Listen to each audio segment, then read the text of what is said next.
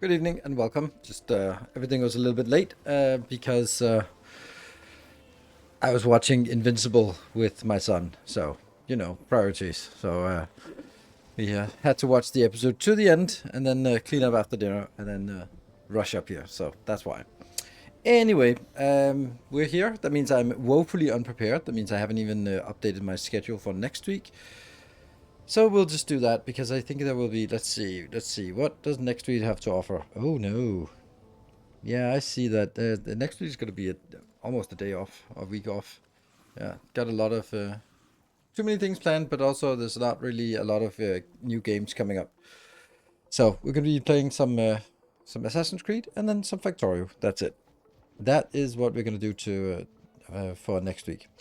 I do enjoy playing Assassin's Creed, but I am kind of uh, yeah. It kind of hard to keep playing it when it is so obviously unpopular. But that's just unfortunately how it is. So we'll endure, I suppose. So yeah. Satisfactory 1.0 experimental next week. Any interest? I don't really think so. I don't really think so. Like maybe I should do oh, this is new on Satisfactory. I think that would make sense. But uh I don't think there's enough to warrant any a new playthrough, and just getting started from scratch, that doesn't make sense. And I think we'll schedule a stream of just loading up the existing save, unlocking the new stuff, testing it, and then making a video about it the day after. That seems like a good thing to do, right? Or maybe I'll just do it myself. If I don't think that there's enough, because there's a belt counter, there's the splitters on belt elevators, and there was one more thing that was marginal as well, right?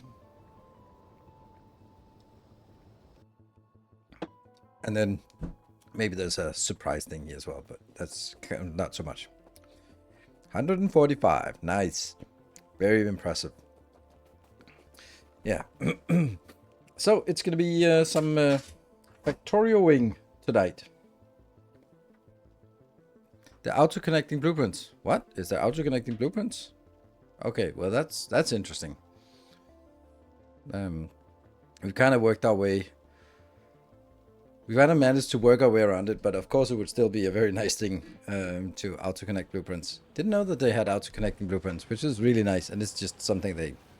And then there's straight pipes as well, right? They showed blueprints appearing to auto-connect, but didn't say anything about it. Oh, so that means that under some idealized circumstances, maybe it'll work, but it's not sort of a feature they want to announce, maybe. I'm a little bit doubtful about how this... It would be nice. Yeah.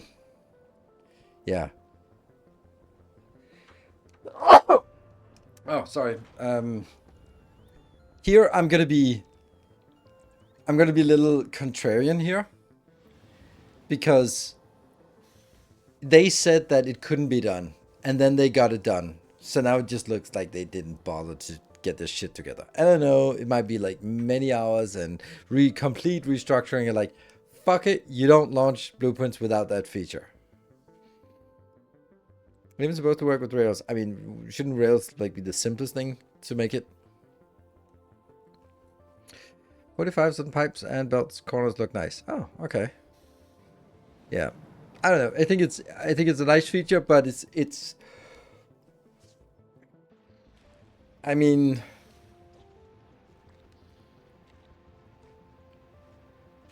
I don't know. I don't know what the kind of...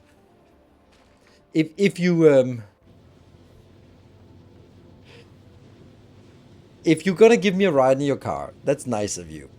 If you slam the door on my hand so it's stuck in the door, it fucking sucks. And I mean, I still appreciate the ride you're giving me, but I mean, when you open the door and that my crushed hand get out, I'm not gonna say thank you for it, because you really fucking shouldn't have crushed my hopes and dreams in the first place. So I don't know, that's kind of the best parallel. Like, I'm not gonna thank them for something that should have been done in the very first iteration. Like the fact that they had non-connecting blueprints to launch. It's like, what the fuck? I'm gonna thank you for adding something that should have been added in the first place. So, yeah, that's just how I feel about it. So I think it's like it's nice to have, but you're not gonna win any prizes for doing something that should have done from the beginning. Everyone else could do that. So, yeah. I'm also maybe a little bit harsh on Satisfactory. Hello, Tallman. Because I just think that there. I've worked with Danish and Swedish developers, and this reeks of consensus development, where things are moving glacially slow. And if you think about like on the country like Factorio, then if one of the developers has a cool idea, then they implement it, then it gets implemented, more or less. Of course, there's a direction as the, but it seems like there's a lot more autonomy with the senior Factorio developers once you've been around for a long time. So, and it's more sort of the direction, and less about sort of the actual implementation. But yeah. Anyway, I'd love to play more Satisfactory if there was something that was sort of interesting to do there, but I don't think there's anything new. And the only thing that would be like in new playthrough, if there's this part about the elevators, then it sort of lends itself to making building vertically, right? It's just kind of makes sense to build vertically in that case. So, yep. Yeah. Do you have a final choice of what to put on the bus and where? No, not really, because that kind of evolves. I have an idea about it, but it will also just evolve as we progress. And that's so by the end of it, if the project had been managed by a Dane telling Swedes what to do, it would be better. No, because you can't tell Swedes what to do. There's a concept in Sweden about, which is partially true, but also partially not true, about consensus management, where everyone has to agree about something before it gets done. And it fucking sucks. And it's not how you run a business. And of course, it's not like that everywhere. But it's still more like that in Sweden than it is anywhere else, to my limited experience. It was like, Danes are really obnoxious, because if you as a manager, as a boss, tell something, we're going to do it this way, then Danes will go, why? And then you better have some answers, because I told you so is never going to be accepted. But in Sweden, and now I'm taking my limited experience, but it's not so limited. I had like 5 Swedish employees, and Sweden was the biggest country that was making a fuss. Then it's more like, no, you have to persuade me why I should do that. I'm like, that's not fucking how management works. And it's like, no, we don't want to do that. We'll do it another way. Like,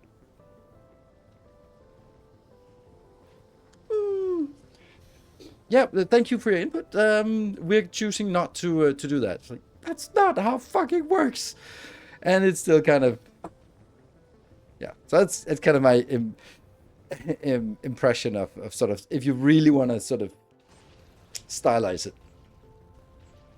Yeah, but what you get is more autonomy and more happy workers, because they have influence. What you don't have is fast response.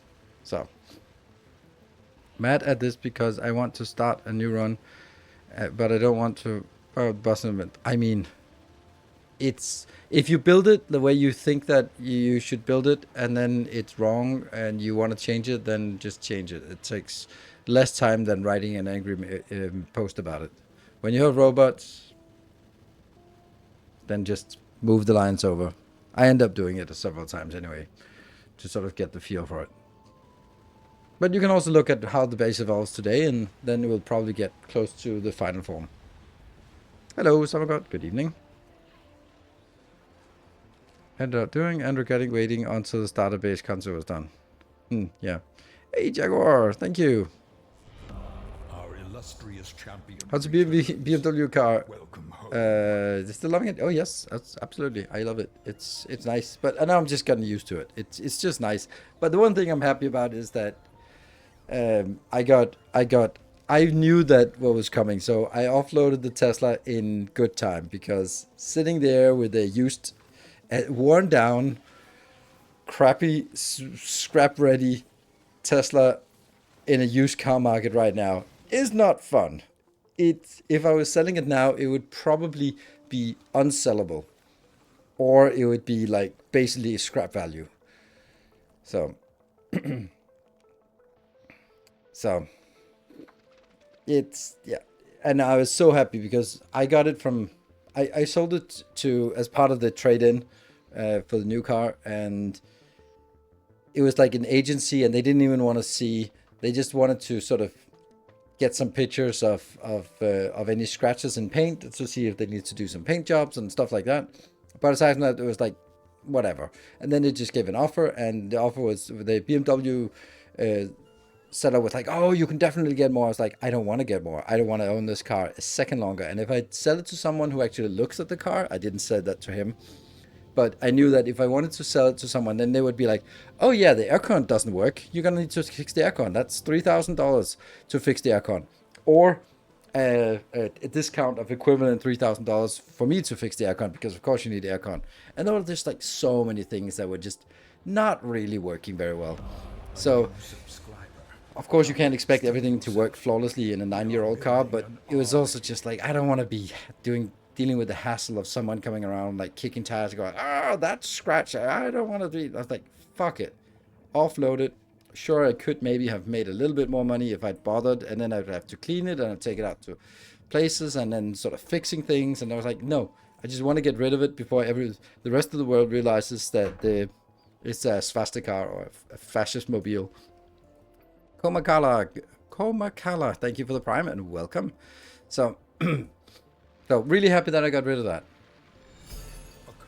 And thank you, Anonymous, for the 200 bits. Yeah, so that's kind of where we are right now. And Gareth, thank you for the 72 months. Ooh, 6 years. Amazing. I have the financial leeway to get a new car. I got the sticker instead. Well, it's cheaper to get a sticker. Yeah, but yeah. And Silver Cecil, thank you for the 200 bits. Yeah, it's yeah. And the thing is, like, right now it's also very like if you were sort of when you bought your Tesla, you was maybe like, okay, I'm gonna buy it and I'm gonna be driving it for 3 years, and I'll probably resell it at half value, and then I can sort of then you calculate the price and half the price over 3 years, and that's gonna be like, okay, that's what the cost of the car, for example, and then suddenly the used price expectation is completely goes down the drain, and then it's like, okay, well, now your math is off. Now you might as well drive it until it falls apart, which is, I don't know how long that is, because selling it is, then you incur your losses. That's why we're not selling our stocks right now, because if we sell our stocks, then we have to incur the loss. We can still hope and dream that it'll be, there will be an upside somewhere. I have gotten to, I got to the point where I check my stock portfolio and then go like, oh, only 0.5% down today. Ooh, that's a good day. Fuck. I don't like buying half a car every 3 years. I'd rather buy a whole car every 15 years. Seems a better deal. And then you sure as hell shouldn't buy a Tesla. Holy shit, you should not buy a Tesla.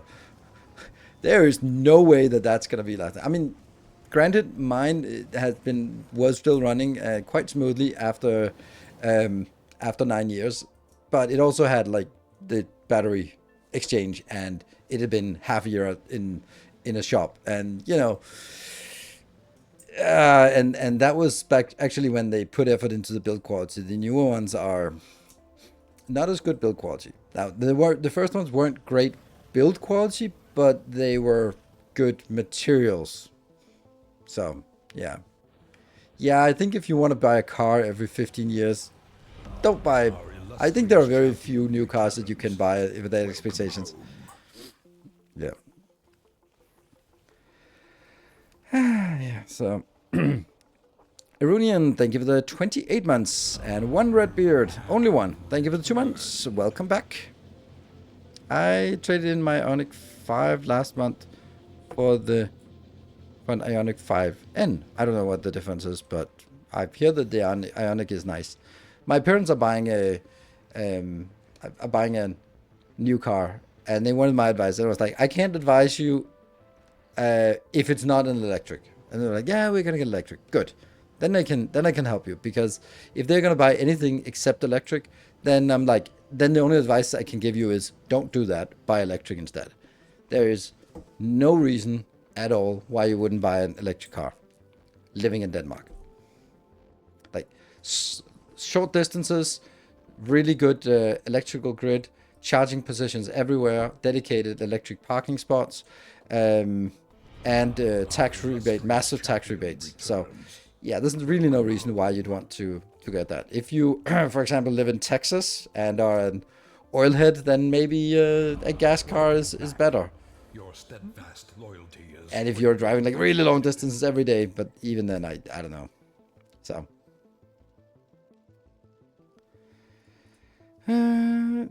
If I had to replace it now, it would buy another brand simply because of the CEO. Exactly.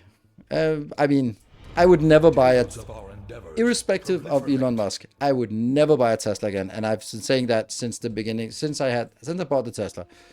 It might drive nice, and it's for a 9-year-old car. When I sold it, it was running pretty smoothly, and like the running part was good. Like the electrical systems were kind of wonky and stuff like that, but yeah, I thought it was. But the service is the worst service you can ever imagine, and this is one of my dad's sayings, which is actually makes sense. Like, it is the workshop that sells the next car, and I think that's a good thing, because if you have a bad service history with a car, then you're not going to buy the same brand again. If you have a good service history with a car, then you'll be like, oh yeah, sure, I liked it. We have a good work relationship with the workshop, and we'll buy another one because it was reliable and stuff like that. Because if you have a car for 10 years or something, then you're going to be a frequent at the shop. So, all right. So I missed a few things here. Volgrath, thank you for the 22 months. And VXT, thank you for the 3 months of Prime. In Germany, it makes sense to keep a combustion. I don't know why. Why it would make sense. Outback, Australia, I can see that. How long distance across Europe? Plenty of charging networks everywhere. Random X, thank you for the 5 gift subs. Ooh, 5 gifties. Has rolling brownouts during the summer. Imagine you can't go somewhere because you can't charge your car. My 2 cents at least. That's such a silly thing. That's such a silly thing.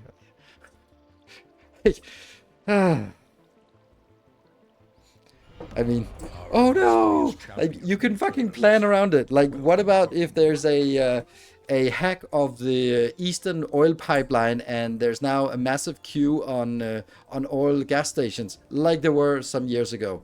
Yeah, that's also something, but yeah. Like, the society doesn't work without electricity. If you start calculating in a world where we don't have electricity, then the fact that your car is not driving is the least of your problems. So I think that's just a propaganda attitude. It's like, oh no, all my gas stocks. I'm a petrol head. And there's like the whole thing about range anxiety and stuff like it.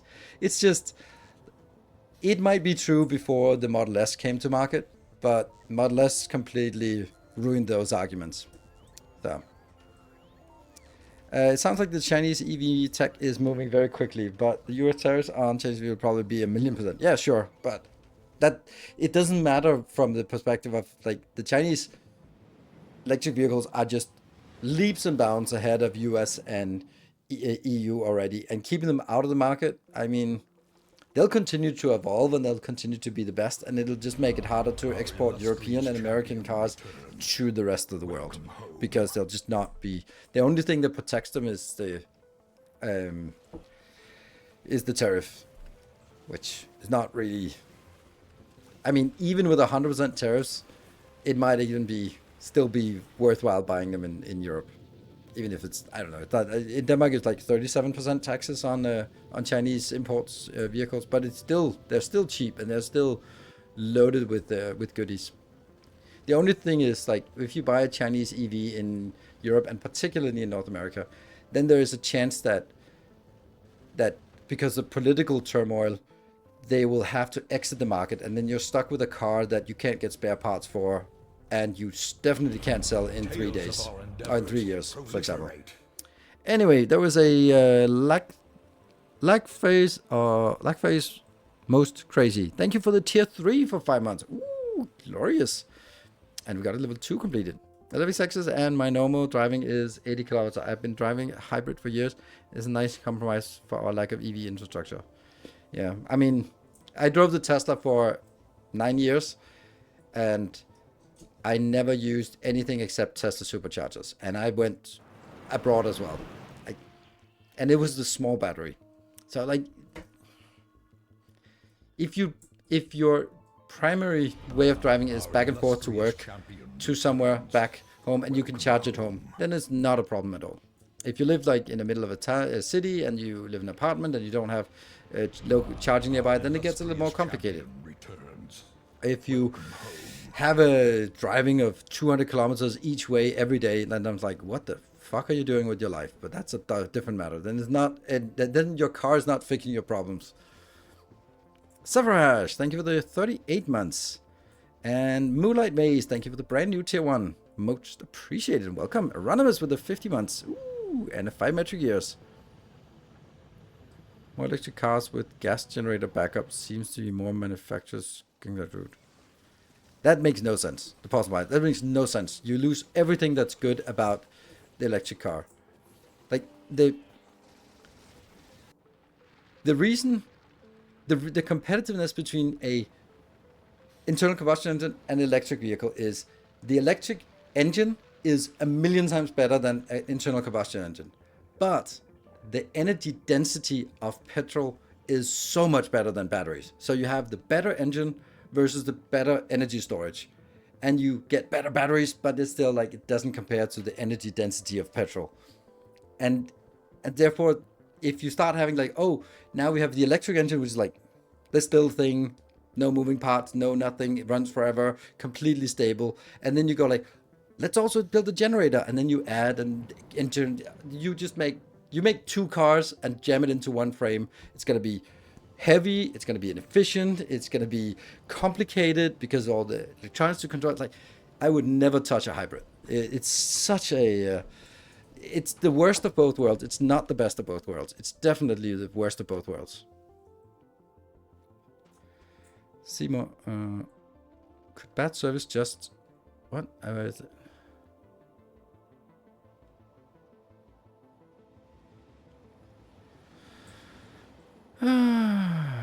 there we go. And then Fry Guy, thank you for 74 months. And then Draco Falcone, 5 gift subs. Thank you. And Titanium with the Prime. Okay, I'm missing a few things in chat. I love when we get these kind of things and get the chat rolling. Love it.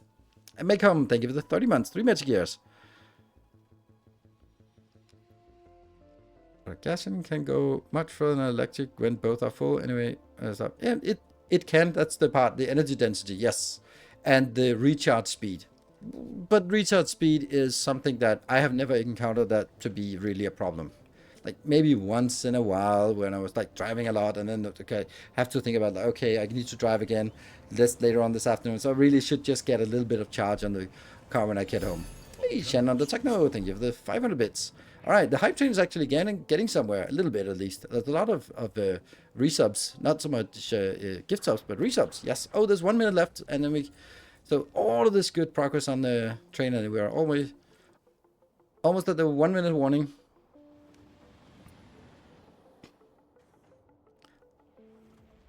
Can't be efficient as a pure electrician. Exactly. That's my point as well.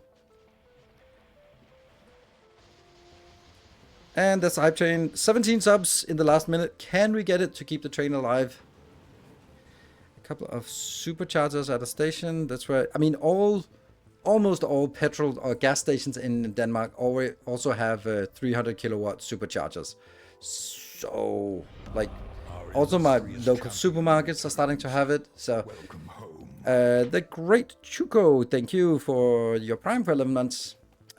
So for me, it's very much about the infrastructure. If the infrastructure is about electric vehicles, then if you have a good electric grid, you have lots of charging points, then sort of public charging points, it's great. I mean, with the new car, I've also been sort of, going to go shopping, then you park it and then you charge, and then you come back 20 minutes later, done your grocery shopping and got like maybe, I don't know, 100 kilometers more range. Like, that's amazing. Oh no, they have added loot chests. Oh my god, that's awful. You have to click a loot chest now. Okay, well, the hype train ended at level 2. Oh no.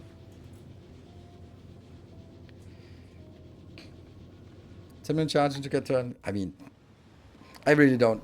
I think that if I had a new car and it was like, yeah, you can get the optional extra supercharged battery that can charge in 10 minutes, but it costs, I don't know, 10,000 more, then I'd be like, no thanks, I don't need it. I don't need it.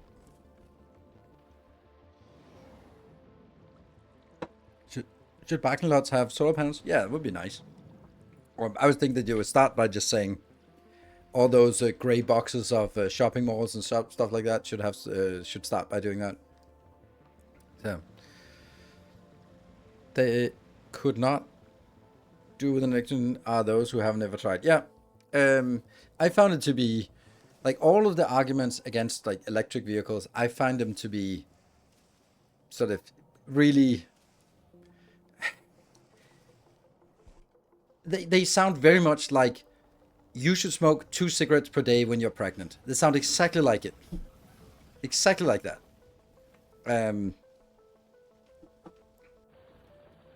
I'm like, wow, you're just spewing propaganda from the tobacco industry, or in this case, the oil industry. These kind of things are like, you've never tried it, and I understand that if you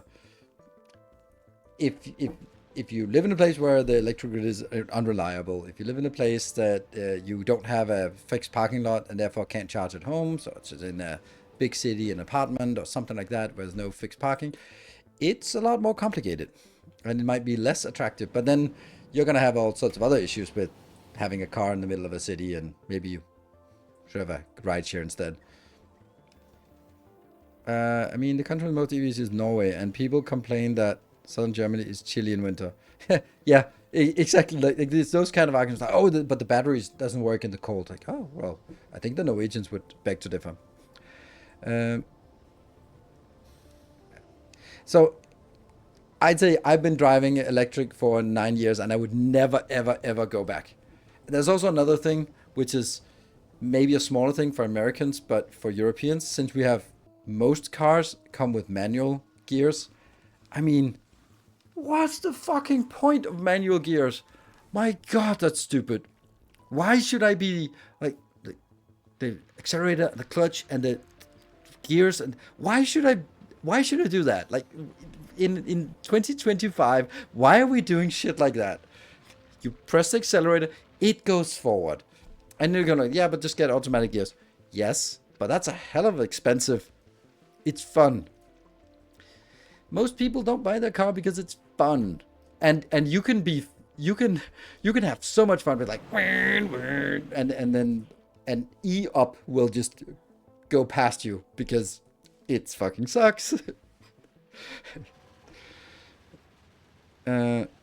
It's like cycling in Rotterdam versus cycling in outer London. The infrastructure was designed with bikes in Rotterdam. It's hosted together as an afterthought in London. Yeah, in same in with biking in Copenhagen, where the green waves are designed for bikes, not for cars. And you have like little like indicators ahead of it where you can see for the bike lanes so it counts down when it turns green, so they can sort of keep a pace. And there's some places more room for bikes than there's for cars, and it only gets worse as time goes by. So definitely it's designed to make it as uncomfortable and yeah, impractical to drive a car, and make it as easily accessible to drive a bike, which I think is great. I'm just not going to do it. See, this is one of those where I can definitely see the argument. I can see the social, the infrastructure, the societal benefits of everyone biking, like pollution and health and all that stuff. I can absolutely see it. I'm just not going to do it. I choose not to. And I'm totally fine with people using the same arguments for petrol versus electric, where it's like, yeah, but I really like the roar of the engine. Oh, cool. Awesome. I love the smell of gasoline. I love like getting all greased up in gasoline on my hands when I'm charging. Oh, I love that. I love the smell of that. I love that. It's like, fine, you do you. I just don't like it. But if that's what floats your boat, then sure, be my guest. My EV has a very convincing engine sound and gears. Yeah, there's in my BMW. There's also like specially designed sounds by Hans Zimmer, and they're really cool. They're like there are different ones, and they're fun for about 10 minutes, and then they become a little bit obnoxious. Then I was like, one of the things I love most about electric cars is that they're quiet, and then you ruin it by going. It's fun, but it's silly. So let's shopping center here and all the solar panels on the roof. That's fine. However, it's 2 to 3 charging stations in Pakistan. That might work at the current ratio. Yeah, I mean, I think that once you do that, then you see that, oh, they're always busy. Okay, it becomes a parameter for people to choose. Okay, and then like once you start doing those kind of things, you started with a test and then you find out, oh shit, we need more, which I think is cool. You're filling your tank wrong. Maybe the one before you was all greased up in gas and then it's on the handle. You can't. I mean, not so much you can do about it. Wear gloves. Then you have to mess with gloves just for the convenience. I don't know. It's just I don't enjoy petrol stations or gas stations. I go them to buy a Red Bull on my way for a longer drive, but that's it. So I find the convenience of charging at home much better than the convenience of being able to charge anywhere. But you know, that's a preference thing. So anyway, preference. I think we also have a preference of playing some Factorio today. Love is electric trams and metros accelerating. That electric whine and change of pitch is the part of the joy of my work. Yeah. Comes even close to the natural sound of an inline 6-cylinder. If you like that. That's like, for me, like, I find that the stupidest car you can buy is a Maserati. It just converts dead dinosaurs into noise. It doesn't do anything else, and it just costs a lot of money for something that's not even a supercar. It's not really that fast, and it doesn't really look that great. It's like, it just makes noise, and it's like, yeah, it's a Harley Davidson. Like, it's the prime feature is that it makes noise. Like, I don't get it. Is that really what you want to pay extra money for? But you know, to each their own, and there's an aesthetic thing, and if you want to be a biker, then you gotta have a Harley Davidson. That's how it works, right? Yeah. Buy an EV if Hans Zimmer has composed car organ piece exclusive for that car. I mean, that's the BMW. That is the BMW. It's some, you can Google it. It's some pretty cool sounds. Such a good sound insulation in the cabin that they have to play the sound of the engine through the speakers instead. Yeah, I mean, honestly, it is completely quiet at 140. Or like, you just don't notice that it is ridiculously quiet, that a car is so well made. So I don't know, I love it. So it was really surprising to me that it was so quiet. Yeah, which I like. That's also why I don't want to have like adding fake sounds as well, which is, yeah, silly. But I do love the lights. You can change the panels of the lights inside, so the kids choose their own color. They have like their favorite colors. My daughter's is pink and my son is orange, and when I'm driving alone, it's of course purple. So you had added Tesla, yes, Model S. So now to something completely different. It's you know what? On a completely separate note, I found something that I love speedrunning. But I think I got my BMW in November. Late November, I think. And there's something I love speedrunning. Jigsaw puzzles. I love speedrunning jigsaw puzzles. That is so enjoyable. And I just dawned on me today because I was at my parents, and it's a little bit boring to be at my parents. So I'm always like grabbing a jigsaw puzzle and then just going 1,000 pieces. Sort it, collect it, piece it together, and go like, done. Whew. Couple hours. Yeah. So it's the one that I've done many times, but it's super Zen-like. This place looks like an unfinished jigsaw puzzle. It does. It's a little bit of, but at least we got the corners done right. We got the frame done right.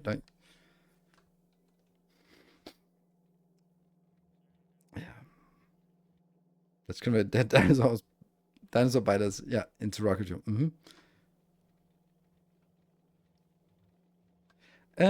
Speed increases as you complete the jigsaw. It gets more fun towards the end. I don't know.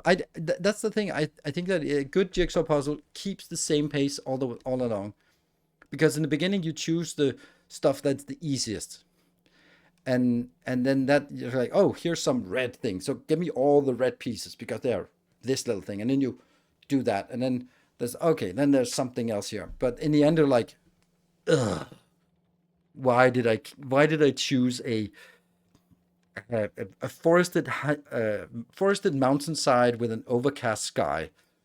Ugh. Now it's just shades of between blue and gray, and then I organize them all up in like, okay, the most blue ones here and the most gray ones here, and then you start.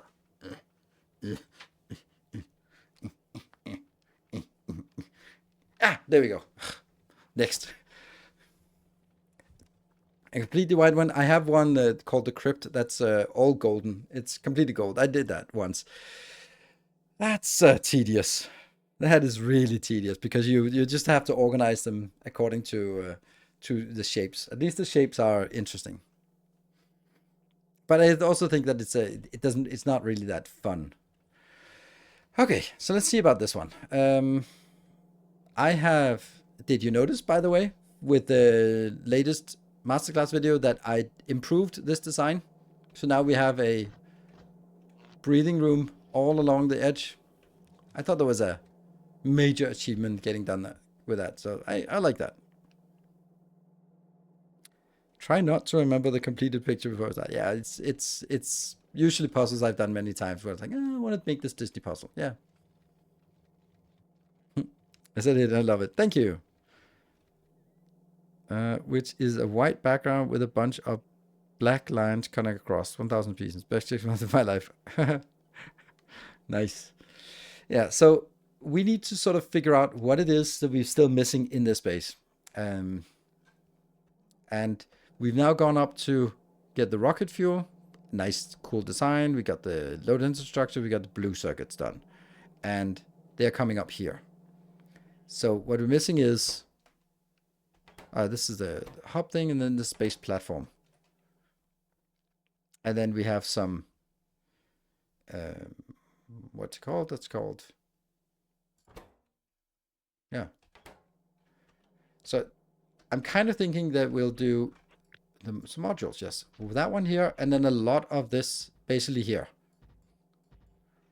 Maybe a little bit nicer than that. But basically just prepare it and then have it for many rocket launchers at once. There's some puzzles with, I think, some 5 lines. They have the same motif printed on both sides, but 90% notes. Yeah, I've also tried that. Also, the ones with they don't have a frame, so you can take like the stuff on the right is also the stuff on the left. So it's repeating. Like that's annoying because they can't start with a frame, for example, or having it on two different sides, so it's like also just two different puzzles. Um, yeah. Automate construction of rocket silos as well. Yes, I think one of these is actually going to be that, right? One of these is rocket silos. Yes. So I think that so my choices are either I make one block here for these things Your and another block steadfast here loyalty for is launching. greatly appreciated. Or alternatively, I put the whole thing into this block. I don't know. The reveal. Thank you for the 3 months. I don't know. I don't know which I like because obviously, well, obviously in the beginning, I'm going to have like a couple of these. But I also think I need more because we really quickly found out how many we actually needed. Oops. Hmm. Ooh. You. I don't like that.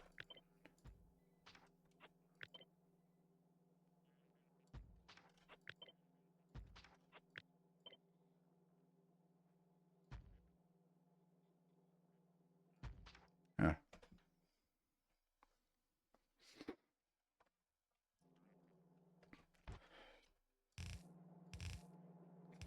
That's going to be enough to get all of it in here. So I think like if we build a block that launches 16, that seems right. That seems okay, I think. And then we can sort of prepare it for launching something. I like this. This seems reasonable. And of course we're not going to do that immediately, but we'd like to have this many launches. Oh, hold on. It should actually be the other way around.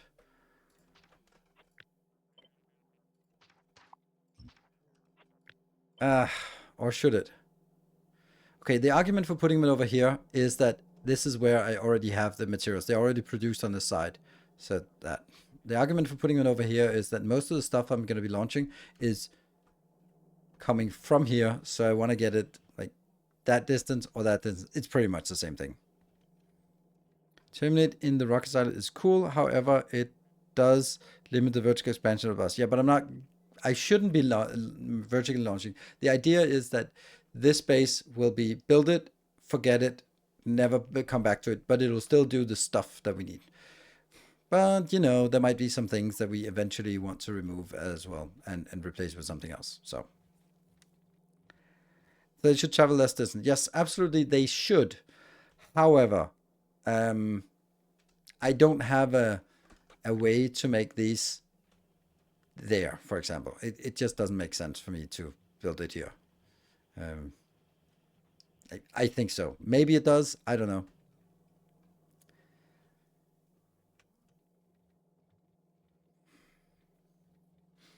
But it is true that it's much slower. So, but on the other hand, what are we going to export from here? We're not going to export 10,000 plastic. That's not what we're going to be exporting.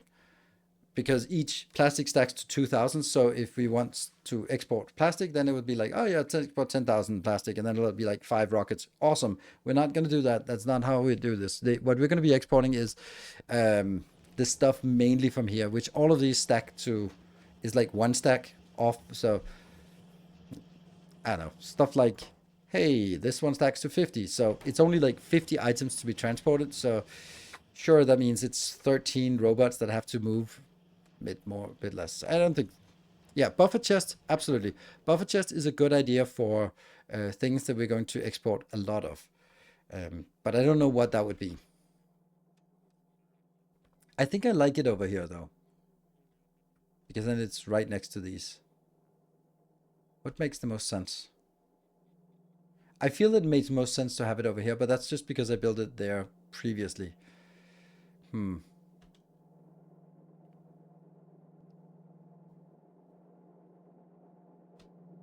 And that's the electric engine, so electric engines are also coming out. Yeah.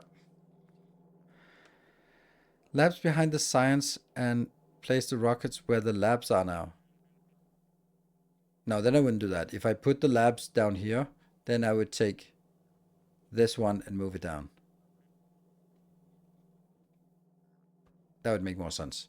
But I do think that even though this one doesn't interact with the bus, then I still want it here. And that's more of an aesthetic point, that the bus is middle, and then there's a build on either side, and then there are train stations going in and out. Fewer belts, even more efficient. Yeah, in constructing it, yes. To have it instead of going all the way over here. Then we just need these here as well. Figure out what they're going to be building. That'll be a little bit of extra hub build thing. So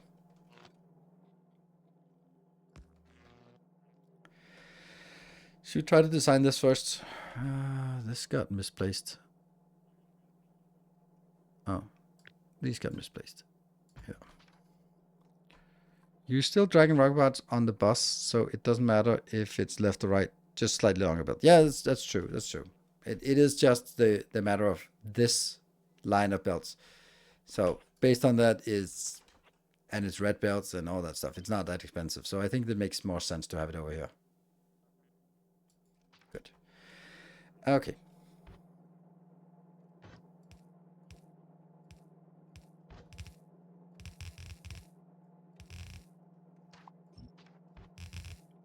So what would this look like? They can't even do that.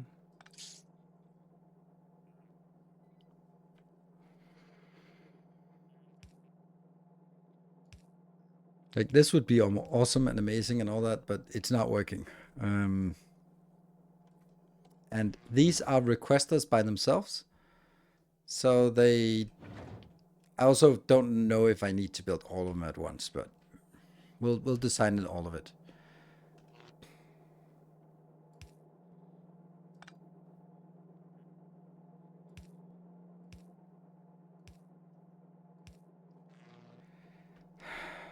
It's not great.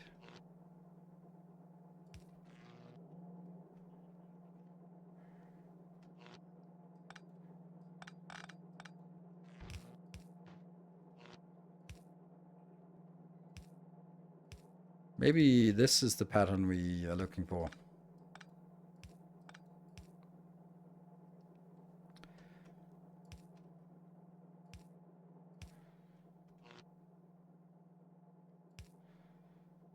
How is that reaching? Oh, because, they would reach if there wasn't a space between them. Ah. So am I just making it a little bit silly now? Where instead of doing this, I should actually, let's do the alternate here, where I'm taking all of these. If I just build it like this, then that.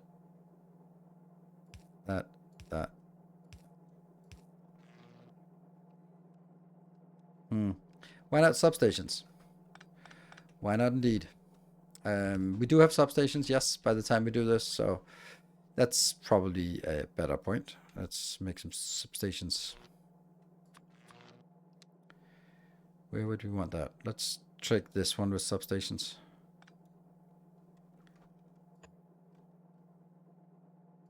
I mean, that's hard to argue with this, isn't it?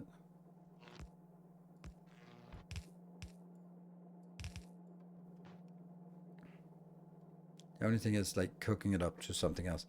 It doesn't reach all the way down, so we will need to get some kind of connection there.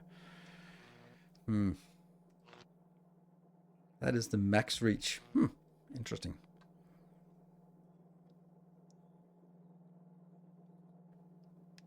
I don't like this because we might at some point want to put a beacon in here. And then that position is exactly where I want the beacons. And I know we don't have beacons right now when we launch it, but eventually we might be like, yeah, okay, we don't want to wait so long for the... Actually, that's never going to be the case, right? No, it might be the case that Well, yeah, will you want beacons necessarily? No, I don't think so. I want to be able to launch one batch, but I don't want to be able to launch more than that.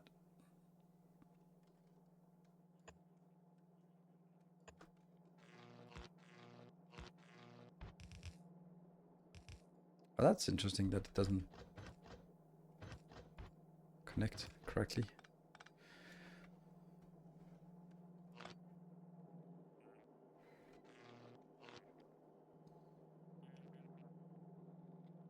Hmm.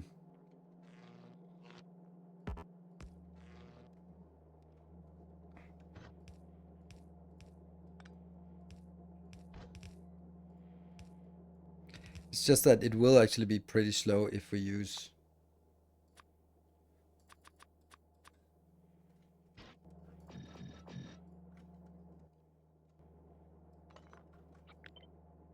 Yeah. 0.8. I don't know. Probably not. Can this take one more silo per lane? Yes, it can, but then I don't have something else, because I'd also want to maybe make some buffer chests up here. Well, I don't have buffer chests, but you know, I'll have something. And there's also something nice about 16. It's a... I feel it's a nicer... It's a nice number.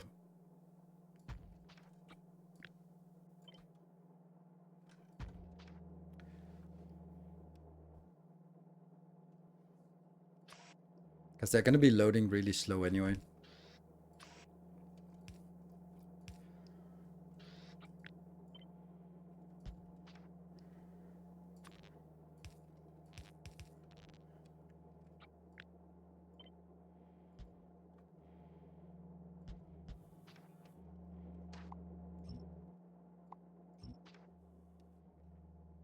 Mm-hmm.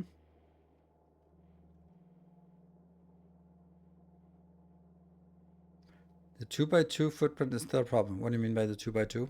This part?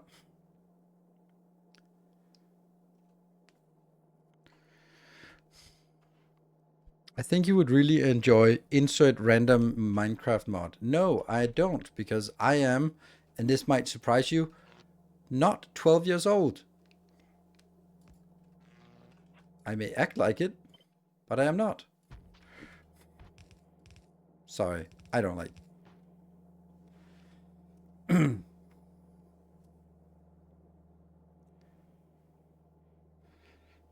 Minecraft is not necessarily for 12 years. No, it isn't, but it is in my world. It will fit exactly one more, but then it'll be kissing the lane on either side. So we have to consider whether we want that or not.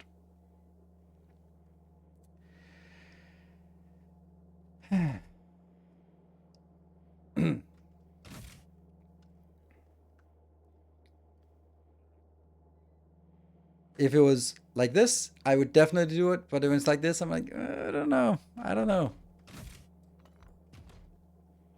20% more silos, yes.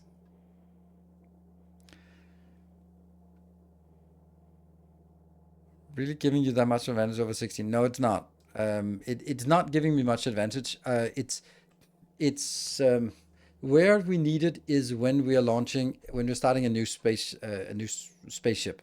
Then we want to launch a lot of space platforms, and they launch by 50 at a time. So with 20, then we could get 5,000 immediately, or what? 500. 500 is 10. 1,000. We get 1,000 at a time, and now we can only get 800. It's still going to take like many cycles to launch when we want to build a new spaceship. Also, we have to remember that these are small spaceships. It's not going to be like 1,000 tile spaceships. It's going to be like, I don't know, 200. Can Factorio support 20 rockets? No, it cannot, but that's not intended. It's not intended to be launching 20 rockets at the same time, or yes, at the same time, but not continuously. It'll be idle 99% of the time, but when you want it, you want to have many rockets launching at the same time. That's the argument for having many, and that's also the argument for why we'd want 20 instead of instead. So I'm actually, based on sort of my own reasoning here, saying that the argument is that we want We want to be able to launch as many as possible at once. And if we want to do that, then the answer is like this. Then we have to do it like that. Which now becomes a little more annoying because we can make one here, and then we can make one here, and then where's the last one going to be?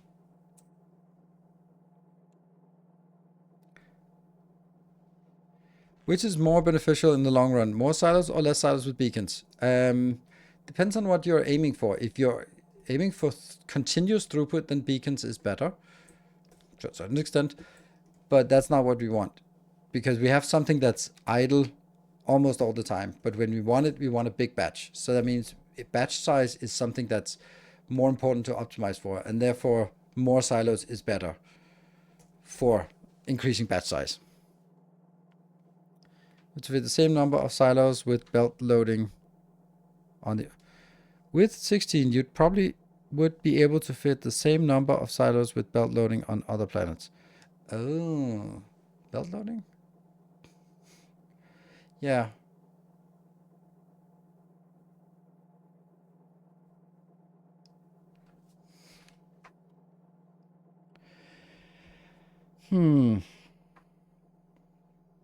But I don't think I need to solve that right now. And by the way, I don't really see that's very easily possible because there isn't a whole lot of extra room available here. So I think we'll design it for what we need it for right now. It doesn't have to be the same. No, it doesn't. And it won't be anyway. But it will have...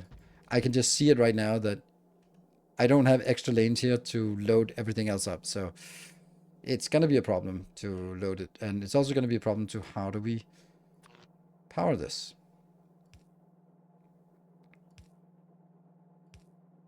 I like this.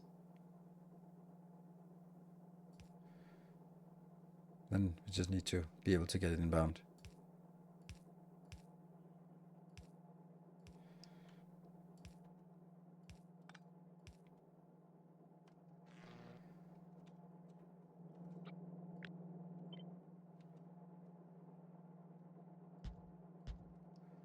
Huh. The only places they should not be. That doesn't look good. A new subscriber. Come, steel yourself. We are building an army.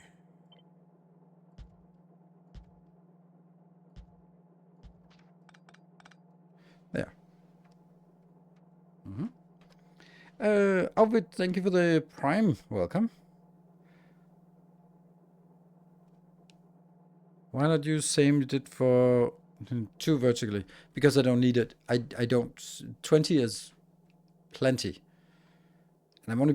If I had room for 16, I'd be happy. But now I have room for this, so I'm even more happy.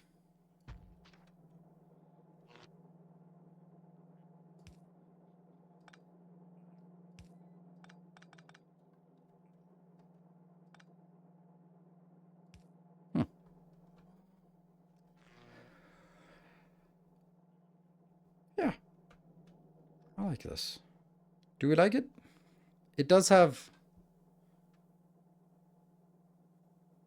It does have the issue that what if I want to get something in like this with these ones here? So I'd get the shortest travel time. Then I'd love to get that in here and then...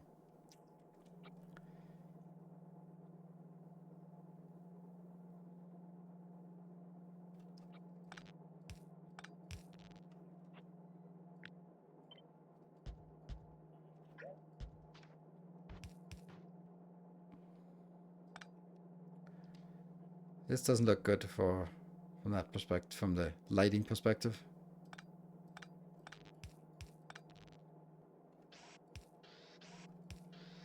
I'm gonna do something like this. Because that allows me to get this one in.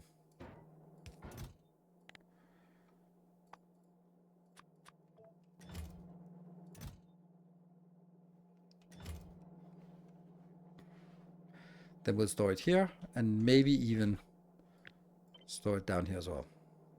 Nah, we don't need more than one. All right, let's kill this and use pretend that this is the best pattern anyone has ever come up with.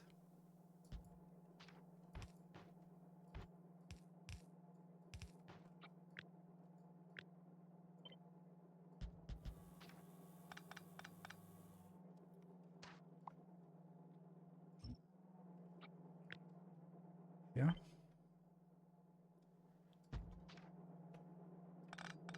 There. About time. I've been following you for years. Awesome. Welcome. Then it should be a green buffer chest. Doesn't need to be a green buffer chest, and especially because by the time we build it, we don't have green buffer chests. So what is the green buffer chest doing that this storage chest is not doing? What we could do is maybe if we wanted to have some buffer chests, like these locations, if we really wanted to, for like specific things that we want, or like these two locations and these two locations. That's the advantage of having only 16 in a block, is that there would be more natural place for buffer chests. But no, I think we can put the buffer chest in here. Like, what are the things that we would want to transport in high quantity? Hello, Moon. And did you label storage for space platform? Label storage for space platform. Oh, you mean like that one? Oh, no. There? Yes, if that's what you mean. These ones should also be set to automatic.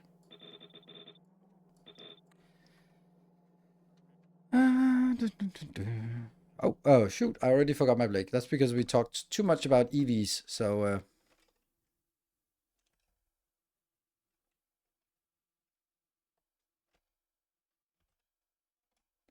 there. All right. I'll be taking a short break. Be back in 2 minutes.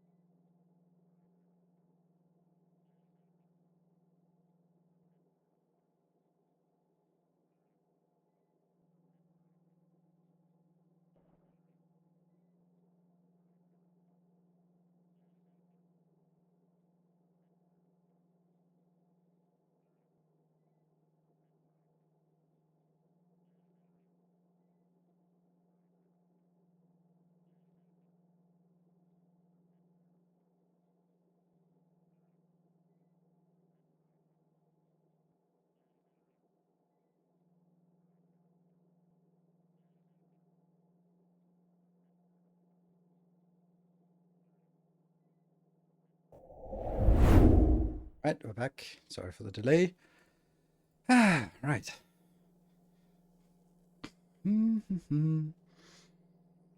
Power doesn't connect to the right side corners. That's true. And it is a little bit annoying. But it's just one of those things, right? In the age of compromise here.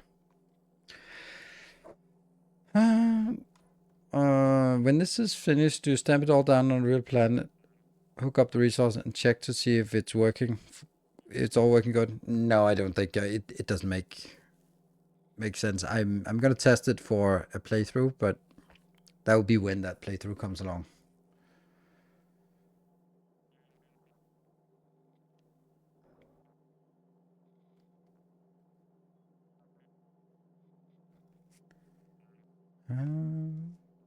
What's intended to store the space platform? Yes, space platform. That's the product that we're going to be bringing the most of to space. Because remember, we have to always sort of think about what is the role of this space in the context of long term.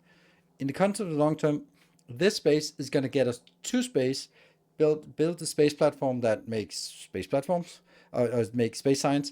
It's going to build us some haulers to go between the different planets, mainly between Nauvis and Volcanus. Then, when we get to Volcanus, we're going to be rebuilding the base from the ground up with robots and stuff like that. And then this base here will not really be doing much. It might still continue to make some normal spaceships, but that's it.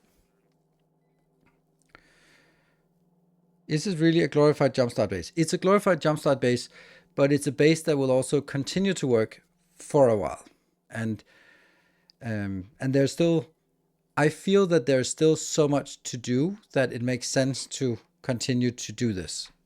Like, for example, later on, we can also just replace these with, no, we don't need to do it with inputs for when we just have this here. So it's not really a problem.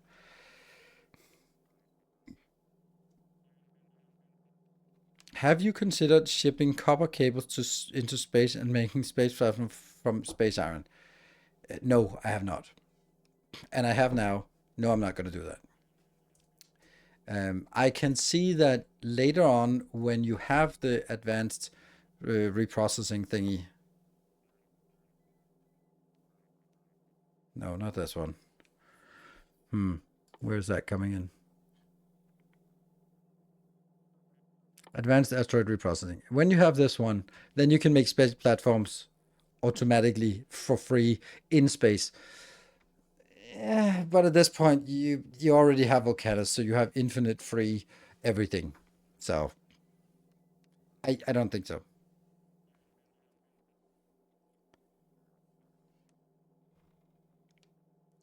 The first couple of spaceships will be without efficiency modules, as we are not building modules in the early base. Oh, we are building modules. They are right here. And that will be built over on the side. So what we have over here is going to be a hub, modules, and here. What we also need is to think about whether we are going to also build like a tiny bit of what's it called? A tiny bit of upcycling, because some of these should be upcycled. And it's particularly this one. This is the most important thing to get upcycled. So the question is, shouldn't we be doing that anyway? Quality modules are all modules, level 1 and level 2 when we get that. So that's the intention. But no more than that. Just a stack of each. Because it's not going to be like vast quantities. Of course, in this part here, there's 80 modules. Normal quality, everything is very viable. Oh, absolutely it is. But it's just so nice to get asteroid collectors in higher quality. And it doesn't really cost anything by plopping down some quality modules and letting it spin. So I think that's something we want to do for, not crushers, they don't need to. Cargoways don't need to. Thrusters, not really. Yeah, so it is only the asteroid belts. That's asteroid belts and gun turrets and solar panels. Those are the ones that I think are valid to consider upgrading. So that might actually be something we should set here. That this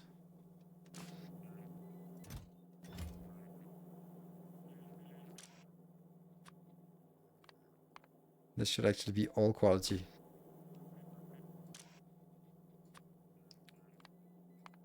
Just in case. Because then there might be another one here that is. But then when the quality is greater than that. I don't like that way of doing it. I like it greater than or equal to this instead. It looks nicer.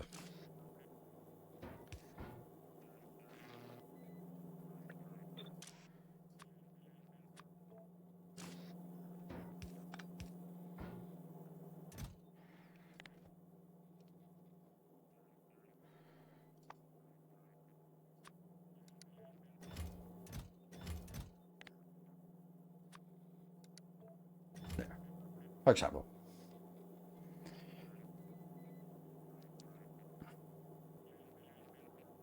I don't even think I want to upgrade these. But solar panels, yes. We're not using accumulators in space. But this one, yeah. Is there anything else that we want to have potentially upgraded? Gun turrets are nice because it gives a longer range. We could also here, but we don't really need it. So, yeah, I don't think so.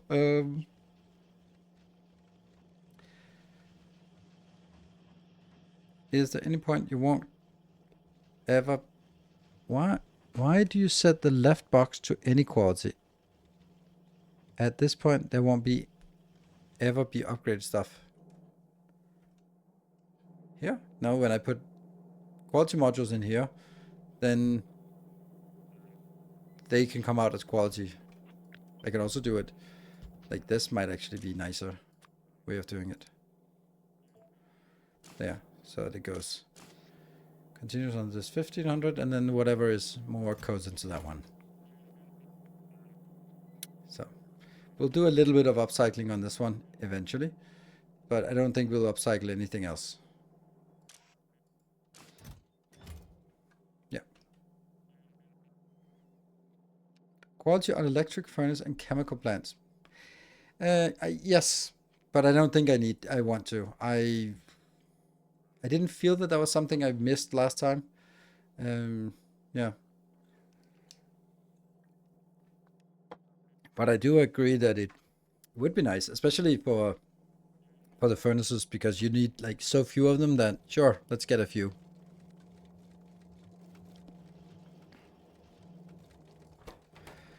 The problem with this design is that it's not exactly easy to add an extra thing here. Like, where would we even add some more? I mean, we could take these two out one and then build another. Then have this one only be outputting normal quality and then having higher quality down here. What was the other thing you were mentioning? It was chemical plants. Yeah. I can't really see where we're going to be putting that. Up there, maybe, but that's kind of awful. Or it might just be we put some here, and if we get one randomly, then sure, let's do that. It's probably going to be like that. Yeah. So no filters there. Cool. All right. So let's do the design for this part here. What is the most important thing to build first? I think I want to build this first because this is all 5 items that we want inbound. It's also pipes. Pipes is not a thing that needs to be done. So yeah. So we're going to get Ironium in here.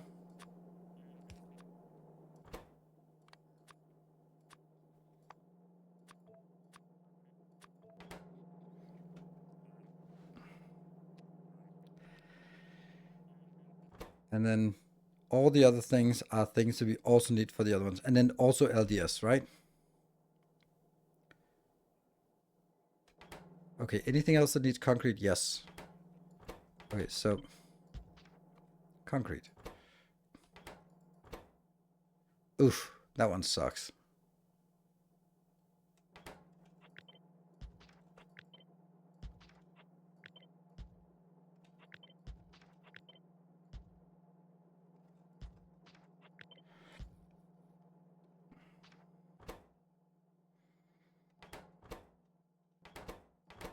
So the last three are the only ones that are LDS.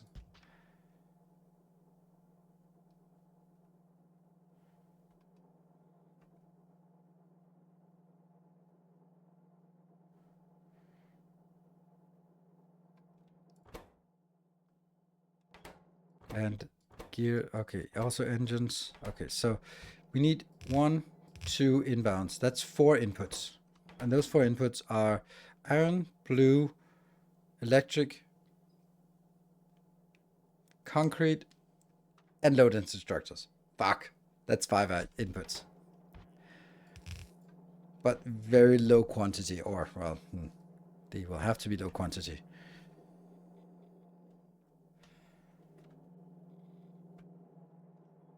Do I rather want to put them like this and then have only boxes up top? I think that looks nicer.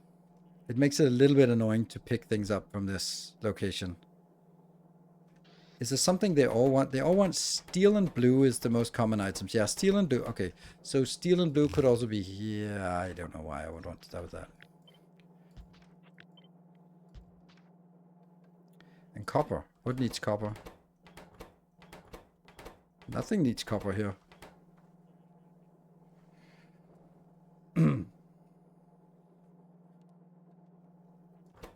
And that's concrete, and that's concrete. Yeah, okay, and also the space platform. That's what I meant. Okay, so space platform is also one. That means we kind of need...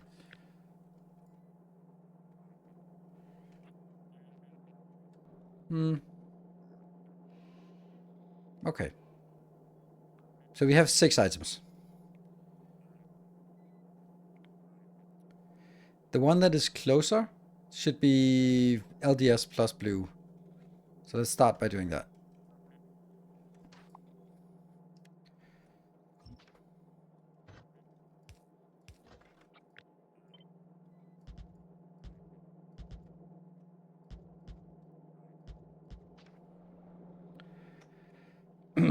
Actually, let's just start designing it like this. That's probably easier. Well, it is easier just to get a sense of it. So this will be LDS and blue in that order, because that makes more sense with this. Then I will have steel and concrete. And then the one that's furthest away is the one I'm using the least. That will have space platform and... what's the last thing we needed?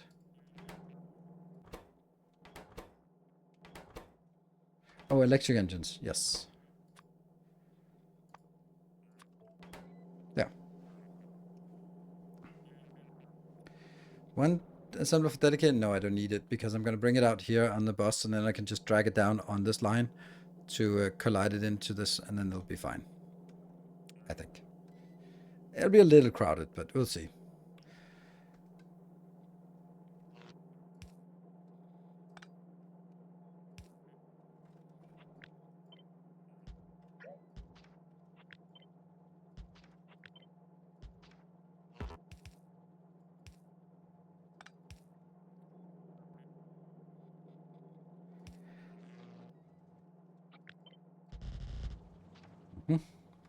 And then I think these should be in red boxes and not in...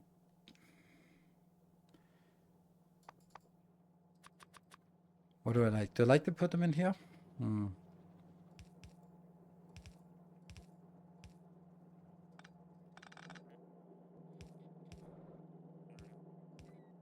Or do we want it in storage boxes?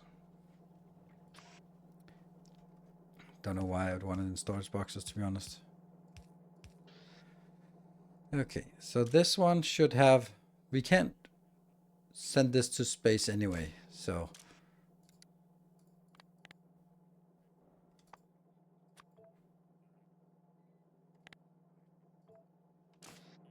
no. Oh. See, this is one of those where since this is super expensive, I really should have the assembler stop working instead of anything else, right?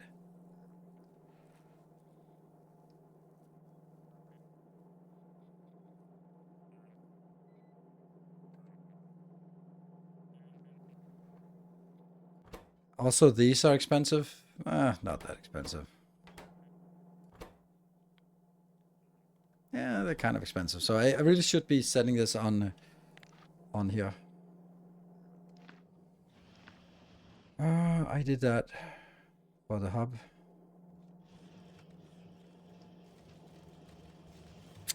Well, I didn't, but that's I should have. There we go. Now, because everything is now built up to maximum size. Oh my god. Let's see. That's all negative numbers here. Yeah, okay. Well, that's been chugging along while we've been designing, so that's fine. That's fine.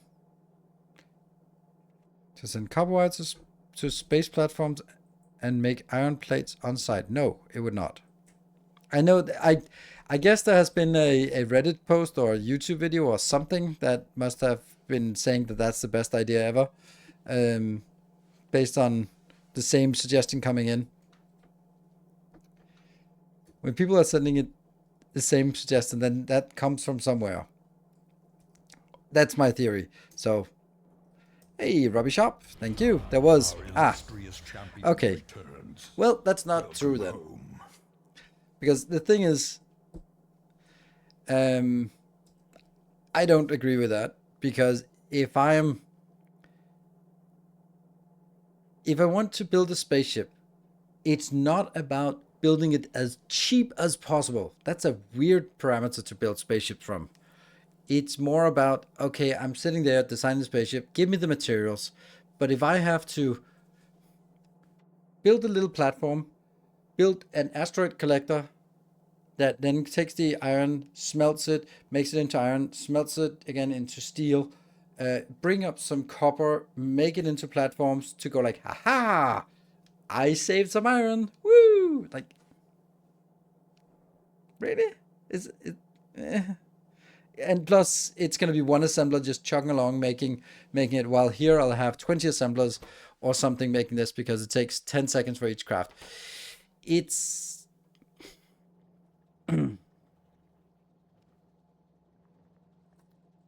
you save 3 rocket launches. Yes. You maybe. I don't know. I'm just assuming you're correct. You're saving 3 rocket launches. Okay.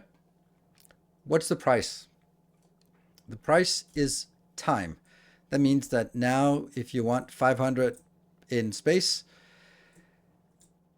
then you're going to have to sit and wait for one assembler to make 500 of these at 10-second craft time. That's 5,000 seconds, plus this is not even working at 1.0 speed, and or something, right? And for what? For saving 3 rockets? Really? And sinking an extra 30 minutes into building a platform. Yeah, exactly. This is why you can also save a lot more by just only having one rocket launcher, but we want all of them. It made save in the context, but it's an edge case. Uh, I mean, I think it's difficult to find something that's truly unique. And if you want to make a clickbait YouTube video, then you gotta be selling it somehow, and you gotta sell it as like the best thing since sliced bread, and it's not. It's it's a trap, in my opinion. As I think about it, it's a trap, because yes, you're saving some materials. What is it you're saving? You're saving some rockets and some steel. Not exactly like really precious. But you are then wasting a lot of time. And I know we're not speedrunning, but when I sit and design a spaceship, I don't want to be like, okay, so we built a little asteroid collector that will be sitting over Nauvis and basically not collect anything. And that has to feed into making my steel production that will then slowly make these. And then I can come back 2 hours later, and then I might have enough. They're launching from Volcanus and want to save coal. Why? Why would you want to save coal on Volcanus, and for what? Like it's which is really important. Okay, good. Yeah, I'm not saying that's your argument, and I just kind of have a tough time seeing the argument for saving coal. You're not gonna run out of coal, and certainly not in the beginning when this is an issue. And yeah, I don't know. You want a ship? Bam, put a blueprint. Or, oh wait, I just need to build space from space first. Then put the actual blueprint of the ship. Then there won't be a bam blueprint. Whoosh, rocket ship away. Exactly, Moon. That's exactly it. Because you'll have every time you want to build it, you have to build the temporary structure and then wait a couple of hours. I don't know, and then come back and then build the spaceship. And that's just not how I play. Yeah, it decently plentiful. Yes, absolutely. And it's not a problem to use the initial code because by the time you get somewhere else, you get the big ones. That's great. And there's a random hype train starting. Damn. How often do you build a platform though? Once every few hours. Not worth it. Might as well just chug along and build a buffer for the next platform. Yeah, that's what I'm exactly. It's not a it's not a continuous thing. It might be something that has marginal use. No, it doesn't have a use for space for speed running because you don't have it. So I don't know. I think it's a nice thing that you can sort of, oh yeah, you can build space platforms in space. Oh yeah, I never thought of it. Cool, but that doesn't mean that it's a good idea just because you can do it. Is enough base platforms to accommodate all of the cargo bays. Phase 2 is the rest of the platform surface. Phase 3 is everything else. Yeah, I kind of do that as well. Like request a lot of space platform and cargo base, stamp a couple of the cargo base down, and then stamp down the final blueprint. Basically, so kind of the same.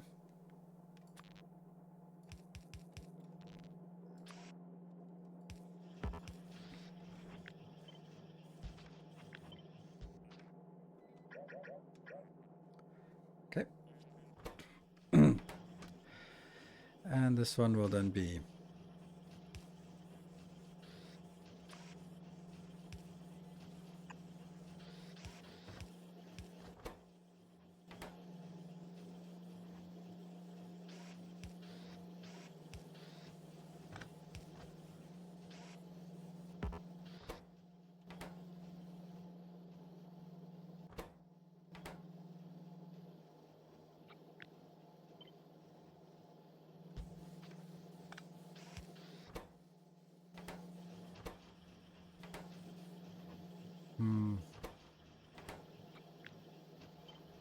I think it's easy just to do this and go like, oh, there we go. You don't need anything from the last row, so that can be taken out.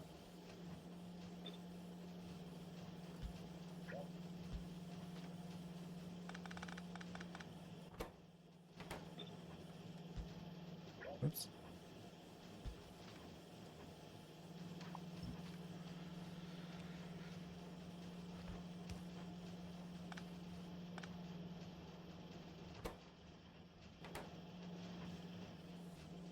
Okay, now they're just chugging along and eating all of it, but that's not my intention, so.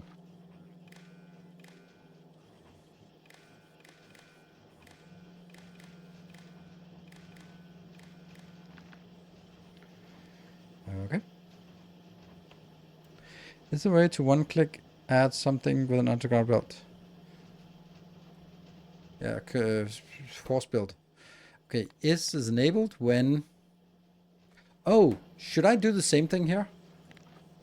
Where I say this is enabled when rocket silos is less than 0?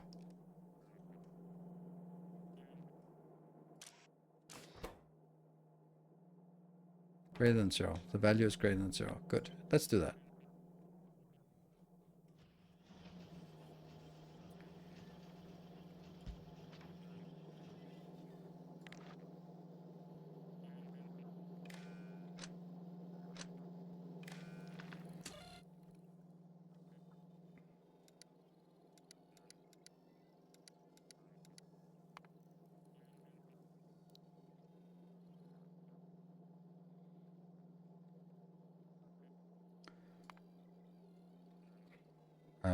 rocket. It's not. It's rocket parts, but it's not rocket parts. It says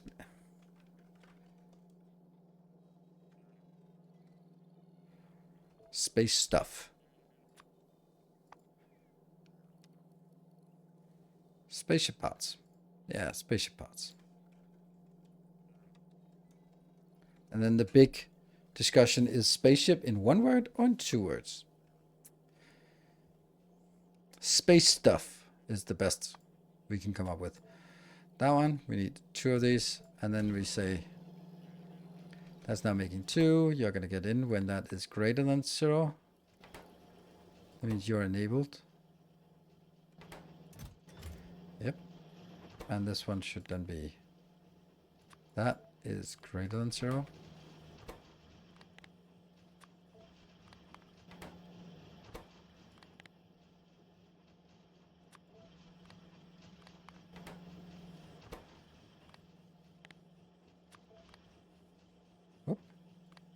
Oops, that's not what I wanted. Ugh.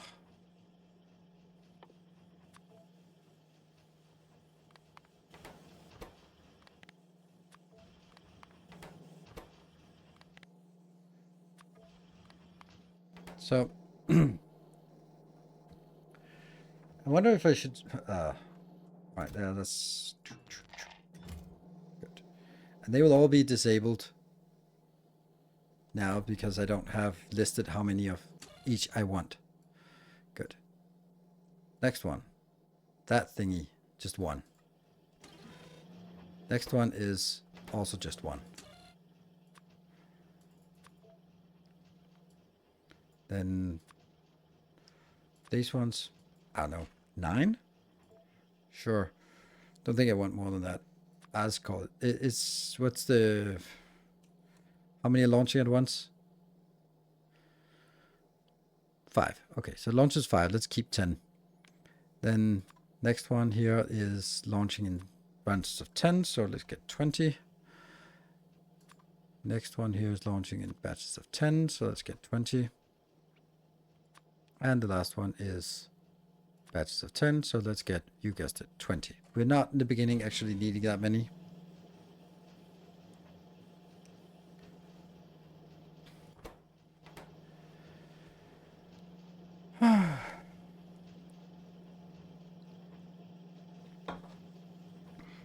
Swap the top and middle belt for inserter steel concrete later faster.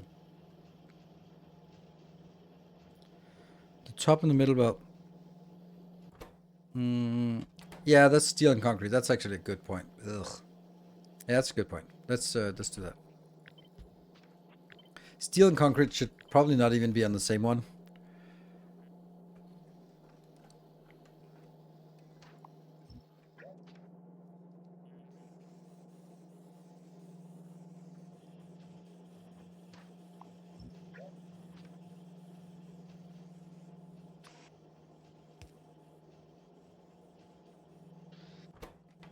Look at it go.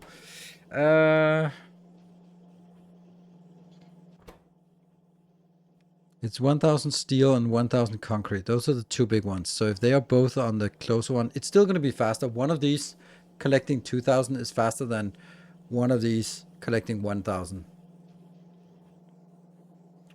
Is it worth to steel and concrete both being separate belts and using green inserter?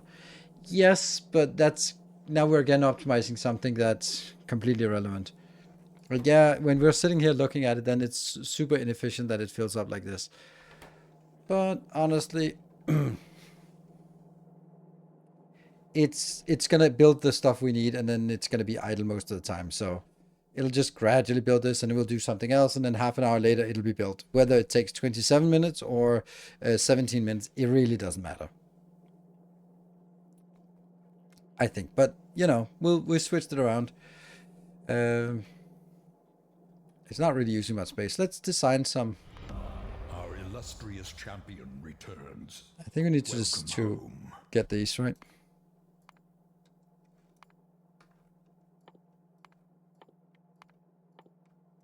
There. Welcome on, Sanderman. Thank you for the 12 months, a full year.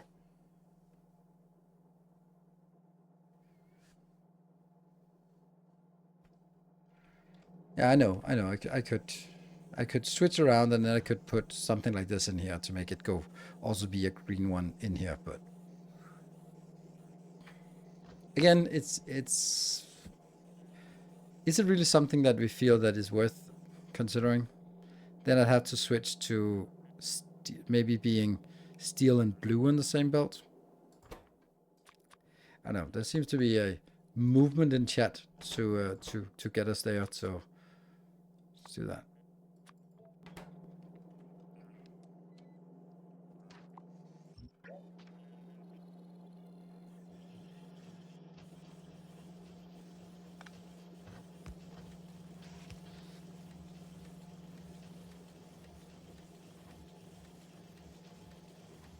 But this one doesn't matter. It's slow, but whatever. It's gonna be one.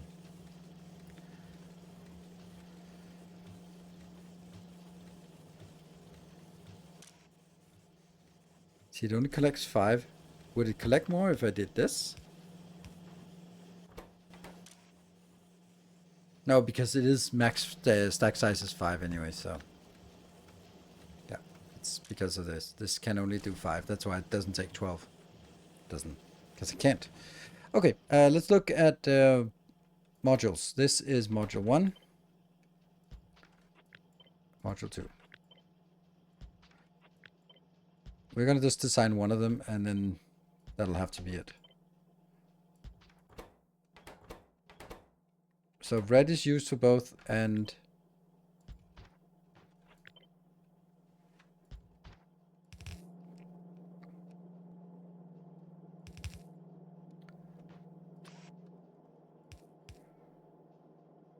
this is red belts, and this is green and blue.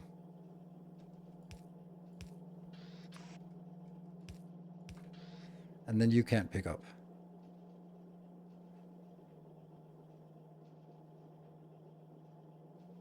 Well, actually, you can pick up from that, but you can't pick up from the other one.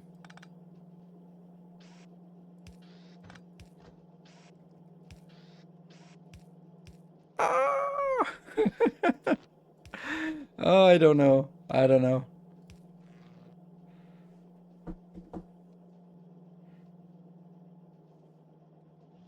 Stop. Oh, right. They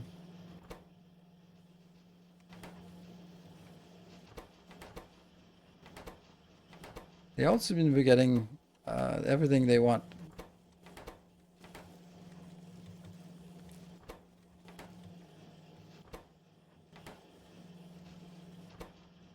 No, they're all fine.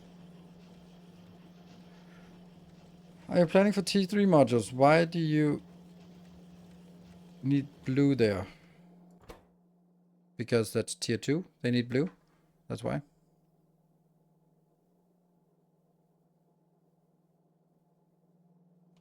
Derp. Yep. That's fine. We're all allowed to derp. Yeah. And then that will be a... These definitely need to be able to return because they are likely to return.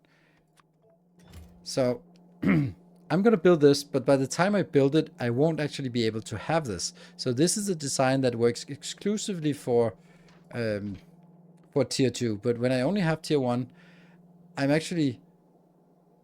this is just not able to be built. I mean, this is a nice little blueprint. I would just stamp it down 4 times and then it's going to be fine.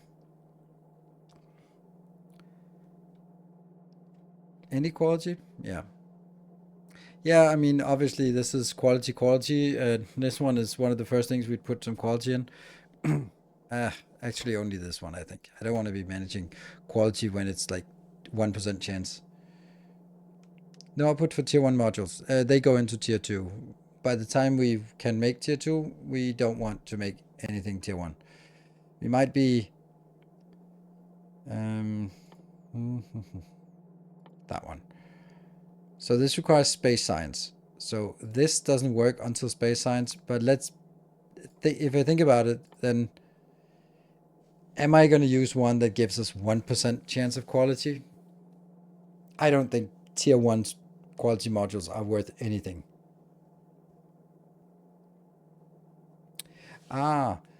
Okay, so then that would need to be down here.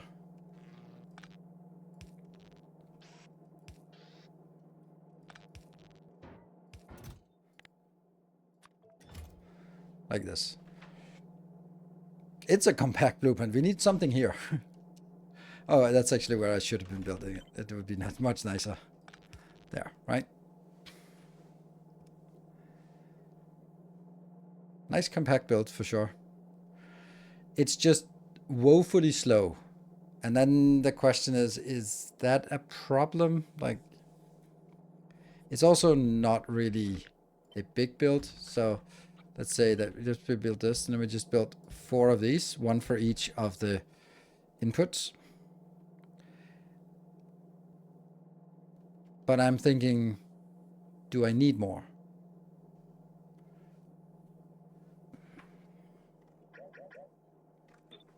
There's maybe a point to doing something like this.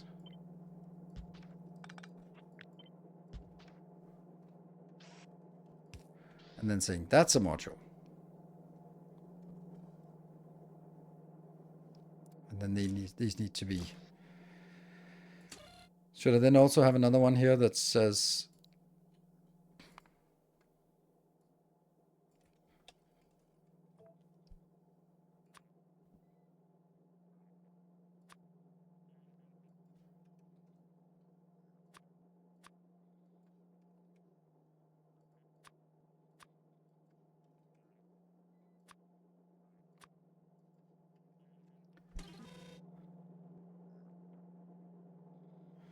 Don't have a lot of blue production. No, I know, but it's...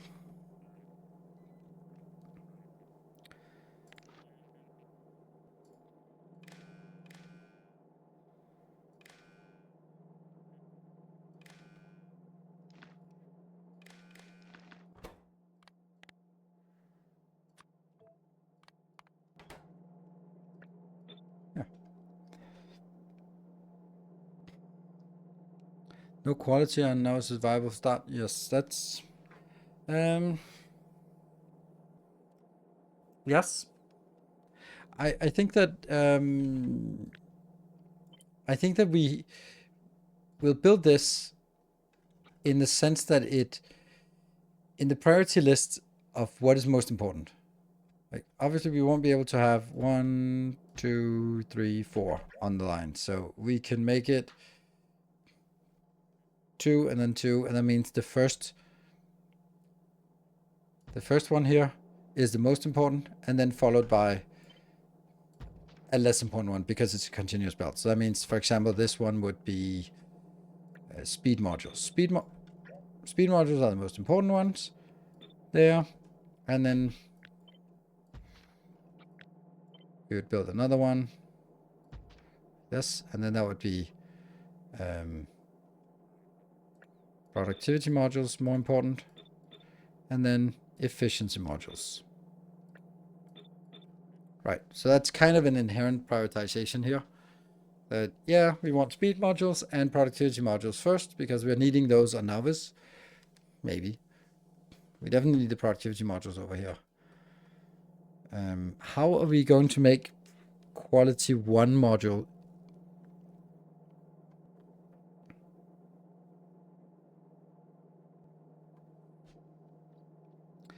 I would hate to craft solar accumulators without quality. Accumulators I don't really mind, but solar, yes, because you need a lot of them, so even a 2% chance means that you'll get 3 higher quality modules here. Right, because we need them on the other planets early on. Yeah, you can say that. Okay, so I like this, but I don't like it. Why do I not like it? I don't like it because it doesn't work before I have before I have this module. So it kind of sucks. I would much rather have something that is a lot less cool, but then is consistent. Like something like this, which obviously is not like this, because then I can control how many I want to produce of the other ones. And that means when I stamp this down and I don't have this researched yet, then it's still going to work.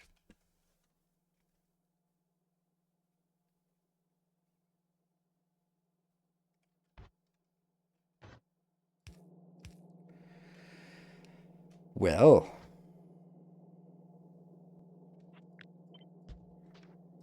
here's an idea.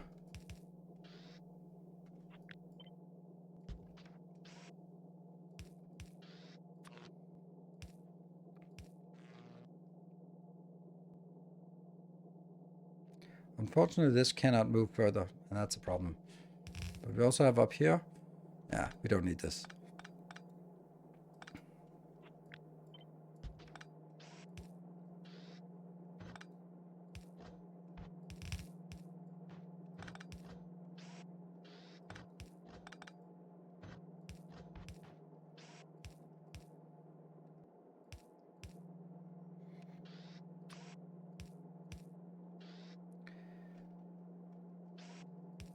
This also solves the other problem of having this input box, because now the input box is integrated.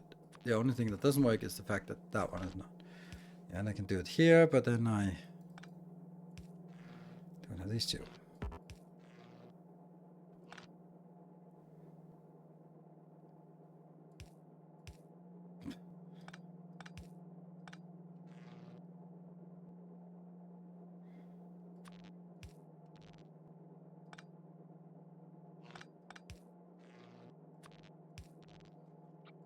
Repeatable? Nope. Let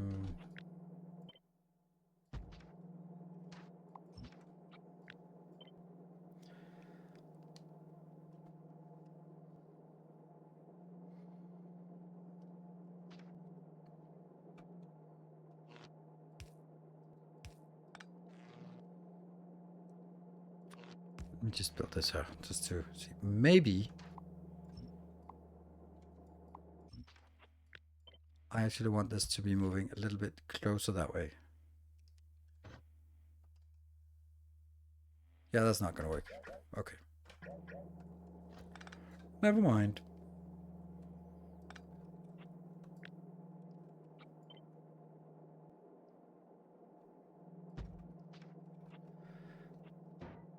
Yeah, see, they can't reach. I need them to reach.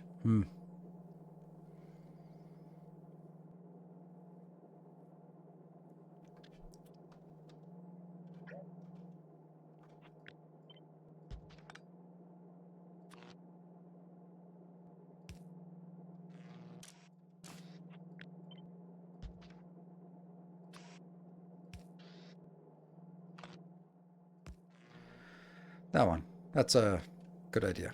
We have the lights down here. Looks nice. However, we still have the problem that if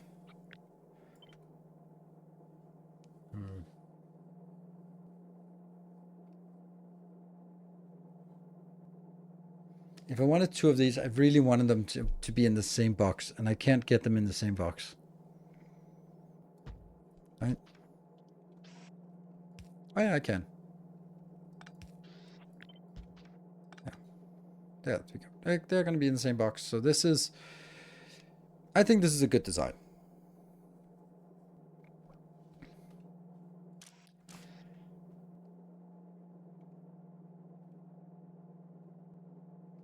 Yeah. This is a better design than this. Even though this is more compact, then it doesn't need to be more compact, because I'm...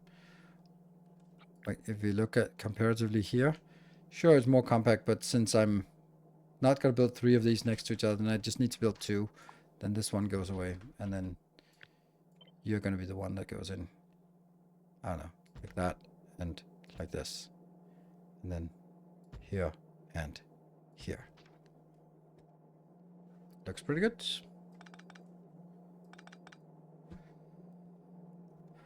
Let's get some inputs.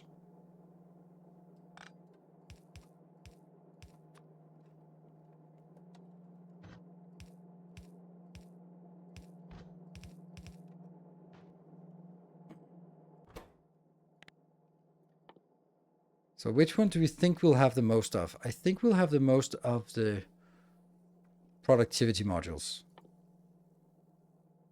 And second most speed modules. Or maybe it's even efficiency modules we need the most of. That's funny.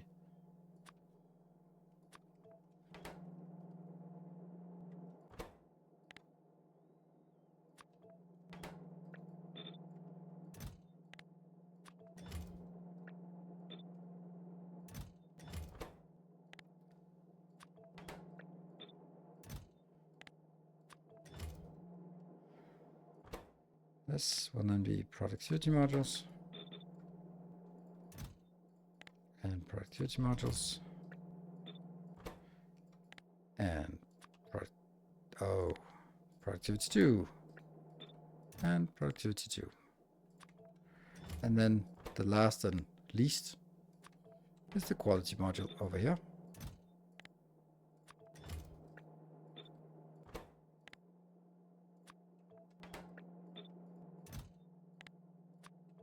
There. Why efficiency now? Just trying to call the pollution cloud before leaving? No, because we need it for spaceships. I want everything on the spaceship to have quality efficiency module 2 in them. So, do you have room for 4 lines? It would make it easier to avoid thinking the priority. Also quantity filter. Yeah, but that's going to be built another way. Do I have enough space for this in a different way? Maybe. I was considering it, but I don't think so. So only when I build the other thing, the last thing here, then I'll check that out. But so far let's just try to get it going here and see.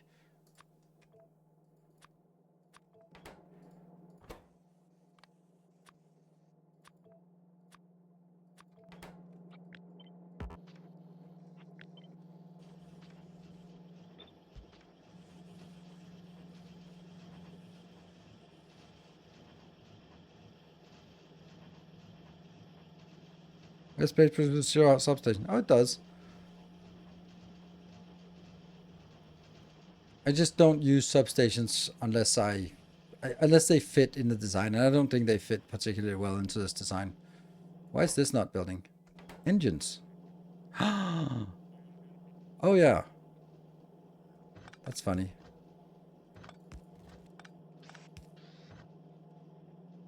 Yeah, it's not working.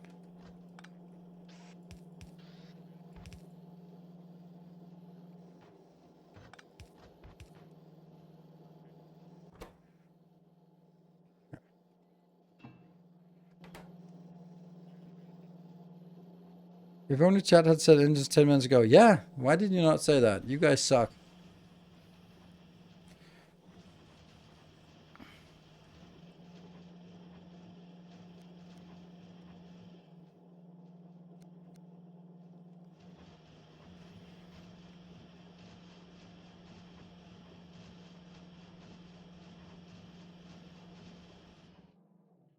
Just go back to up. I also thought they didn't do it, but they are here. The substations, submarinos, and there's plenty of them. Okay, now let's design the last one. I believe it's like this.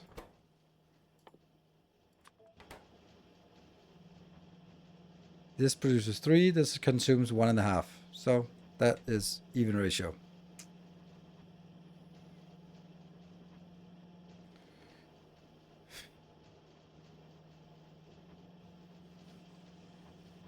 Yeah, blame chat, always blame chat. This could also be a little bit closer, I think. So here. Now we need inputs. There. And we need another input here.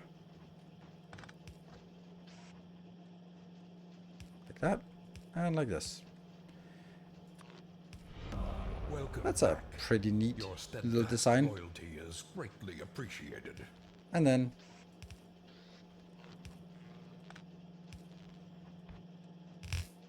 there you go. Goosemeister. Thank you for the 3 months of Prime. Well, this sucks. 0.15.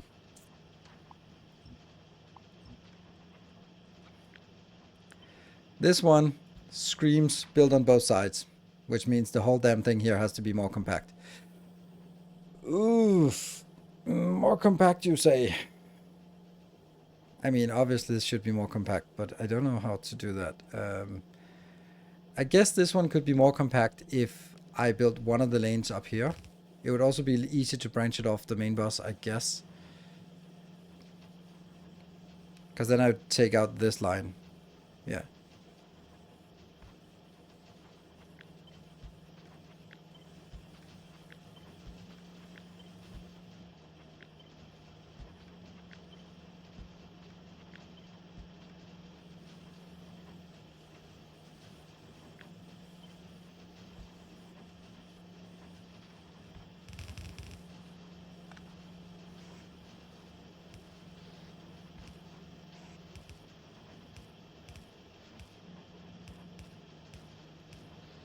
Expand in length and move boxes between assemblers. Yeah, I was thinking about the same thing, but not really. This one also allows us to now replace.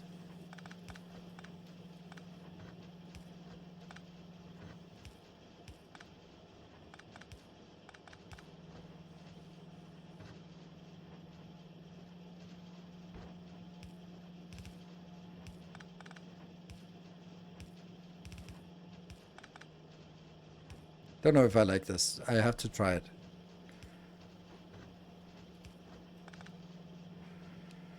Nope.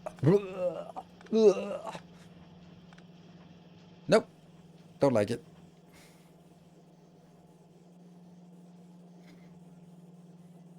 Top line for concrete, yes.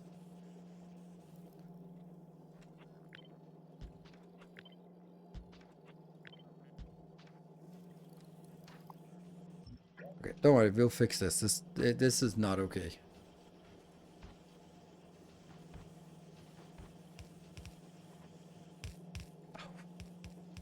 Yeah, smart belts my ass. What the hell is this awfulness?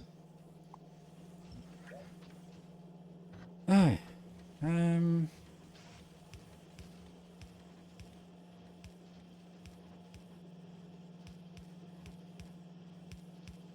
There.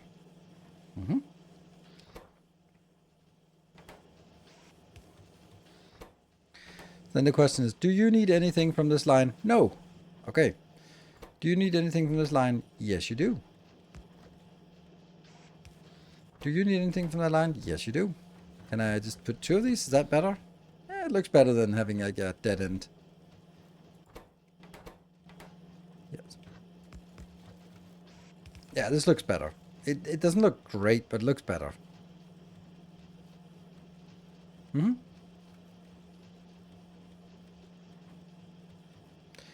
Why have space platforms on the bus? Because they're used here. No, here, no, here. There you go, that one. For that single thing, then they have to come down here.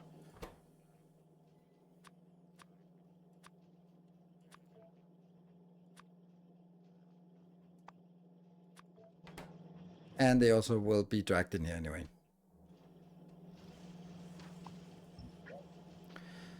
And this one is not getting anything. Raster input is reversed. What does that mean? Oh, right, that one. This is what you mean. The belt is empty. Like something as obvious as there's an empty belt. Just didn't see it. Oh, we actually crossed the next line.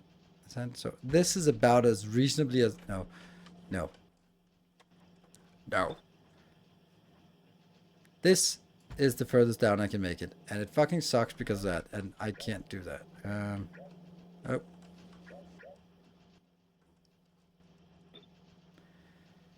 That one. I'd like it to have breathing room. I'm not going to be... Must have breathing room.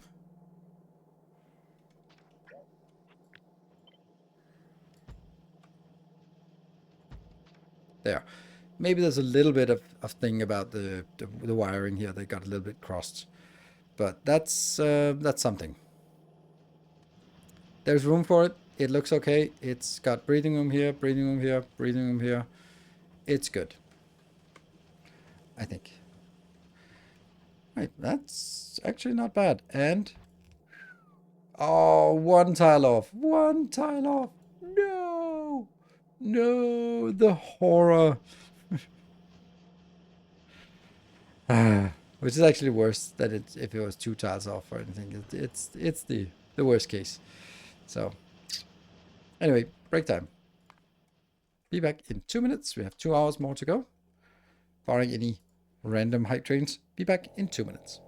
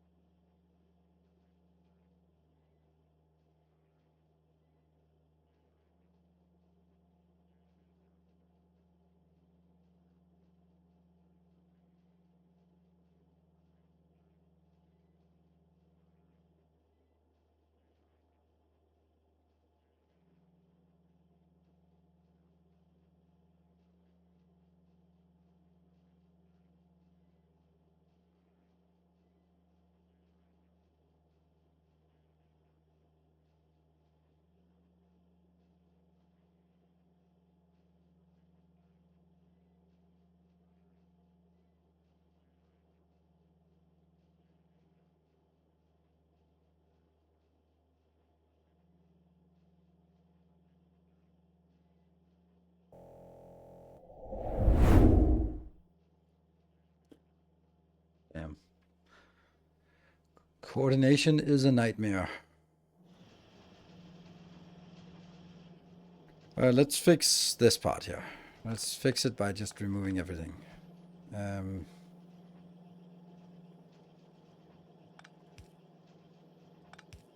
This feels better.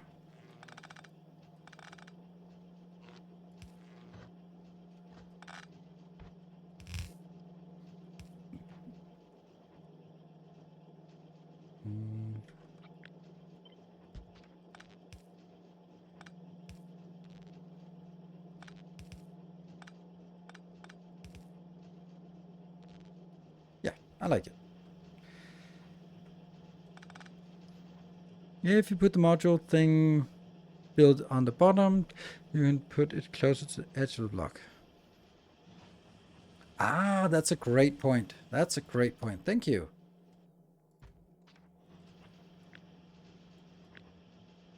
Because this one has the inputs on the top side. Like that. And then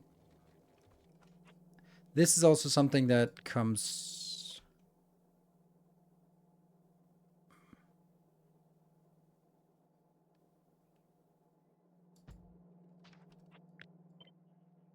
Yeah.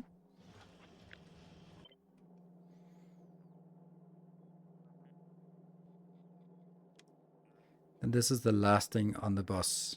I like that. Or should I change these two? Is there an argument for one way or the other? Now there's 3 light tiles up here. And 1 tile down here. That's no good.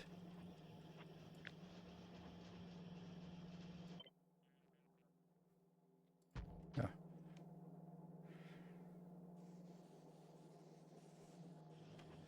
There you go. I think this is nice. But which one should I be? I think I... Yeah. Do think I have a preference. Like this.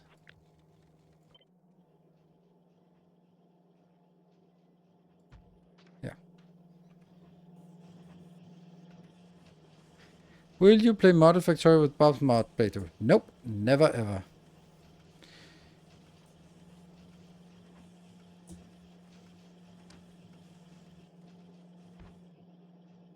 I think the times for me to juicy is the time for me to play modded Factorio is over.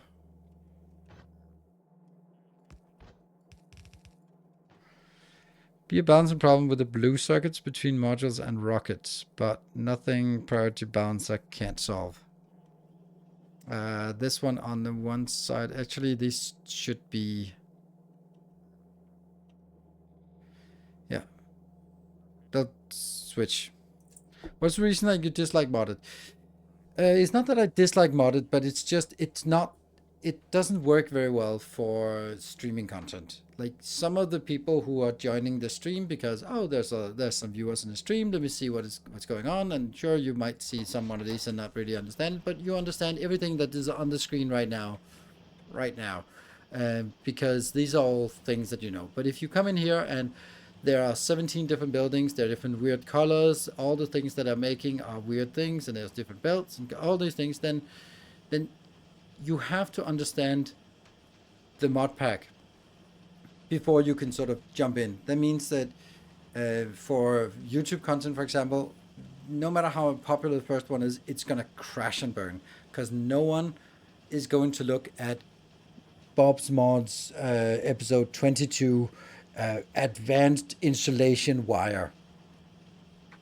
No one's gonna watch that, but people will watch episode 21 of my Let's Play because, hey, episode 21 is optimizing interplanetary logistics in the inner planets. Like, oh, even though I haven't watched the first 21 episodes, that might actually be something I want to... I have a problem with that. Let me see how he does it. So the longer a modded series goes, the more drop-off there is in audience. And not everything is about audience, but Factorio is definitely about audience. So I can't be... I have no interest in doing it like that. So that's 6. 6 is a nice number, but I think there's room for 7.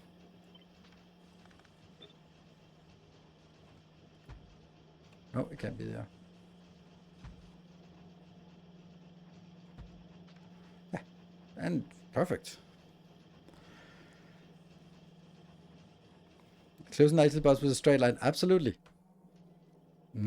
Juicy. And then you can put nuclear power plants up here if you want to. If you really want to. Cool. So now these lines may need to be flipped.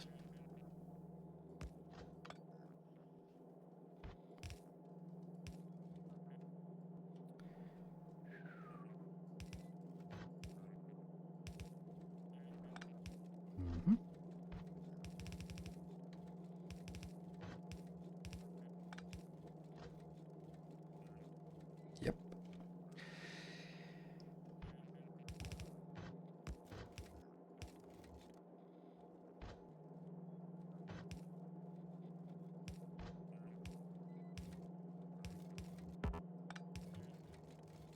See, that's the problem here.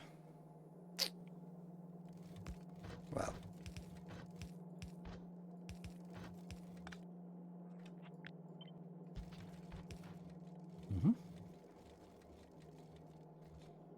That works.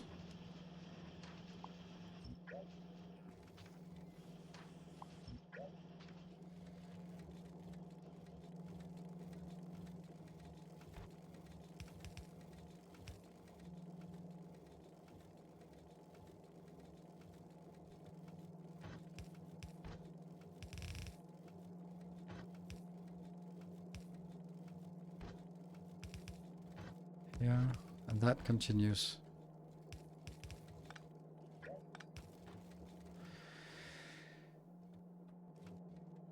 Oh, they also need to go in on the other side. Oof. It's going to be really crowded. Really crowded, actually.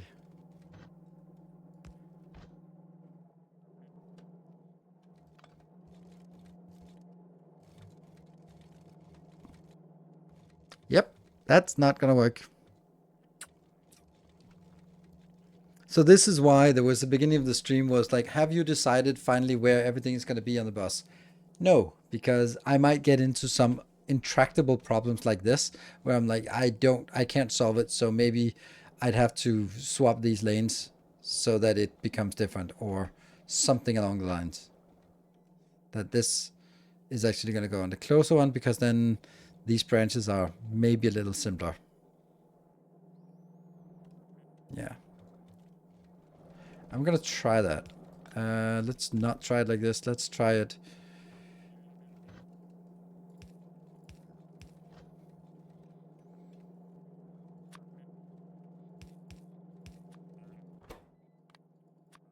Blue.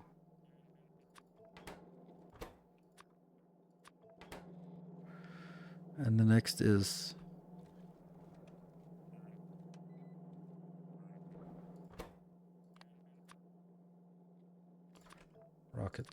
rocket things, and last one is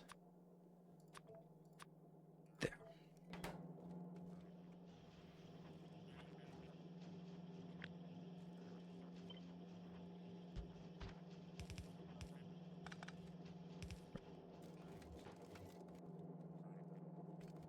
Hmm.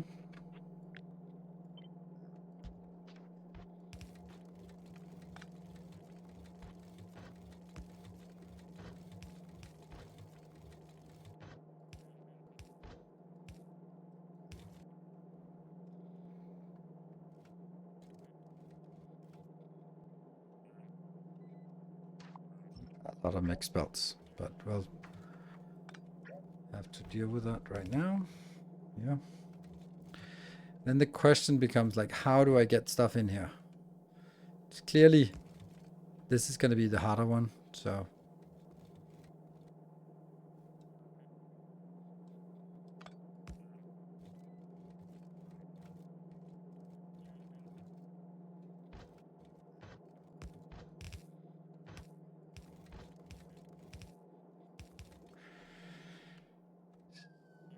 That's the lower one. Could I move it one up? No, not really. I couldn't move it one up.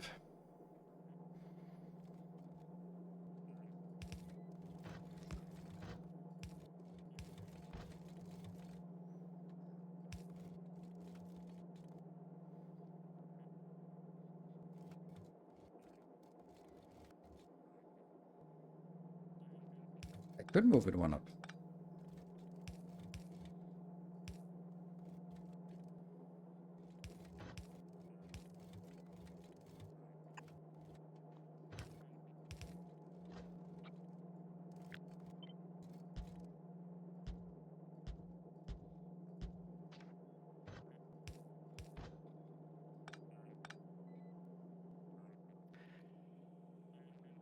I don't really want to get them in incorrectly here, but I might have to.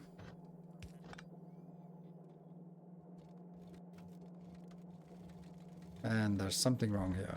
That one.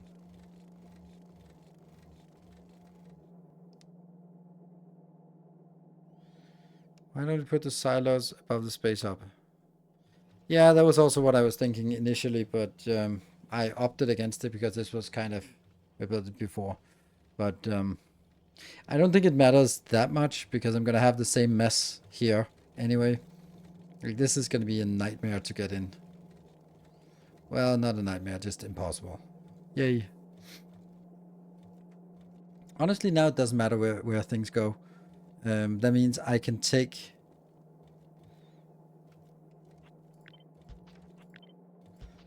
I can do it like this because these two are coming from further away.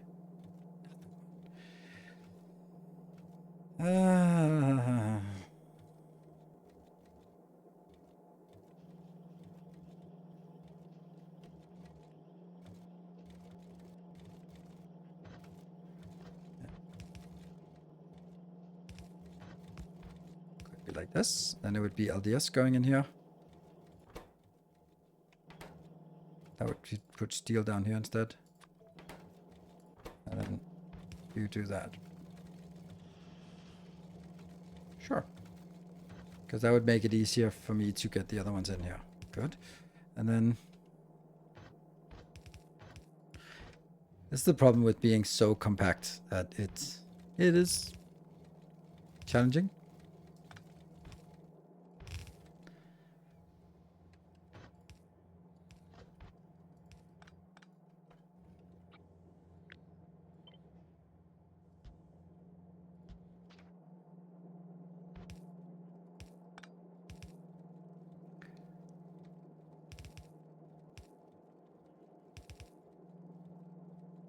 No. Because it would fit perfectly like this.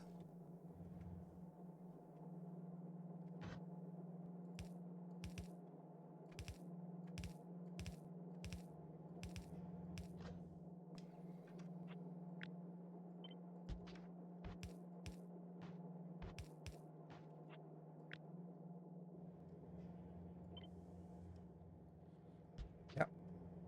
Good. Nope.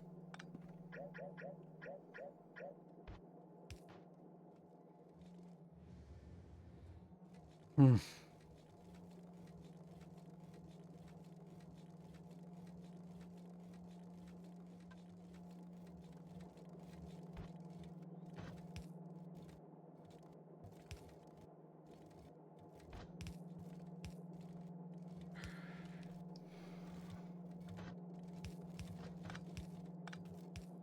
I don't think it matters if I change the side the silos on. So, just putting it out there. And I don't think that makes a difference.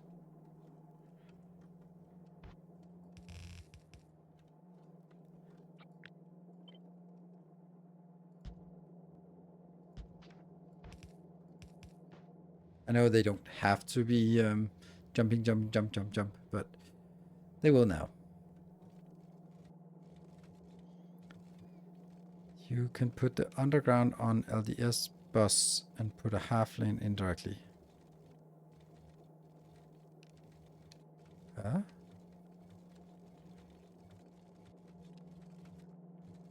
Okay. But the thing is, it looks like I'm actually solving this issue, right? Somehow this is not solved. Oh, it's too far away now. Which means I need to get it to land here and jump again. Which it won't do, because of course it won't do that. Davidka, thank you for joining. And I can't even do it here. Oh, man. I can do it. Could I swap the red and the green?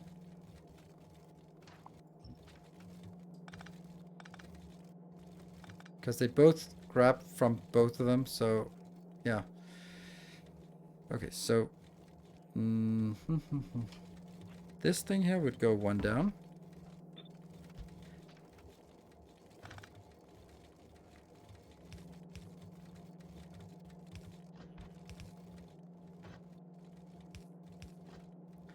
Then that would be the red one. No, that would be the green one. And how the hell would I get the red one in now? That could... closest thing it could do is this. And then it gets into exactly the same problem.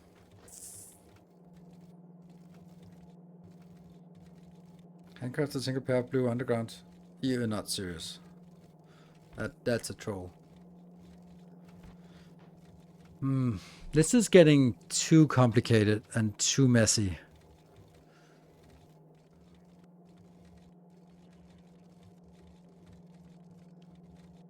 Does it have a red-green share belt? Yeah, maybe it does.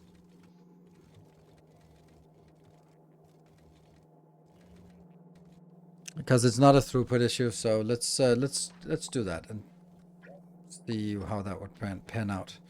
That is this location here.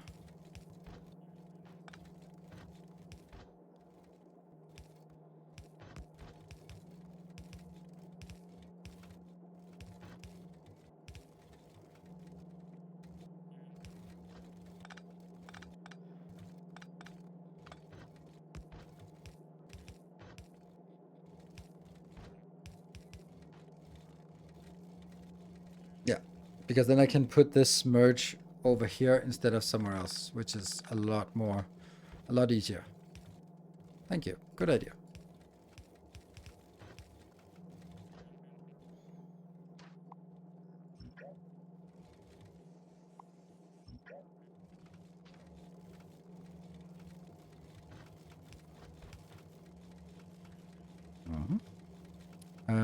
Do we now have everything? And is there anything that's significantly different?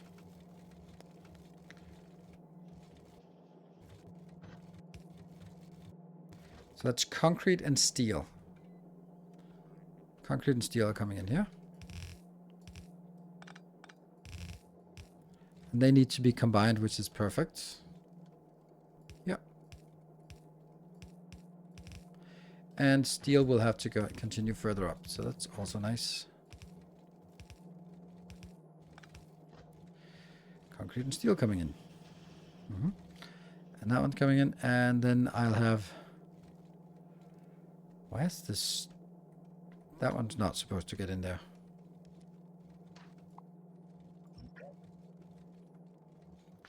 This one.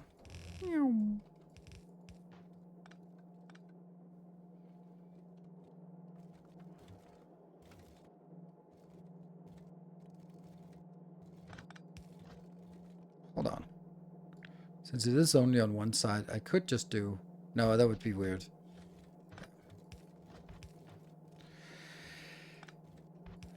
Like this. And then I get the iron inbound here.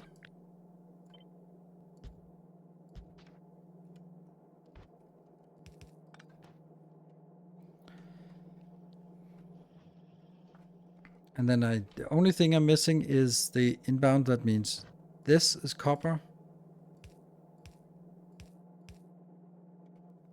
Hold on, how much steel is this consuming? Like way more than I have.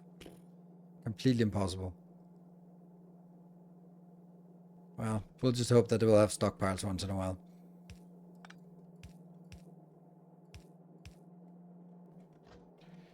Oops, copper is here. Go.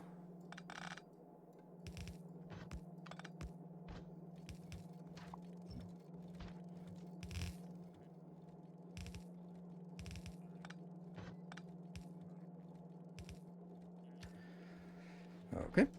And the next one is the steel.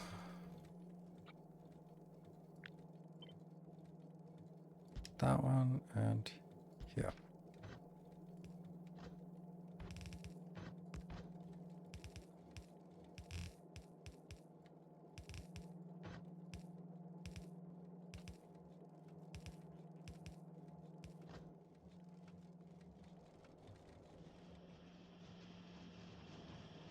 And then now that I have everything running, then I delete everything and build it again.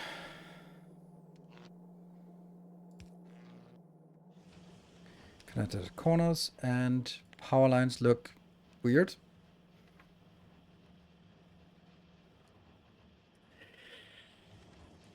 That seems odd at best. That seems like it would be better if I could get it like one tile moving back, or you could be one tile moved in.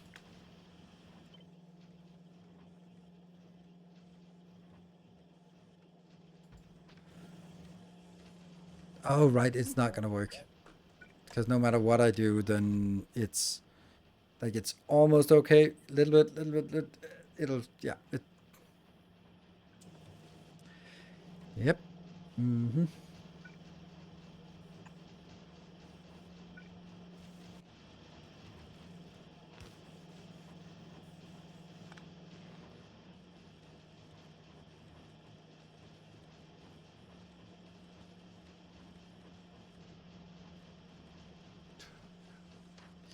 Yeah.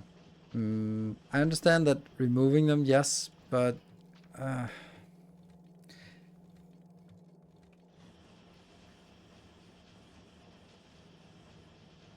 this is it.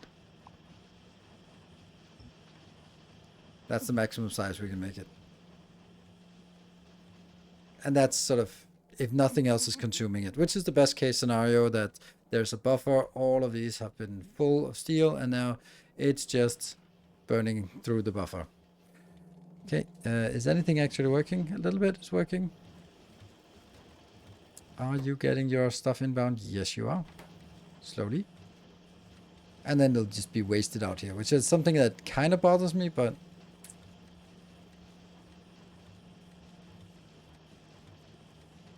Just remove the cross connections? Yeah, or now that I don't need it, I can actually just add some breathing room to this build, and then they would align. So that means if it's important, then I can make them align by sort of going... Now the first one is aligned. If we think that's important, it'll use slightly more space. Oh, look at that! Woo! These are max distance, so they're not gonna match. Although they do have to connect at some point, just to be sure that there is a connection. That one also doesn't need to be, well, it does need to be there apparently.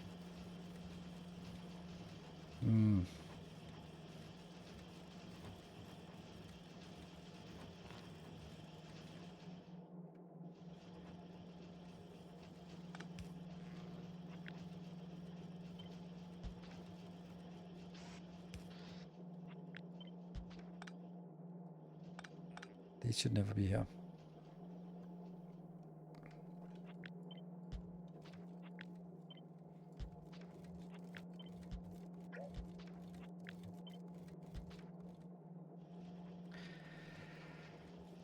Could add a splitter to stop them. I don't feel that's... It's a finite amount that will be... and they're being wasted. This is not a great place to have this. I'm wondering if I should... like... Ideally, I should have this only built one place, where I can then set everything up. However... that would mean that I have to manage my green wire all the way up here. And that's not great, to be honest. So, yeah. I want this, but I really don't like this place. We're gonna make it down here. And then I get from here to in here. And then I'll need to figure out how to get it.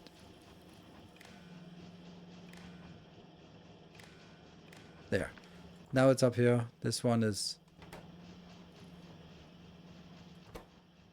yes, 3. So it is getting something. And if I look at this wire... oh, shoot. Let me see. I want it to be the same thing. Didn't I send it on the red wire? Yeah, I sent it on the red wire. I have to send it on the same kind of wire. Because red wire by... green wire is for information. Red wire is for constraints. I know. It's weird, but... that's kind of how I... oops. And it's not super firm, but it's just if we have one thing and it's a information thing, then I put it on green wire. If it's a constraint thing, like enable, disable, then I put it somewhere else. On the red.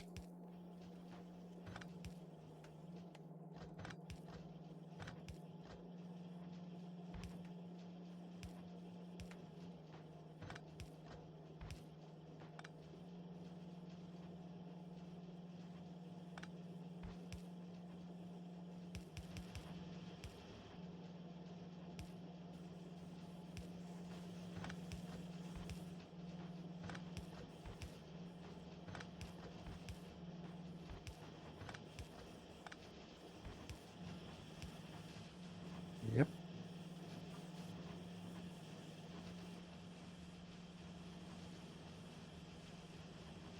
You need a wire and limiting for the modules as well. Yes, absolutely. You're completely correct.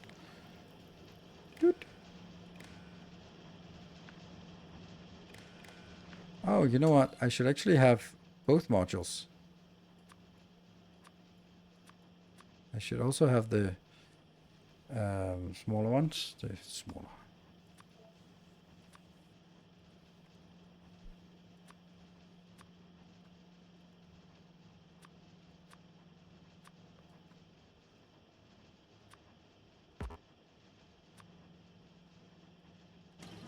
And yes, there are some issues with doing this.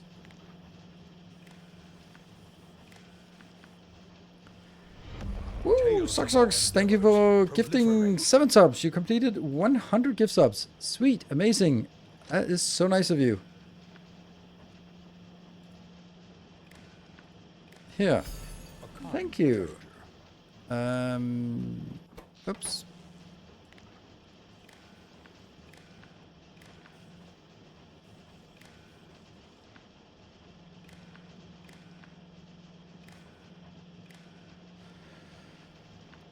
That's a lot of wires everywhere.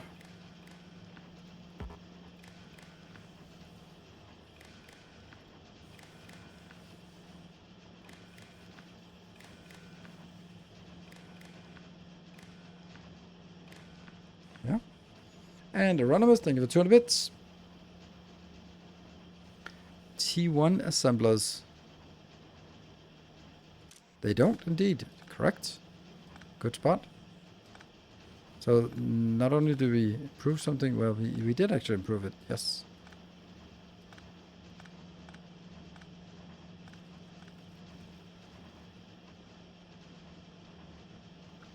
Does it change anything? Yes, it does. Because then it seems awful to do it this way. Like, that is clearly a better build.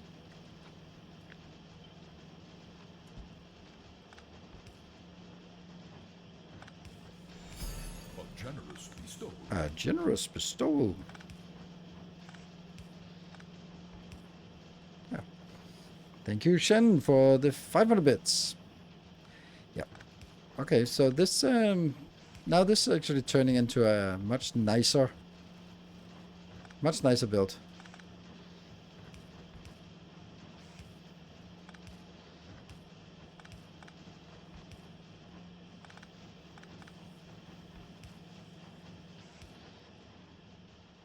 Not much nicer, but definitely nicer. Yeah. Okay. And then we actually need to set up the values for all of these constraints, but first go from here to here.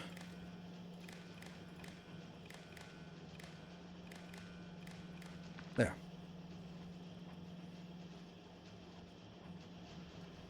Right. This should be enabled based on u being greater than 0.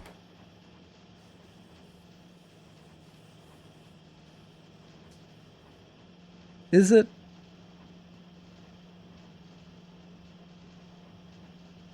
No.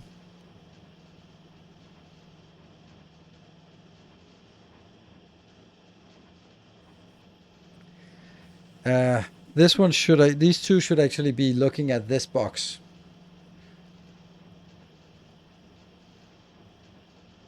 Yeah.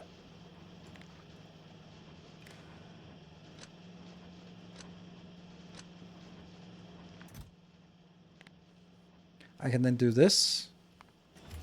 Or I can...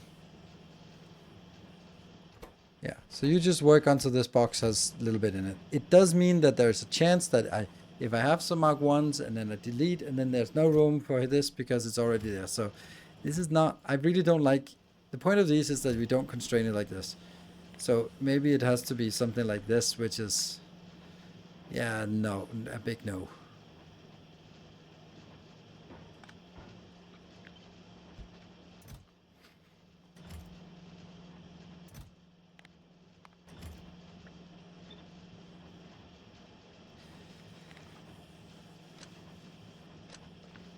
Which means I don't need this constraint here, because when I don't have the Mark II available yet, then I'm just going to make 50 in a box.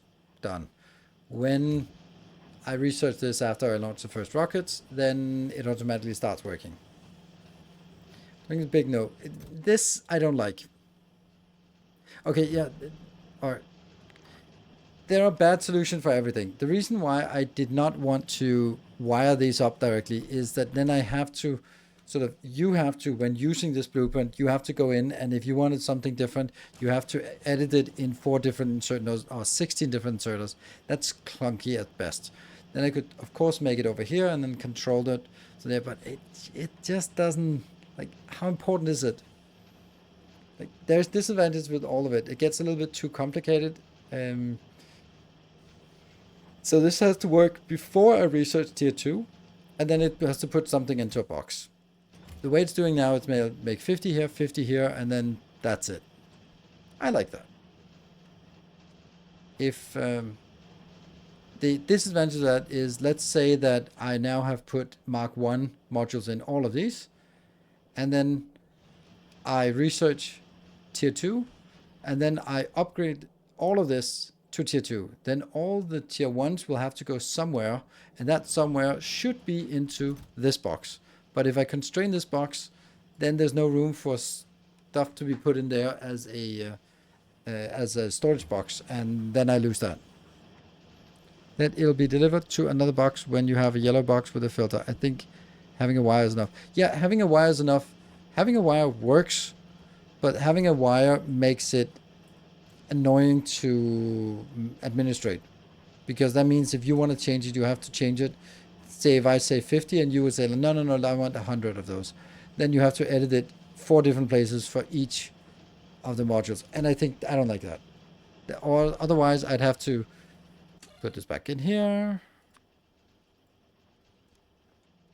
And then use this as an enabler.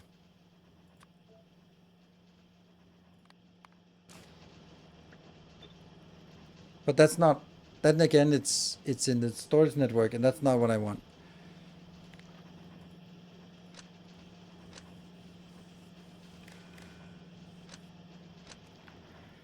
Having a global wire from the logistics storage,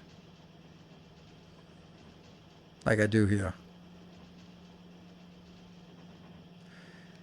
There is a chance that the blue circuits, tier 1 circuits, will end up in another storage chests. They shouldn't, but there is a chance, and if they do, then it sucks.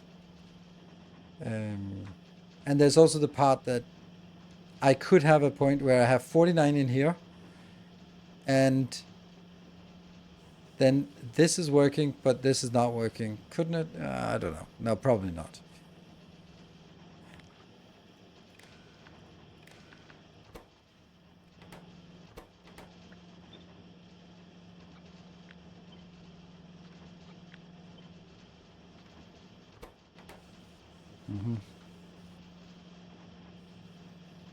Oh, hype chain incoming. Well, that sucks. The 7 gift subs from Socksucks didn't trigger a train, and now another train comes in.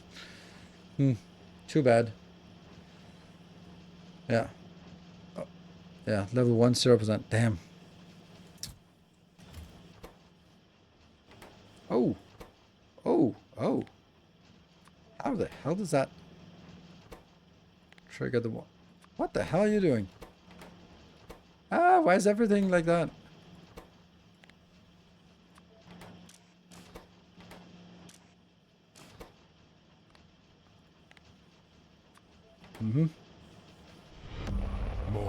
Anonymous, thank you for the 10 glorious gift subs. Nice. Wow. Completing the level 1. Alright, so you got level 1 done. Who will take number 2? And then it gets worse the longer you wait. What about making the constraint related to Mark 2? Yeah, no. Don't know what I would want to do that. I think we'll go with this one. This should work. You can hear the confidence, right?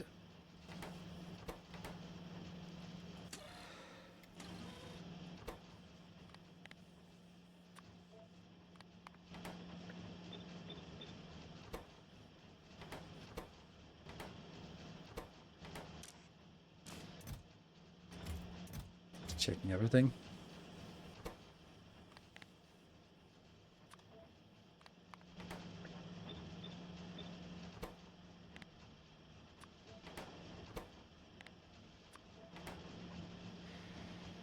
Had random 35% off gift sub. Oh yeah, that's true. There is actually for a couple of days more. There's actually gifted subs discount. That's true.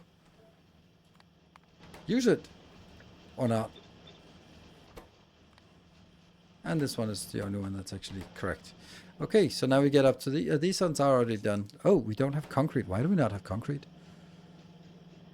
That's... Did that change or what? More shall gather. Diamond, thank you More for the shall 20 enter the gift subs. Look at fray. that. So you got level 2. So, all right, perfect. So who's going to take level 3? I guess that's 30 gift subs to get level 3. I guess this is how we do it today.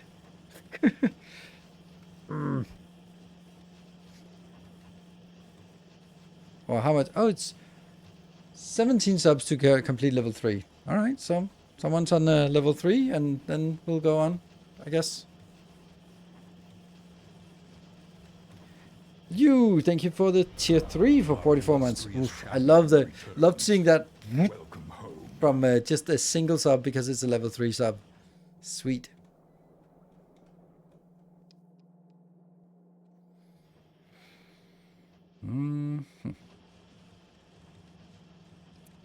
Does this look good? That is annoying, this part. I think it just looks a little bit less awful if I disconnect these. A generous bestowal. Yeah. There you go. And Shen trying again with the 500 bits. Thank you. Woo, Samagod, thank you for the 12 gift subs. And that's level 3. All right. Are we going to go to bed late today? Can you use a constant combinator to put a signal into the logistics network and then do the constraint wireless? Can you do a combinator to put a signal into the logistics network? Not into the logistics network, but I can do it to sort of when I pull it out of the logistics network. I can't put it into the logistics network. That doesn't work. And Draco Falcone, thank you for 10 gift subs. Okay, so I guess now is this is the one that is our best chance today.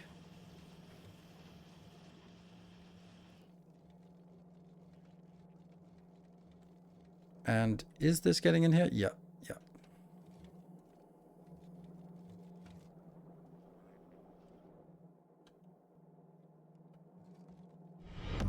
More shall gather.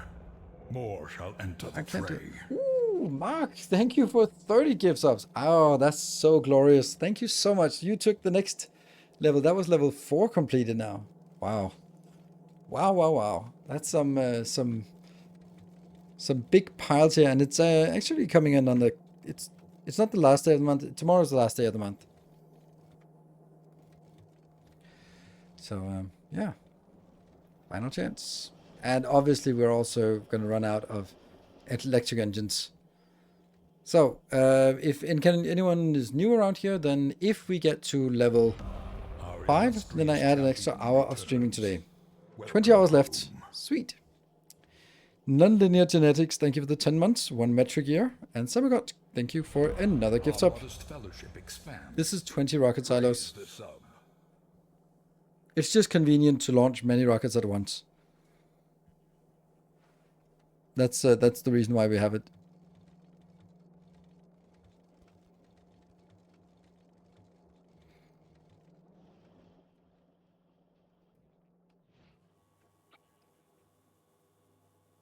Speeds up shipbuilding. Yes, or speeds up the transfer to that at least. Let's see. Let's see. Cities. Yeah, see this updated. There, and then we close off the base like that. And then it's kind of completed, isn't it? Of course, we'll still have to get like the oil in here. There is one thing that I have been thinking about is like, where do I get coal inbound? And I know someone has been saying it a lot of time. Wow, you apparently can accidentally gift a sub when typing in a wrong place, but it's fine. What do you mean by typing in the wrong place? Typing the wrong place?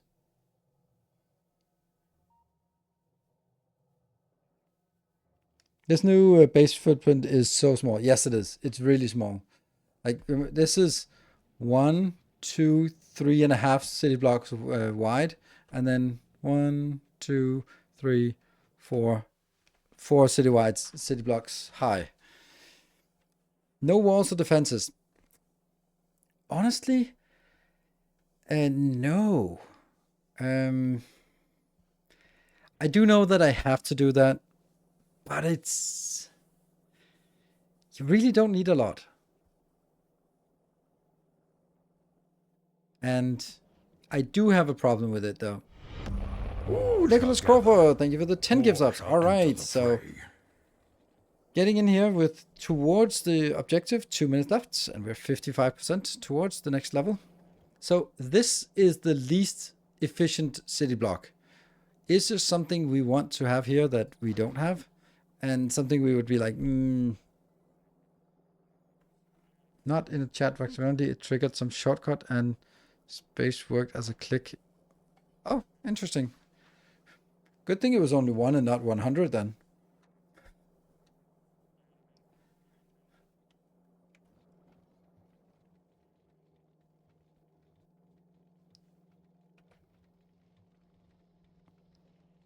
Late game battle bar farm. Yeah, that's something we do, but later on, right? That doesn't fit in here now. Ooh, there we go, Mark. Amazing, thank you so much. 28 subs. Wow. It does everything it needs to. Yeah, it's just that it could do more. Like if it wanted to, it could do more. All right, so let's articulate something about the coal. What the hell are we going to do about coal? Because we need it inbound. And like, obviously we could do like this and then say, hey, there we go. It just comes in like that. Just coal comes in. I guess that's the least awful option. Or it could come out from that side, depending on which side just makes the most sense for just your base. But, oh man, I also dislike it a lot. Because if there was somewhere I could bring it in, that would be lovely, but there is no place I can bring it in because this belt here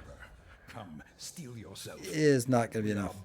How much coal do we actually need up here? This needs, okay, 14 coal, that's not much. So we need 14 coal plus, oh yeah, let's actually do this and just look at the coal.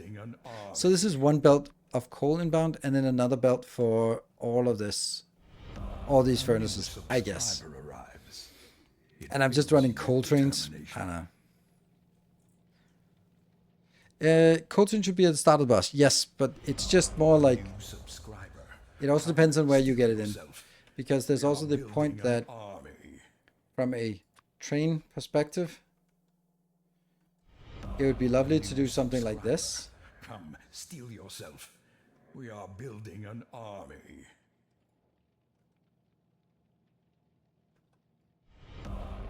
Subscriber. And then this is how you get it inbound. And then similarly.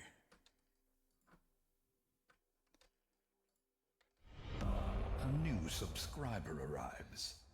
It fills you with determination. Ooh, Siberian, thank you for the 20 gift subs. It's very rare that we get gift subs after hours, after reaching the objective. Come, steel yourself.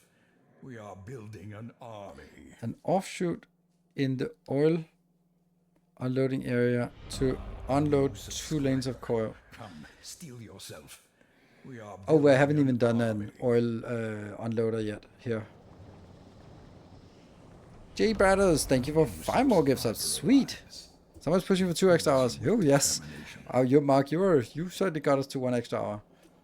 I was just thinking, oh, maybe I'll just watch an episode of something after the stream ends, but nope. Luckily, my son is biking to school, so I just have to get him up and kick him out the door. A new subscriber.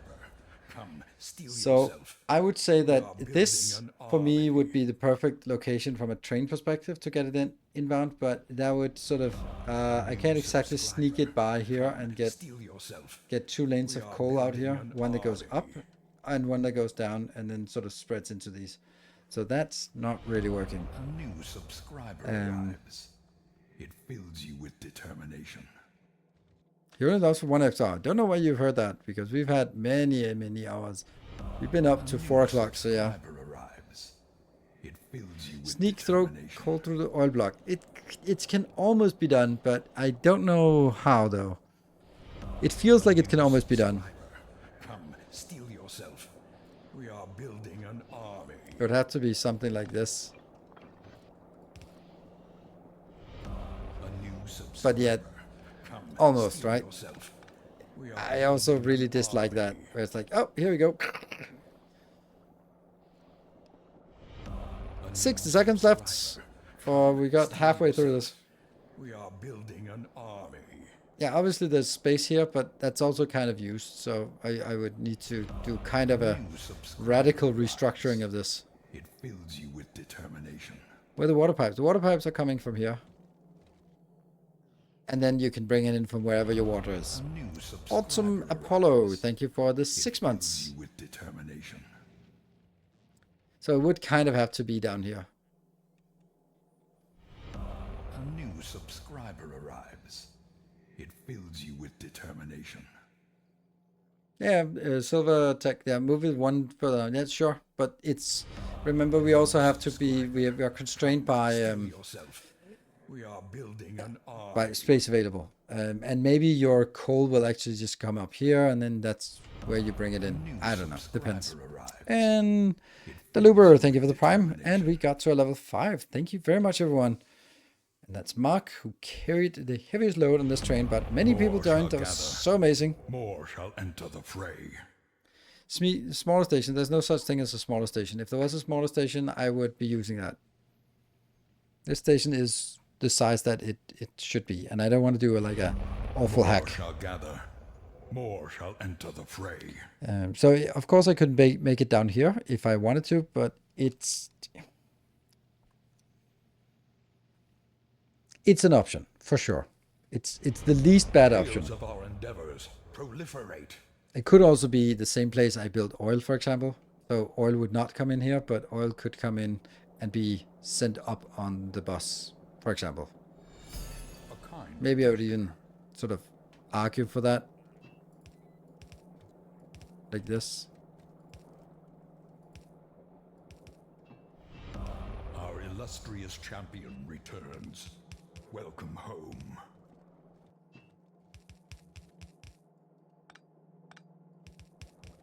A new subscriber. Come, steel yourself. We are building an army.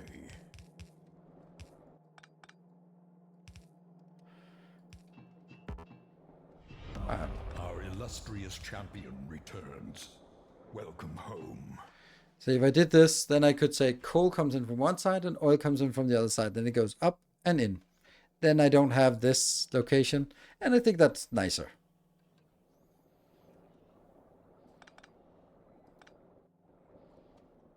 Yeah.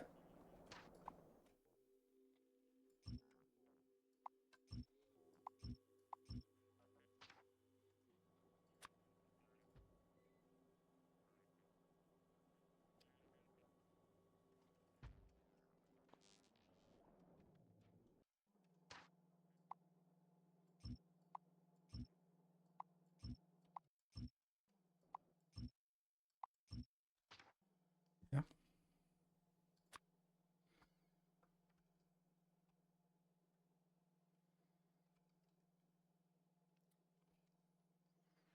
Yeah, I had to change it.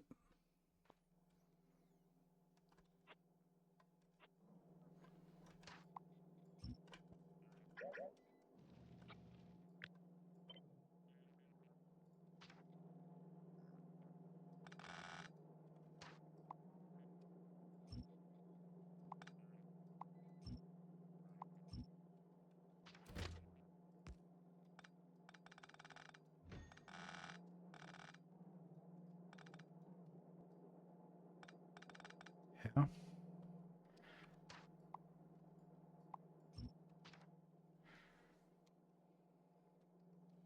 This is kind of a design, I guess.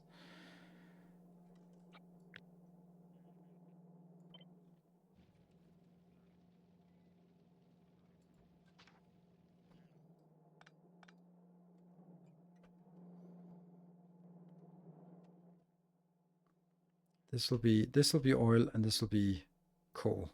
I think that makes sense.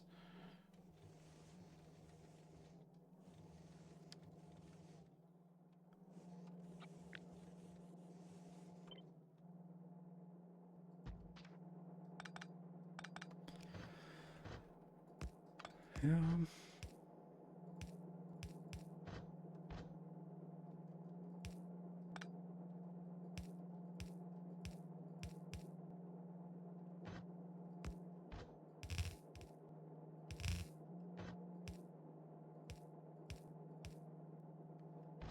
these have to be smaller because they have to be starting with yellows.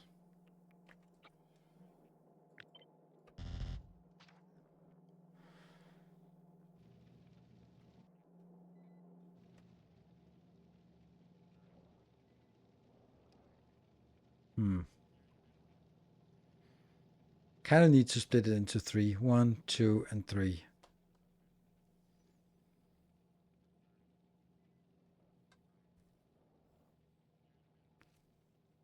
No waiting base. Stacker. It's called a stacker. And that's it. Or it's a queue. It's actually not a stacker. Stacker, they're parallel. This is a queue. There's one in here, and there's 1, 2 additional locations to wait. So this one can be technically could be set to 3, but I don't want to set it to more than 2. And this one should also be changed to coal.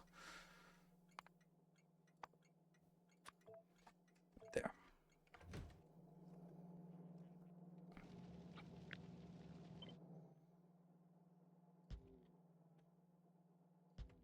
Funny to use wooden power poles and roboports, but I want the roboports down here. Then this setup should be fixed as well. I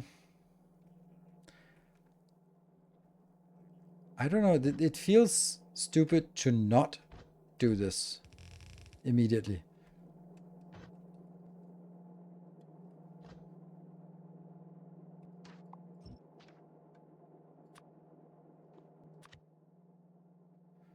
Four, 2, 3. What does that look like?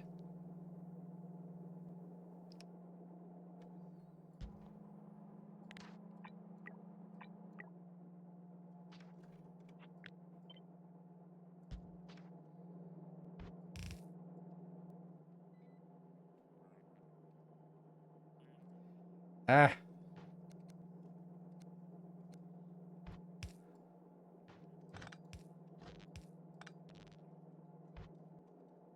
That sucks, right? That sucks.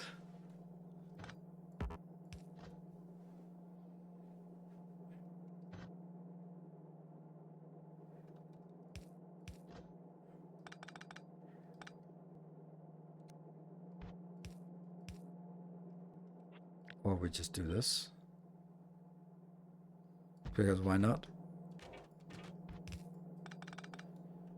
No one says it has to be in the middle. I mean, yes, I do, but aside from me, no one says it has to be in the middle.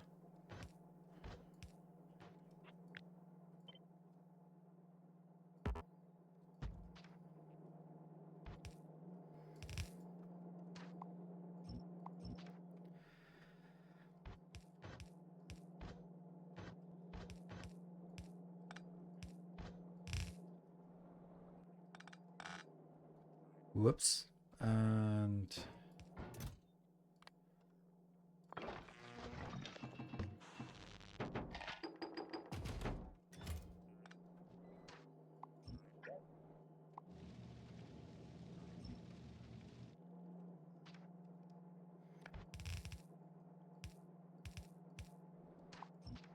yeah.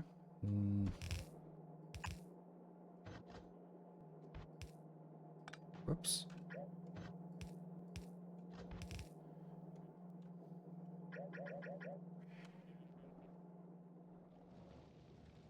Huh. I'm kind of feeling that this should be moved 1 over. All the way up. Like all the way up. Yeah. Here's also a weird thing.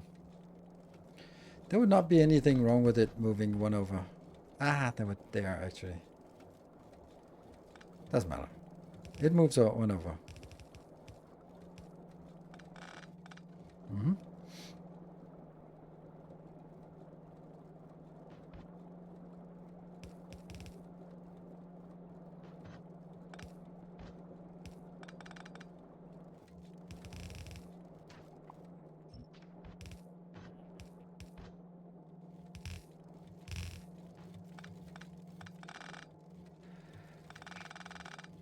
Oops.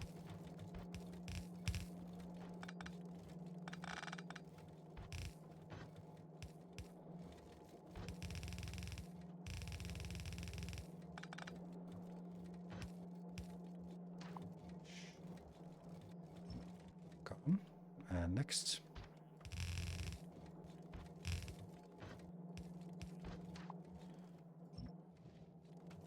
This is like the smallest of impactful things that I do this for.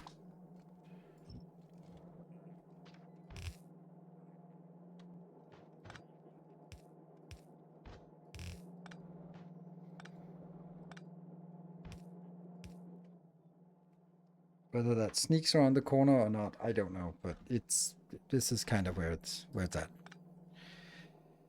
These also need to be put in a different place where there's more room for it. And then they need to eventually be updated to whatever they are going to be. Our illustrious champion returns. Welcome. Lanny, thank you for the 10 months. Another month. How time flies. It does. A 4x4 and leave one unused. Yeah, it's also a totally viable option.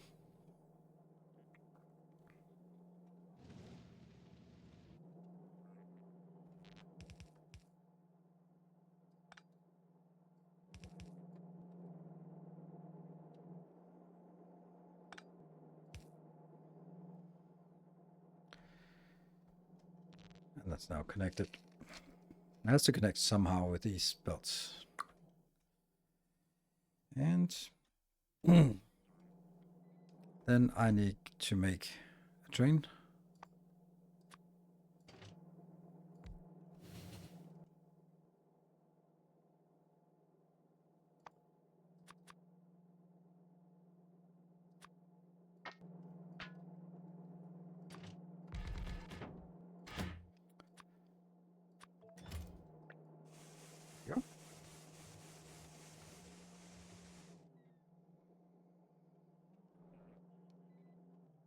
Shouldn't this one be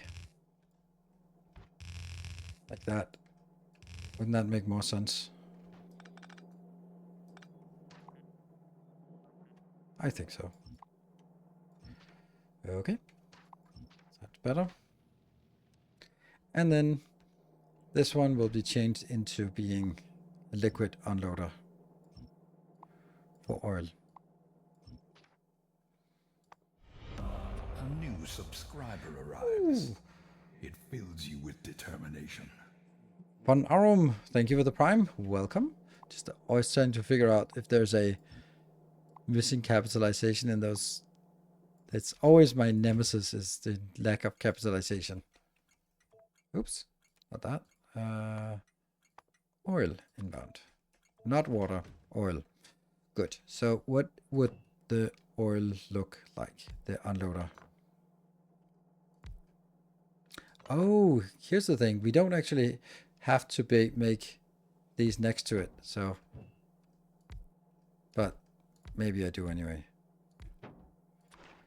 And this would unload at, this would not unload correctly because they have to have a little bit of space.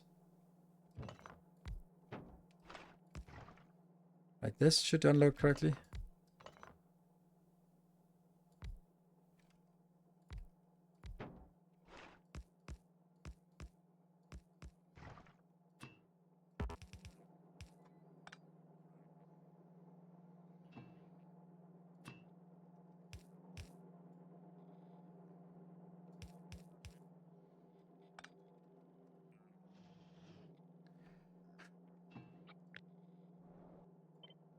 The funny thing about this is like, how do we really have to do this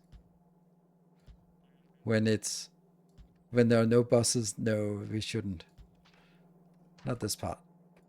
Here in between, we can just have maximum distance. Yeah. And this one as well.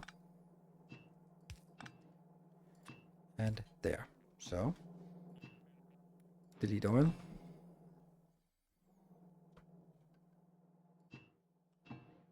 And it's not too long, it's 229. Okay. And we get locomotive again. Yeah.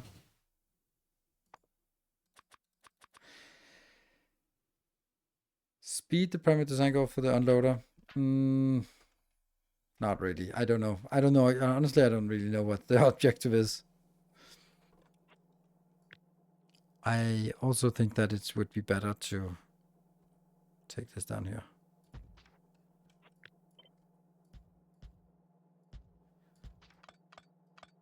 At least this one will unload with 240 per second, which definitely should be enough.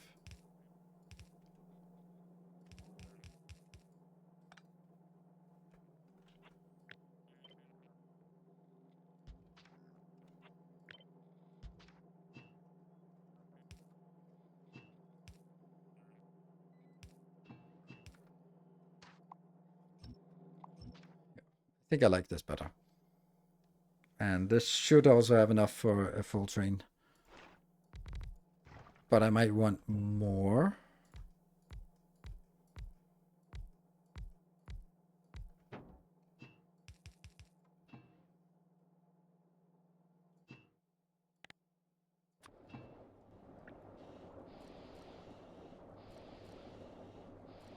Yeah, I have cold fuel built for oil train. Yes, that's kind of the next thing, is just figuring out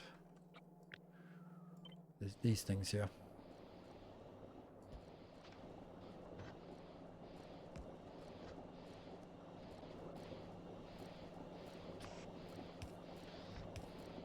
I hate using coal here for trains, but I don't see any other way. Oh, look at that. This is why I should use the 4-1 for here. I should use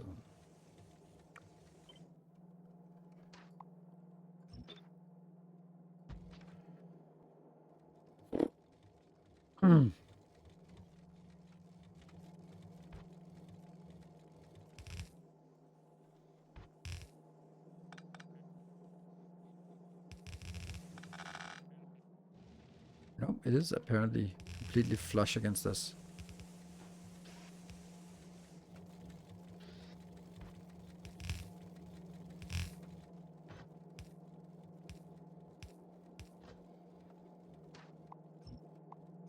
And then I don't know how to do the last one here. If I should do that.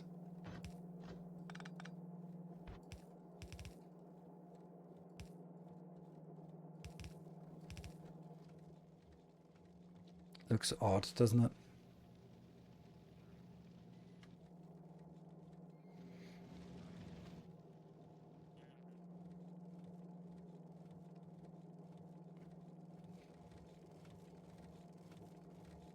Mr. Spear, why are we doing two-sided unloading for trains now? Because they unload so damn slow. With yellow, with blue.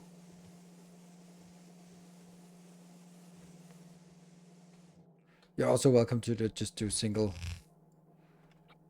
I don't have... I don't think I would say I'd have strong opinions on it.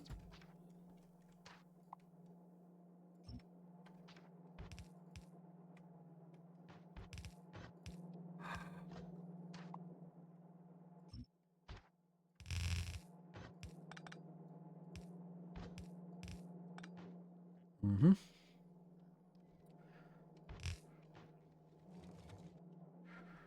One, two, three.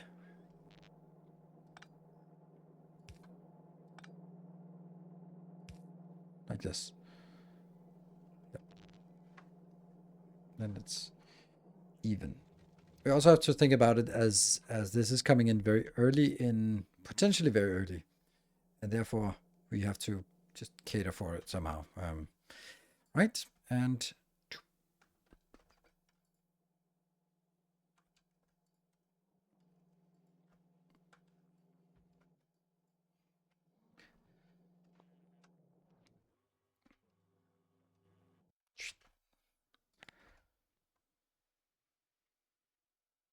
oh right, there's no roboports out in the corners. That's why they are and also these are not powered, so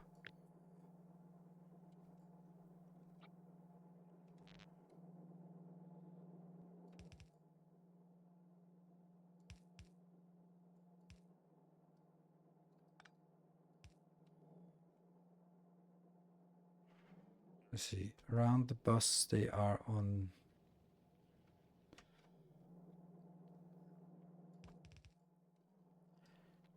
no. Yeah.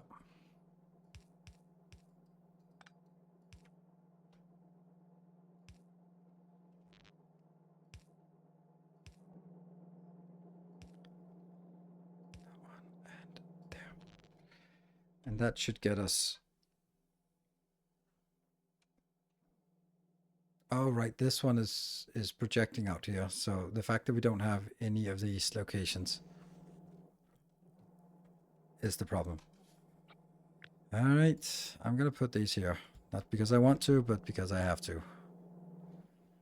No, I'm not. I'm going to use this one. It's very delicate of where we're going to use, like, oh, that's interesting. Like, this doesn't make any sense, to be honest. And here, like, the only thing that we are going to get in, or where we're going to be using these ones, is in the corners for the smelting columns. Everything else will be that build. And I think I just want to put those in here. Because it kind of feels silly to run around with those power poles. And also, like, this part. Like, there's no way that by the time we build trains, we're going to be running around with these still. So, yeah.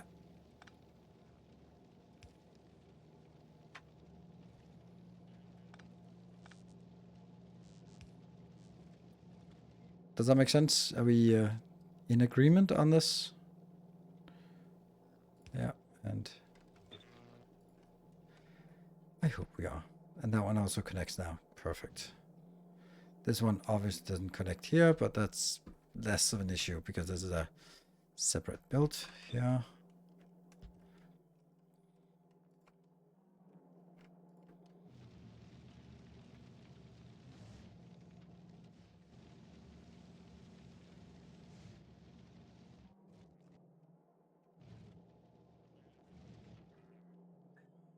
There.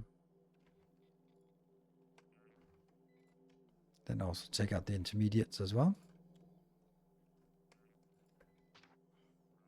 No big power poles? No, I don't want to be using the big power poles. They don't really fit very well here.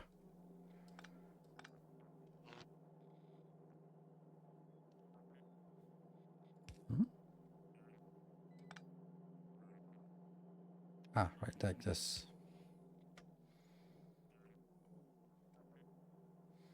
What really fits well is this one. Because that fits exactly.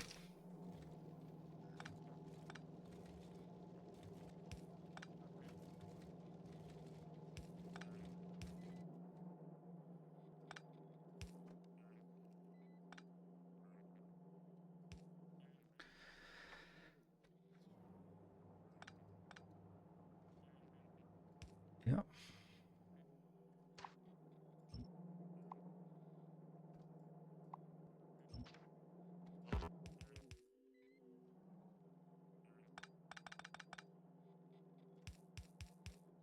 We won't be building all of this infrastructure until we have these power poles anyway, so it kind of feels a little bit redundant or irrelevant or something.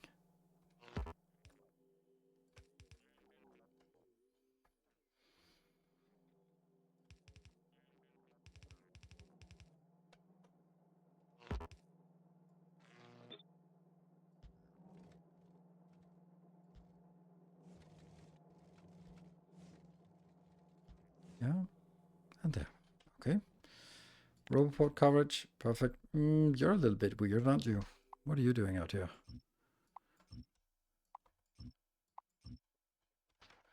There you go. Just kind of making it all completely crisp. Spammy yummy, welcome. Uranium train plus processing. Nope, it couldn't. Well, I mean, it could, but I'm not planning on doing that. Which is, maybe it should.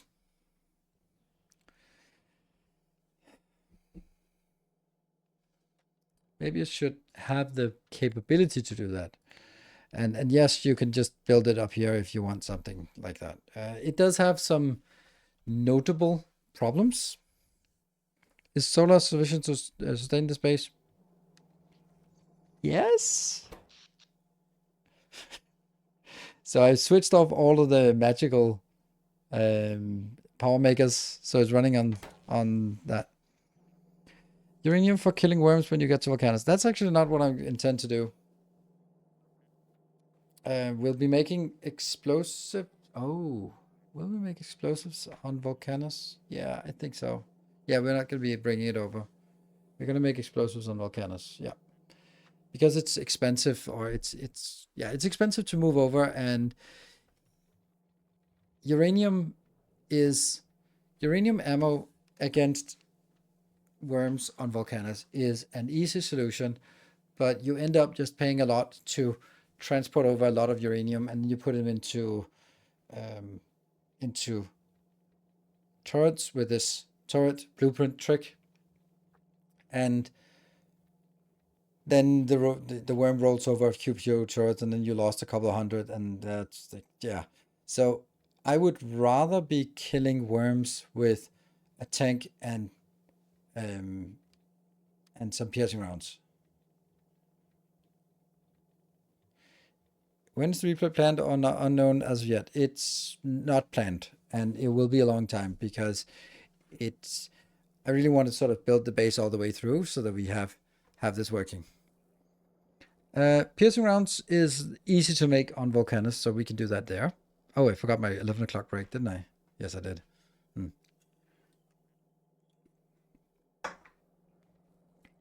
Yeah, so piercing rounds are easy to make on volcanoes. And explosives are, so and so. The reason why they're not great is because they need, right here, they need sulfur, and sulfur kind of sucks to make it from,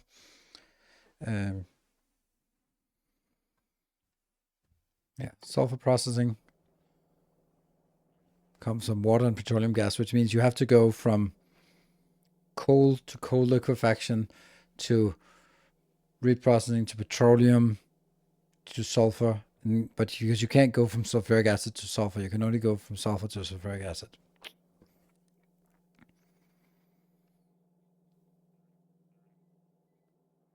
What about uranium for ships power to Aquilo? Yeah, that's the thing is it will eventually be needing for uranium, and the hub is also made ready for uranium, and this is kind of what I'm. Plus, the Jeff has made this really awesome blueprint. That's a little bit of a shame that we're not using for something like this one. Ooh, let's build it down here. Boom. This one's super amazing. Absolutely ridiculously amazing. So, except it kind of can't use the corners, but yeah, okay. Let's let's not nitpick. A lot of poison web capsules. Yeah, I couldn't really do it.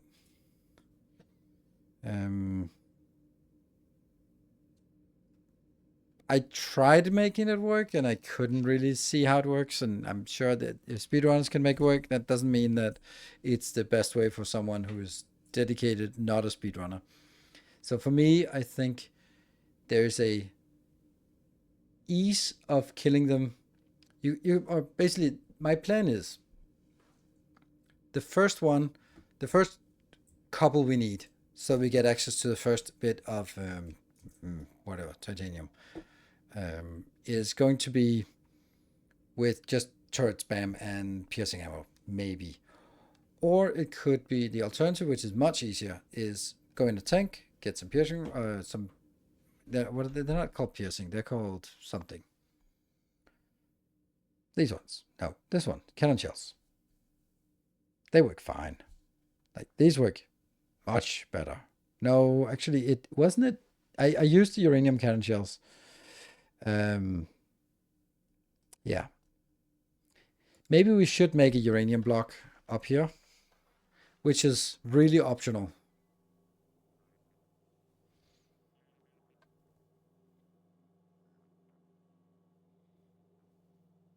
Which means that I could get like a train in here and then build a block here that would make the stuff. Take the uranium, process it, also make it into uranium ammo and maybe uranium turrets.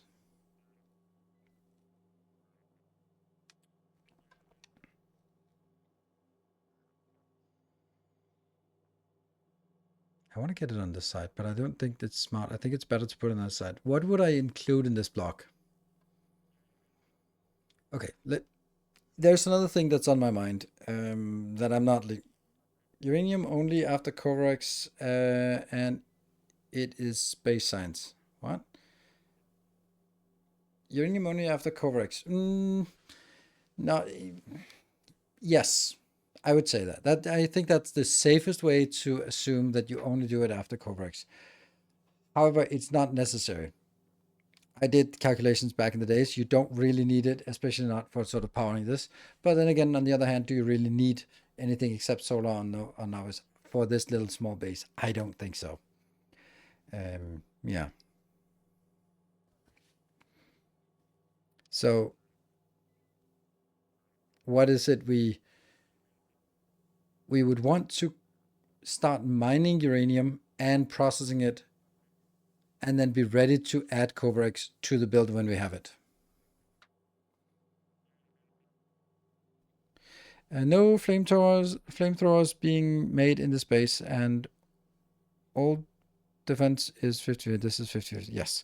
So we don't. This is the part exactly. This is the other thing that I'm thinking that there's some kind of correlation or some kind of something that I'm not really doing right, because this base is good, but it is not a safe base. This is basically a there are no biters base, and that's a little bit of an assumption. And sure, we're going to be using solar panels and blah blah blah, but it's still going to be attacked. So if it's going to be attacked, what are we going to do about it? Usually, it would not be a problem. I would just stamp a blueprint that is basically a wall and turrets and then a belt of ammo. The problem is we do not in this base have a belt of ammo. And worse yet, we can't make it. So what are we going to do? No cliff base is not really a problem.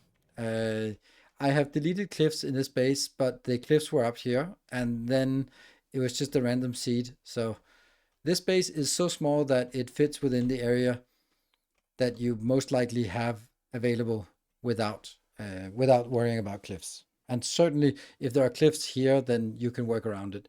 But there won't. It's easy to find a space that you have this available without cliffs being involved, because it is, yeah, it's 3.5 city block by 4 city blocks, which is not much compared to my base in the book, which was 8 city blocks, I guess. This is much smaller. If you do laser defense, it would make nuclear power a reason to exist. Absolutely. But it's also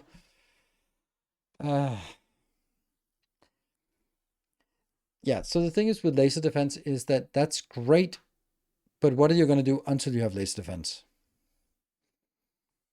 Is landmine defense viable? Speedrunners say so.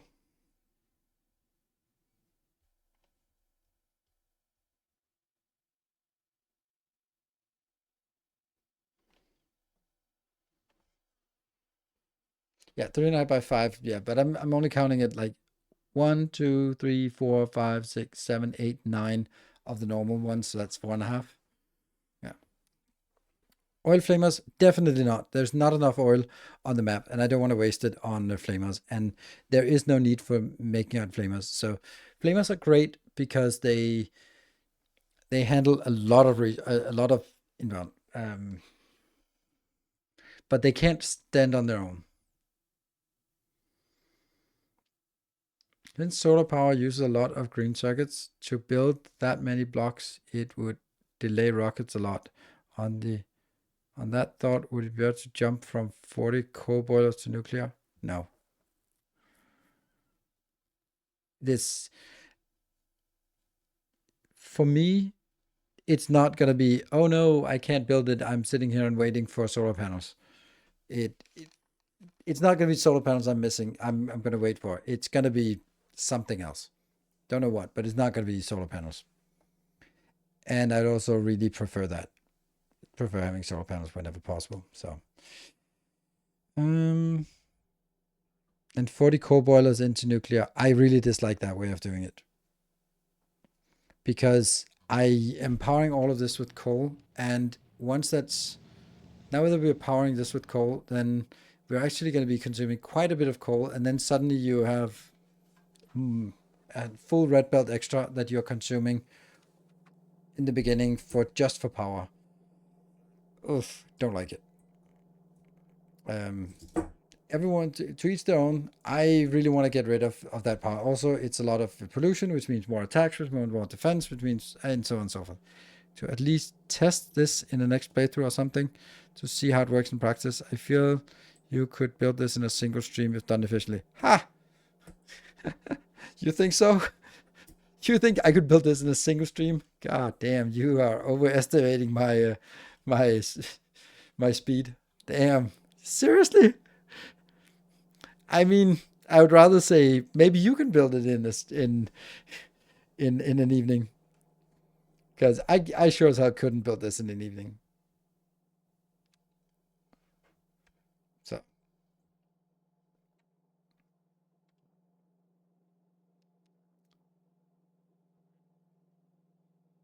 this will take way more than 5. Yeah, absolutely, way more. Because this is also something that if I look at my previous base that's been running for 250 hours, then this would be all I needed anyway.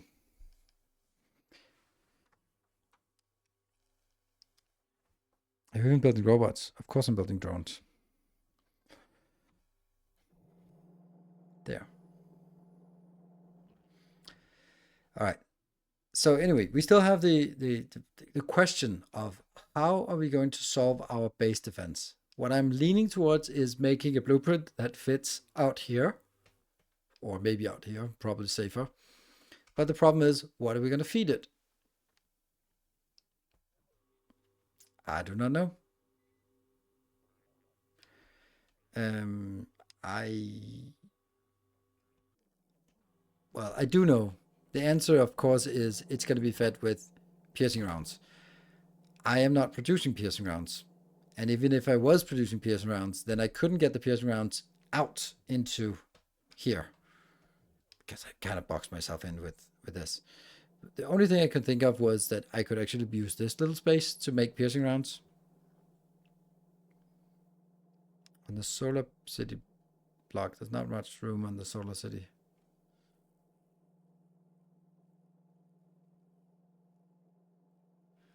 Well, no.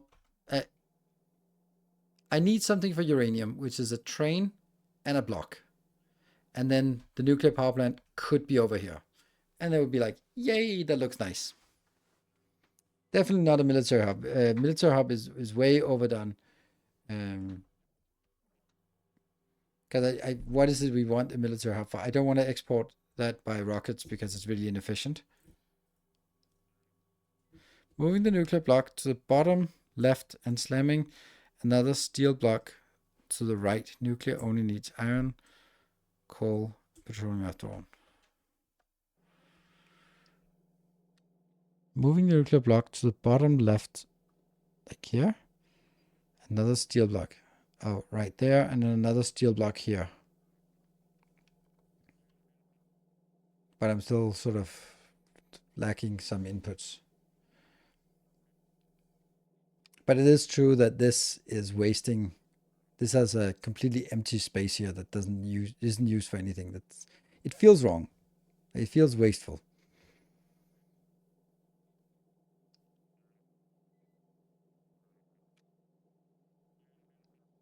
Archelag, thank you for the 47 months. Illustrious champion returns. Welcome home. Yeah, I don't want to make rockets. I want to make, well,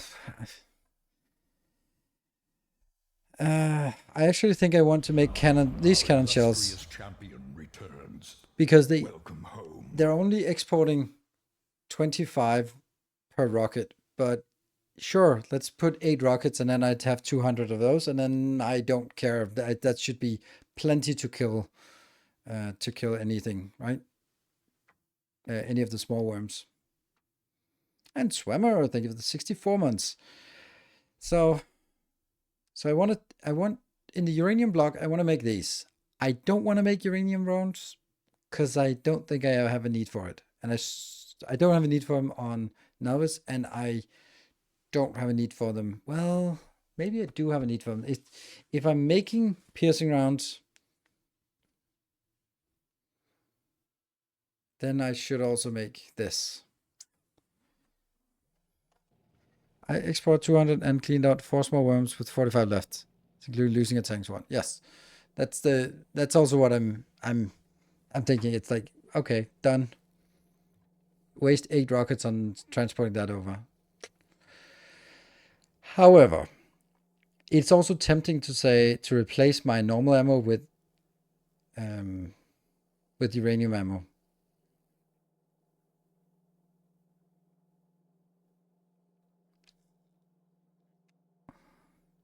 I'm thinking whether we are overdoing something. Like right now, this base should work. Should, right? I don't know about launching rockets though, to be honest. I don't know if that actually is feasible with this one, and because they do need quite a lot of power. 10 megawatts each. So we can't really see what the peak power consumption is because it's not really using anything. Or can we?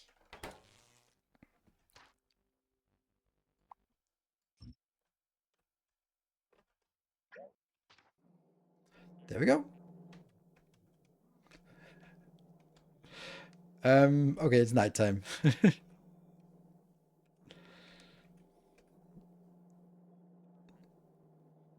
Oh yeah, these ones are. Oh, we didn't do this correctly. Oh, that's. Well, good news.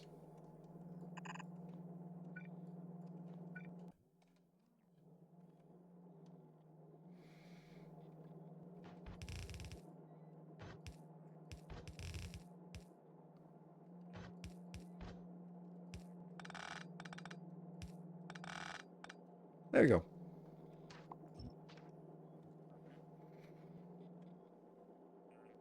Mm-hmm. Okay, so what's the power like now? Oof, there's some.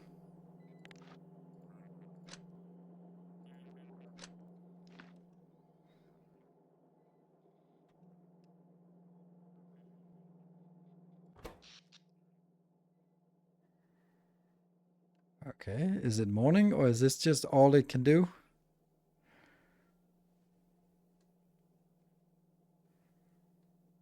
And this is, of course, the worst case because I need to recharge all my roboports.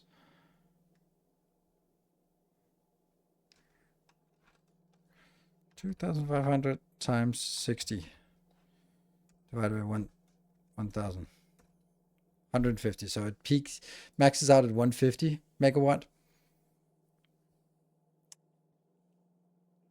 Do we think 150 megawatt is enough?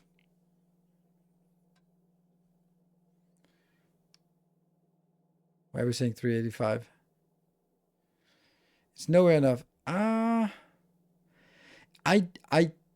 don't know, because you will never be in a situation where every single roboport is going to be needing to recharge its batteries at once. And then here we go, right? Now it goes up to 150. So right now it's enough. It was just, it had to load up all of the roboports. If you look at this one, once the roboports are loaded, then it's not so much. Yeah, so once you get the roboports loaded, then it's more interesting to see if the base is. Oh, right, it's not working because I lost all my trains. I'm an idiot.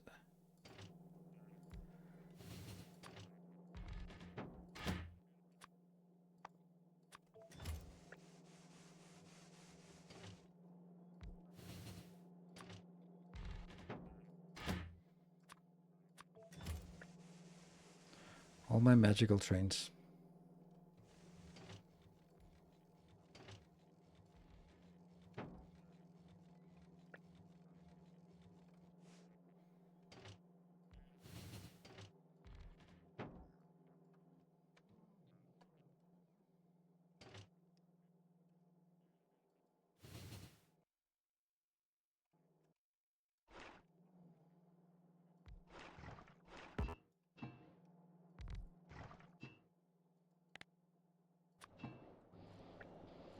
Yeah, and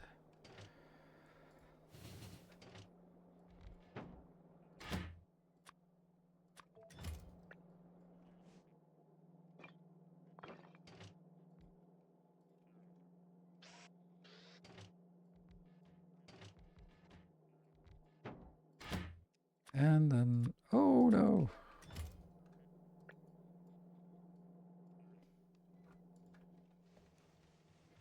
Right, so that takes a little bit of time for us to pass through because it also needs the coal inbound and that takes some time. So all good.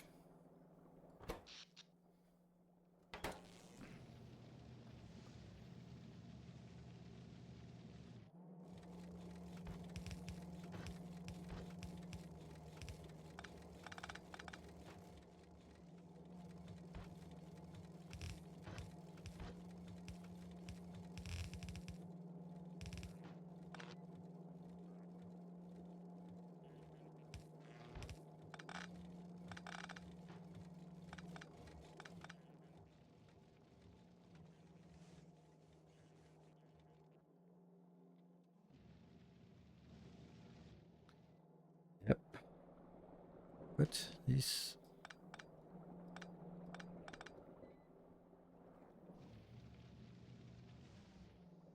So we're starting to see a little bit come up here, but of course the coal coming in here is going to take forever.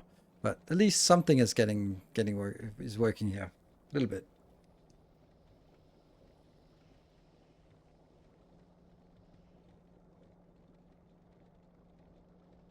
And all the rock silos will be pulling 200 when crafting, right? Yeah, you're right. You're right. I think we need to consider roboports in, or nuclear power in this.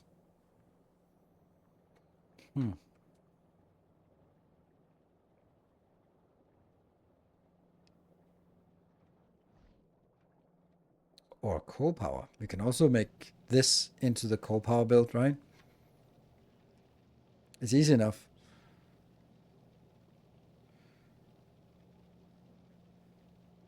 All the nuclear stuff is yellow signs. You mean like, oh yeah, this one? Yes, that's true. So we don't have that. Yeah. Ah, okay. So we have to kill biters without. Okay.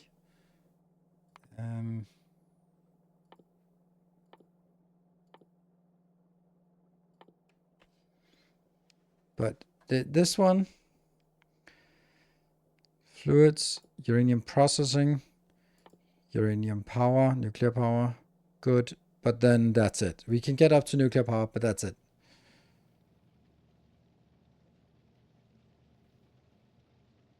A new subscriber arrives. Rockstar, thank you for the tier 1. I mean, there's also the part that this is the base, but there's no way that I would, like, if I'm not getting stuff from up here, then I would probably just get stuff from wherever, right? It's just that I like the idea that, okay, we have like a roundabout around the base, but most likely it'll be getting in maybe from here or something like we did in the other base, right? So, Corex is space science, is it? It is actually. Oh, wow, Corex is space science. That's weird. Okay.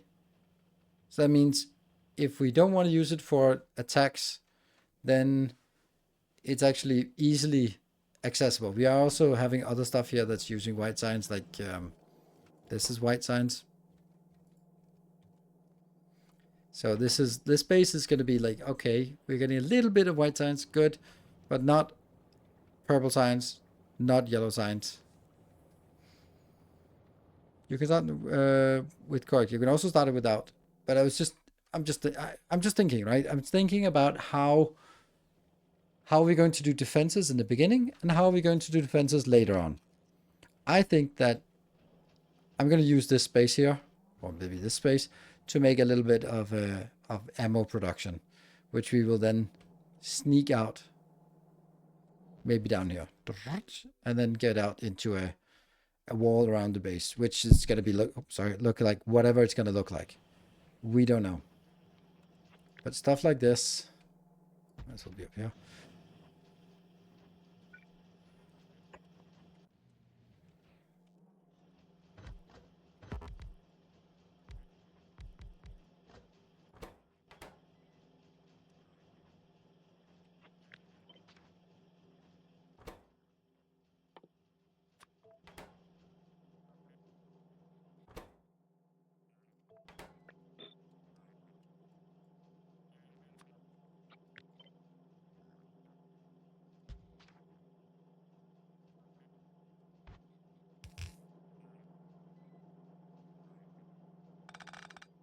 There are 3 inputs here.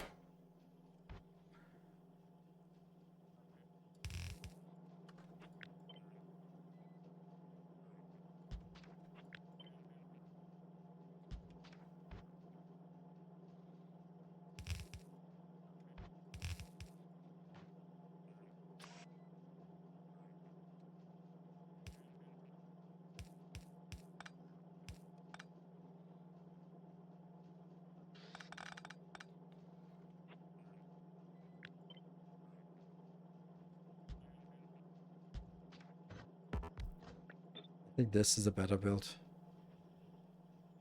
Not completely great, but it's something.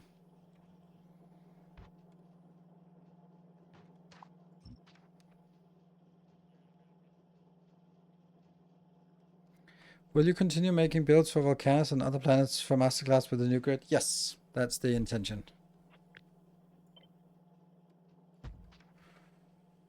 Okay. So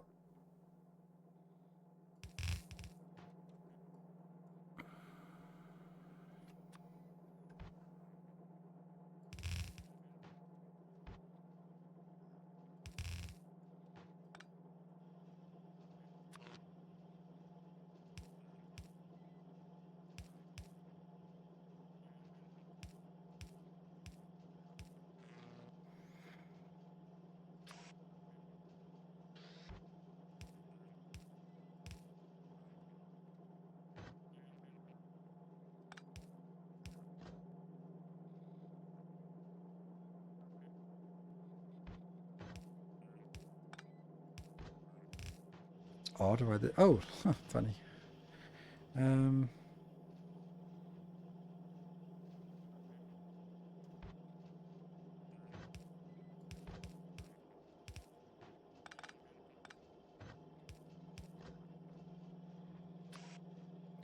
No, does not work.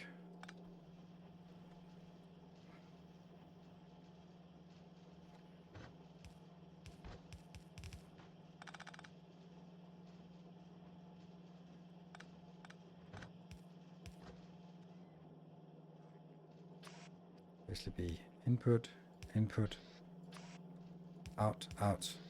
And then this is only going to be one-sided.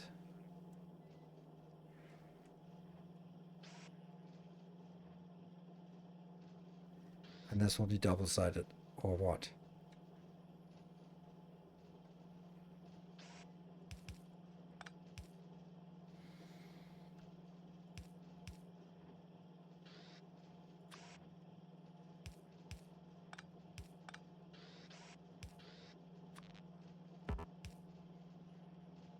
Hmm.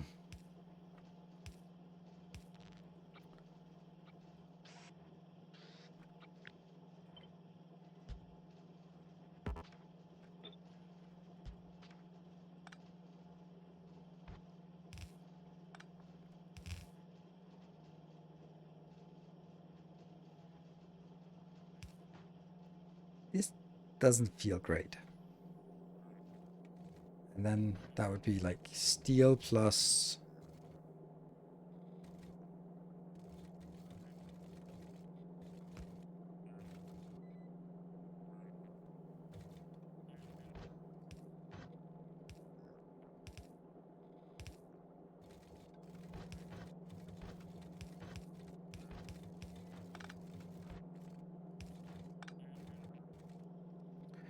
And then there would be iron here. And then it would be copper on the lower side of this. Only on the lower side.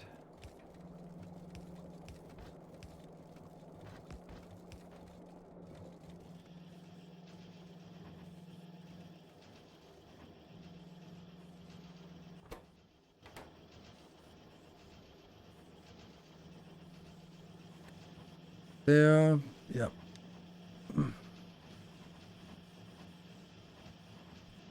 Feels weird that the highest quantity is not on the belt alone.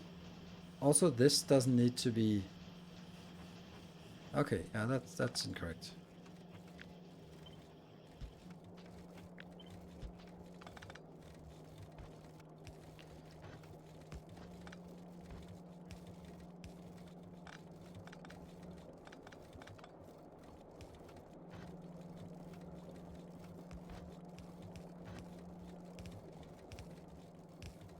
This flows better. This looks better as well. That it's the product that is... Yeah. And then the question is, what the hell are we going to do about this?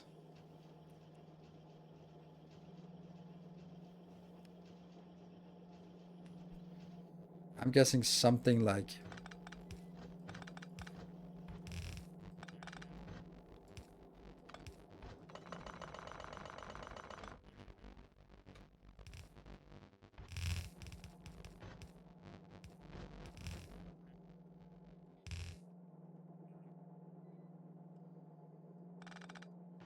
And then the idea would be where to put the defense grid. I would actually put it inside this city block here, not outside the city block. Check on energy. Yes, that's a good point. Maximum consumption has been 90. And obviously a lot of stuff is just not really working. Because steel and concrete is also something that runs really slowly. But we would never really be in a position where we'd have to load up the entire belt, load up everything at once. So, and the whole hub is also just not really working. So if you look at this, there's still like a lot of stuff that still needs to be built. Anyway,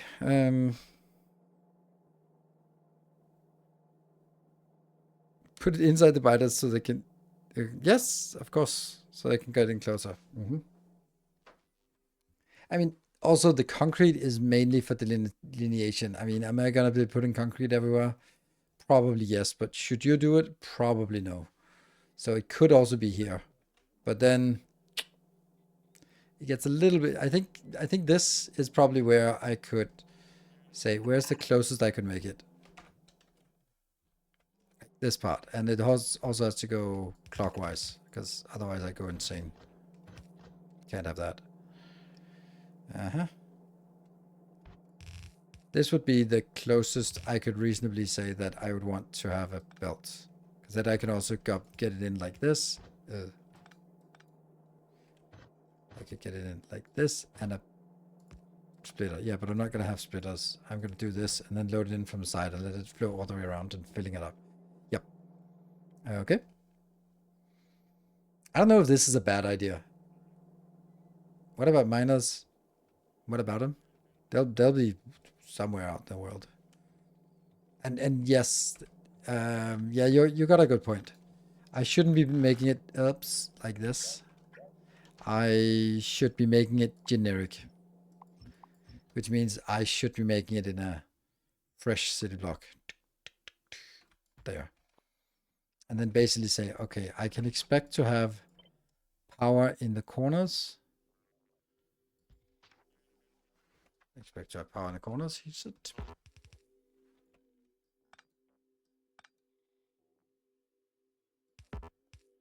There.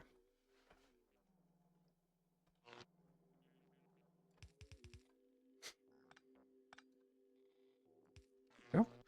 The defense perimeter should be on the outside of the block so the robot ports inside can block stuff. Yes, you're absolutely right. So it can be, and I still want to say this is the maximum, the closest I want it. And this can just be a yellow belt because cheap.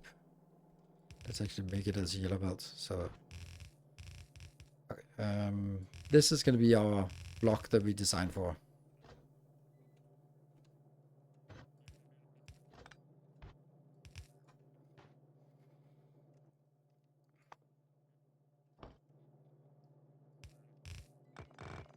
Yeah, I don't mind blocking this one off. I'm not building the gates, so should I be making gates here? No, I never use the gates. And it's not a walking path, so yeah. Turrets.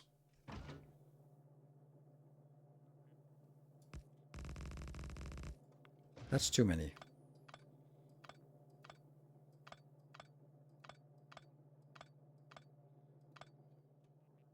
That's good.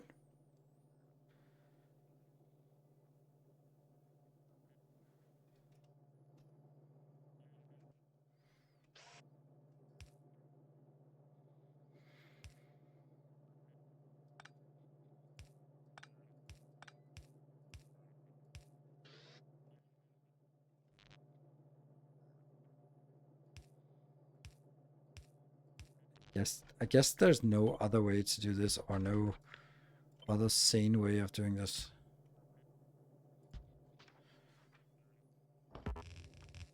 Gonna be so boring, but it also kind of has to be boring because I have to manually build it, so probably a good idea for this to be a very boring build. Yeah.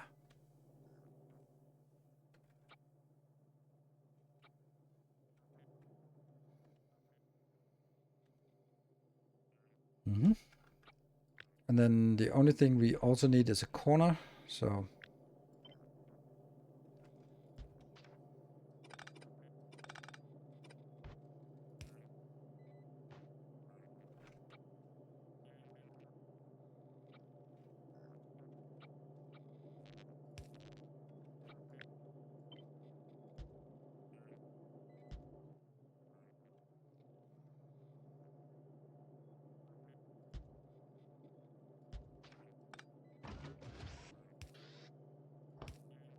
corner's always a little bit more vulnerable, so I think this is a good way of making a corner. And if we really wanted to, we could put a radar in the corner as well. Boom. That actually fits.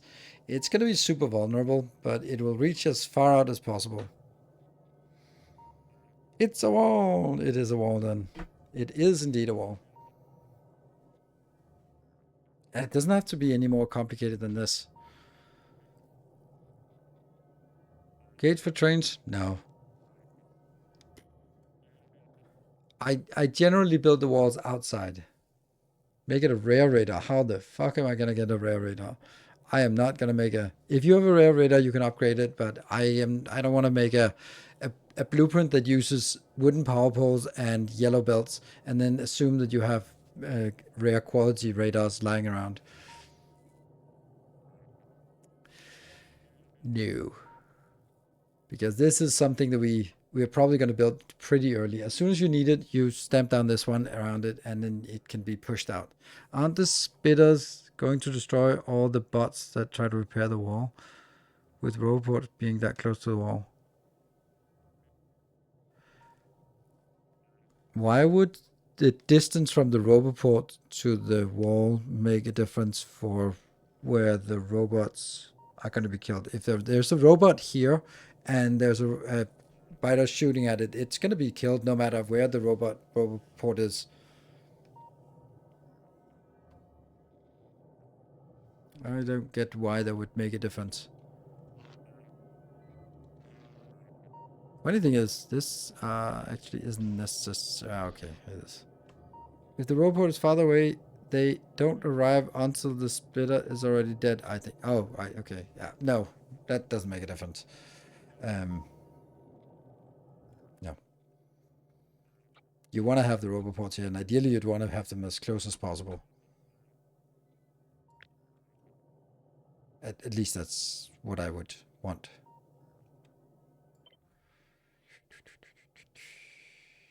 Tiles? Do I get tiles in this? It feels weird to have tiles. It also feels weird not to have tiles. I don't know what to do.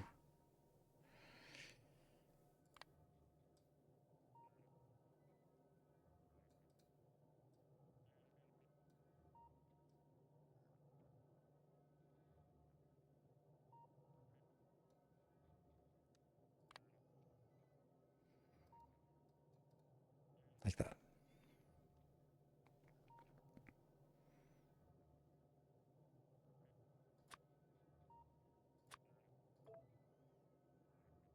And should I have the roboports here? Yes, I'll have the roboports because they will just be ghosts until I actually have the roboports.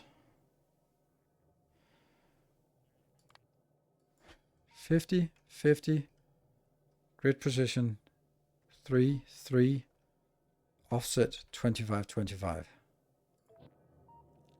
I'm getting good at this. Look at that. Yay. I work.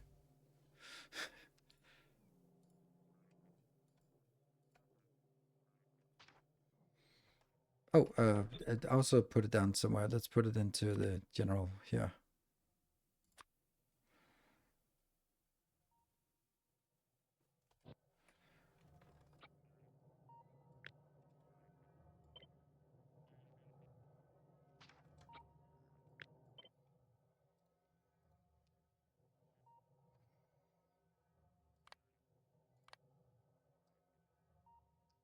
This is even more silly.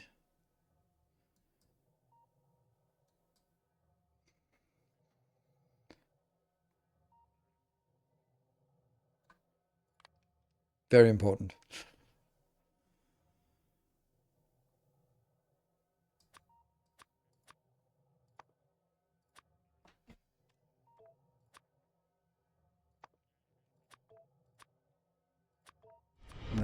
Tales of our Von Arm, endeavors thank you so proliferate. much.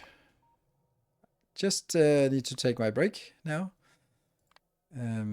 Not that this was a reminder, but I do need to take a break. 3 and 3 and 25 and 25. All right, blueprint is done, and that goes in here. Now it's at L because that's a corner. See if it works. It does not work quite.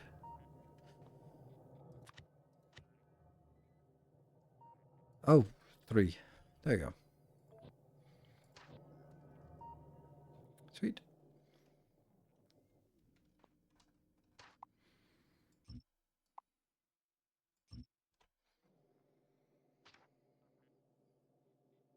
They have a corner icon. Ooh, sexy. Like that. And a pistol.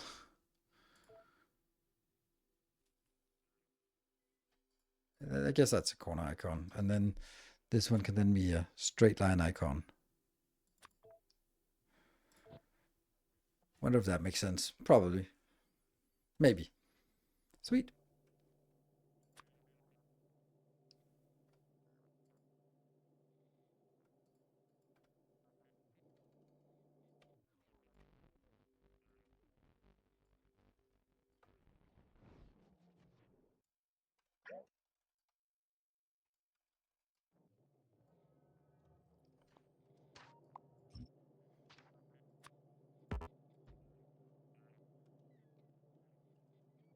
Yeah. Yeah.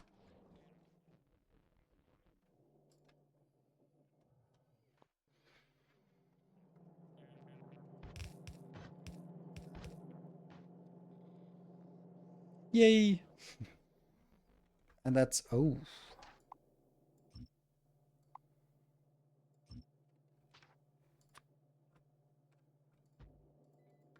That's actually a really simple blueprint. I really like that. It's very simple.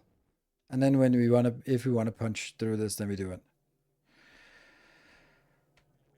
And then, of course, as usual, it takes forever for this to fill up, but hey, it works. Cool. Taking a short break. Be back in 2 minutes, and then for the bonus hour. Be back in a bit.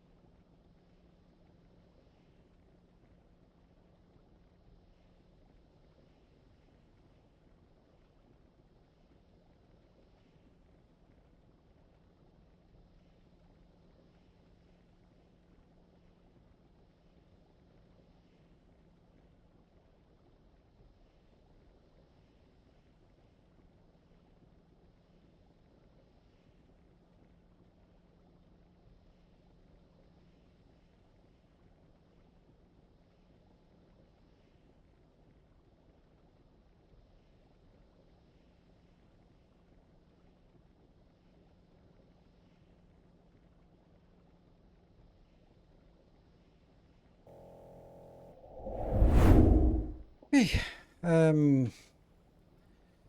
Yes. Still have a science belt cut off. I do indeed. Thank you.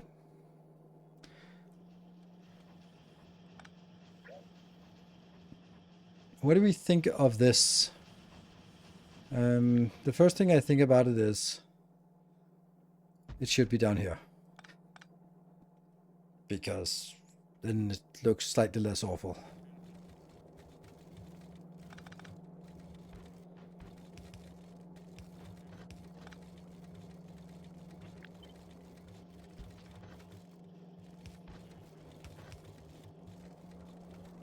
Oh, damn.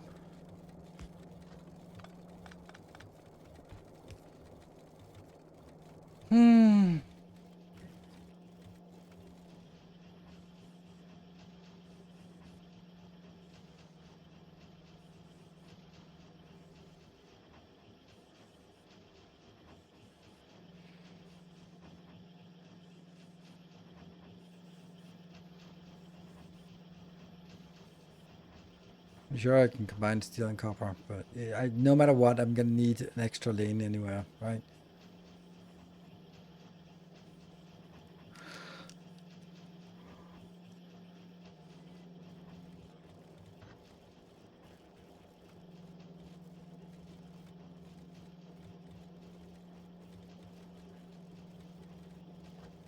Move the balance down? Yes, absolutely.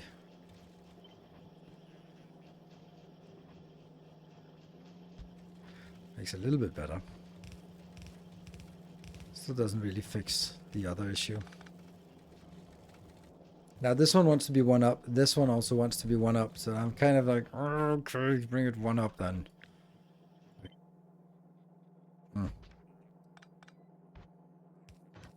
That would work, and this would work.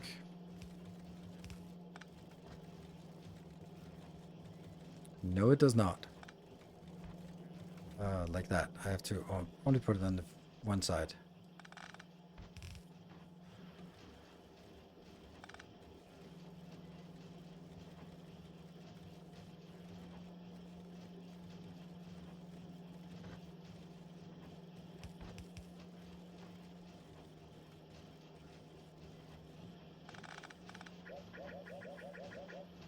That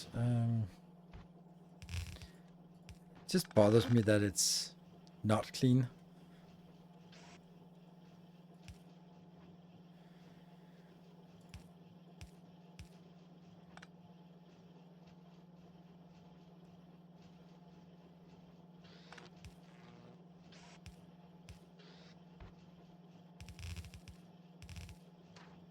I think that looks better.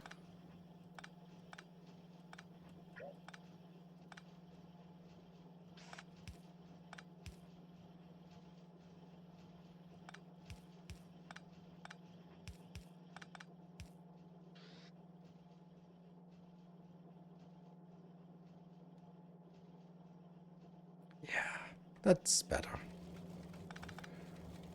And then that's copper we need on this lane here.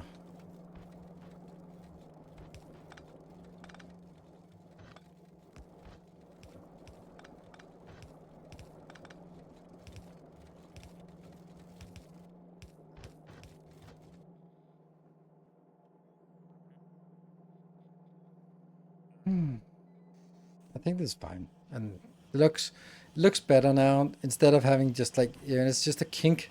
It's bad. The kinks are bad. You heard it here first. Kinks are bad. We are completely vanilla, no kinks here, and yeah. But this looks better. This is a turn and a turn. That's better than a kink. Kink shaming again. It's what we do.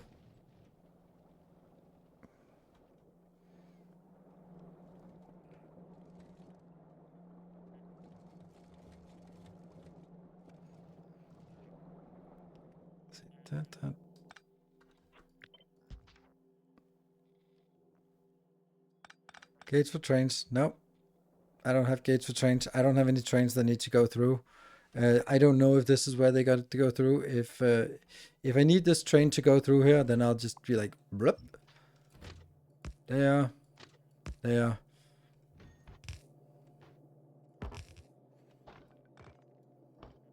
Like that.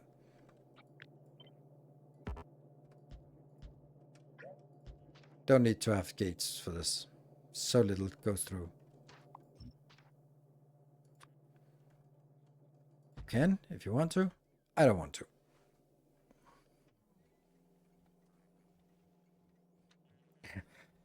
This is just an example.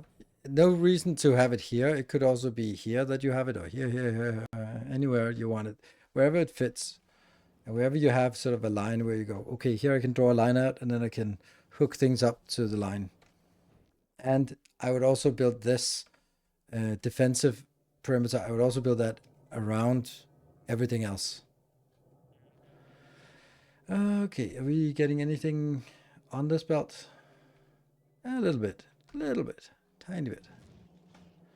So what do we like? Do we like about this one? I mean, it's built at the right time. We built all of this power. Then depending on whether you need it, you can build this thing here. It does feel wrong. Like I dislike it. I fundamentally dislike having something here and then also here, where this one is idle.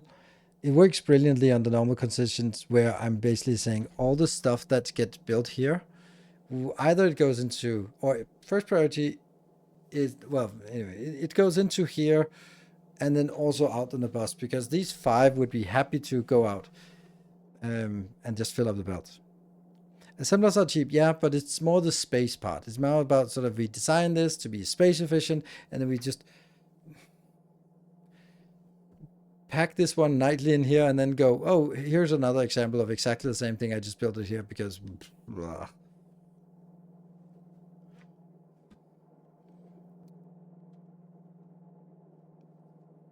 And there is no way of grabbing this one out. Well, that's a horrible power network, isn't it? Yep, that's not cleaned up. Hopefully that's not in the blueprint. I thought I fixed it in the blueprint, didn't I?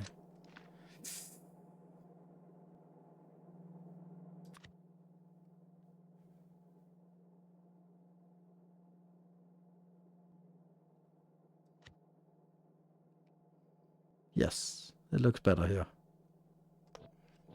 Some diamonds, but not so much. Red sign's broken. Red sign seems a little bit broken, yeah. That's because this belt is coming out on both sides. Right?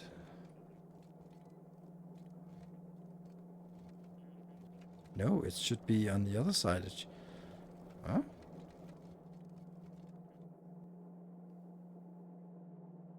Right-hand side in the direction of travel. So this one puts it on the lower side. That means I should only have this on the top side of the belt. Yeah, when I built it, I forgot that.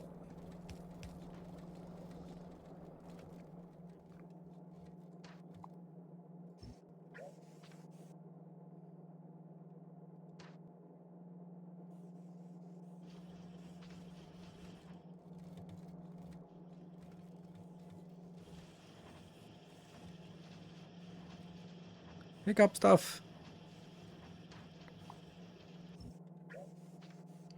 There you go.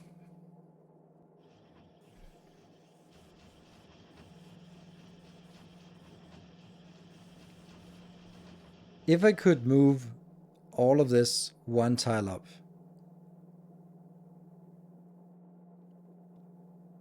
then I could earn an extra space here, so that I could basically have, if this was like that,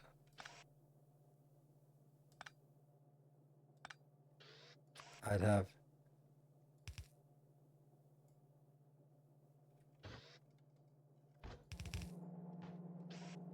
there, right?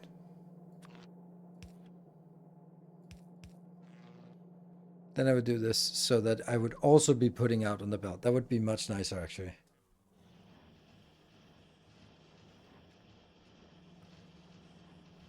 But would it be possible to compress this by 1, or would we just accept that it uses the one that's closest? Because it's not the end of the world if it does, but it's also just, it'd be nice if it didn't. Does you have to give some love? Thank you for all your videos. Thank you. Oh, sorry. Power is okay. Only here 78, 81. You'd need more yellow ammo. Yeah, sure. But that's again. That is something I actually looked at previously and was sort of looking at go like, that's not impossible to do. Then it would be something like this, for example, right?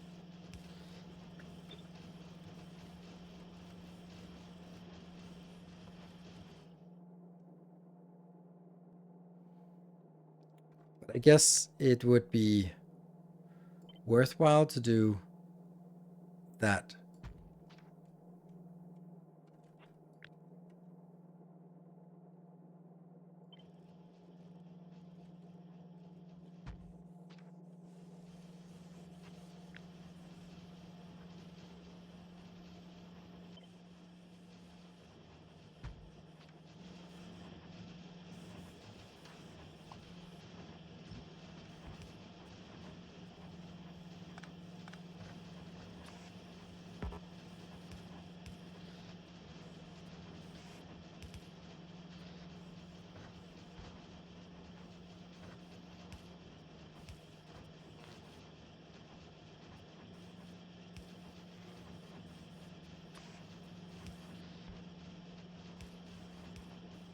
Like this, and then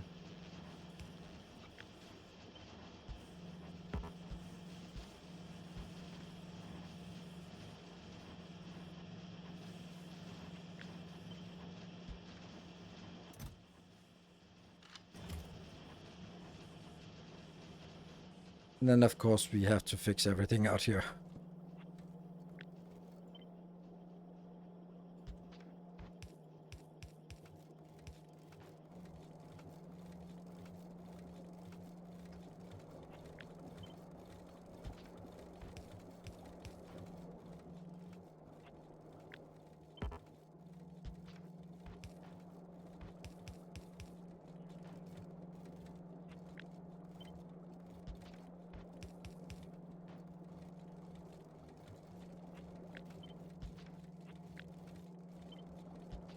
Yeah, I think that's weird. Oh, it goes in on the top side. Except it doesn't, because this is full of the junk that was put in there before.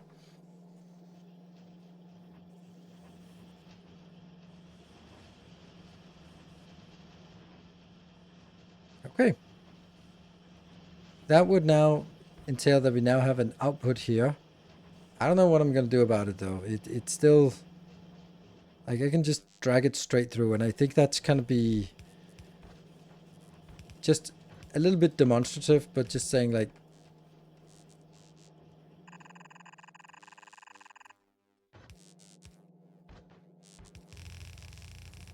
There.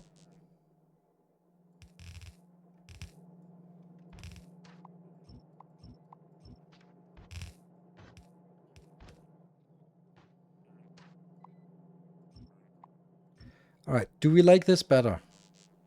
It has one significant problem, and that's the fact that it is changing a already released design.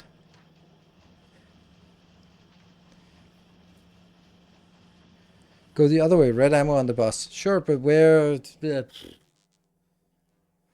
we then take it out of the bus? Up? Yes, sure. There's plenty of room on the bus, that's for sure, but... okay, I like the idea of putting it back on the bus. Where would it be? It would be on this one, right? This is a good place. Yeah. All the way down. All the way down. Ooh, you're innovative. Backwards bus. Backwards busing. All right, I am going to try it.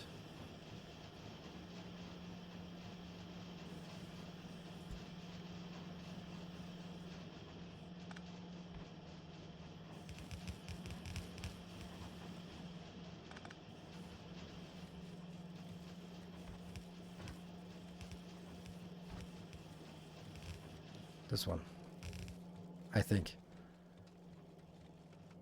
No, because that's a... Oops. You guys remember when I moved the coal not long ago? I wish I hadn't.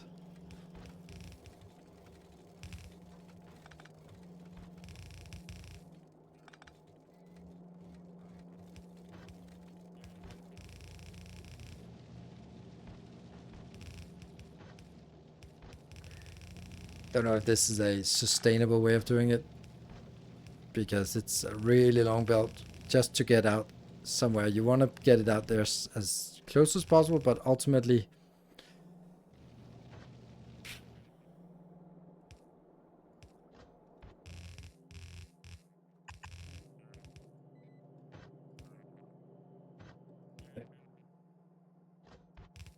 See, that's funny, how it doesn't replace it when you have stuff in the inventory anyway. Hmm.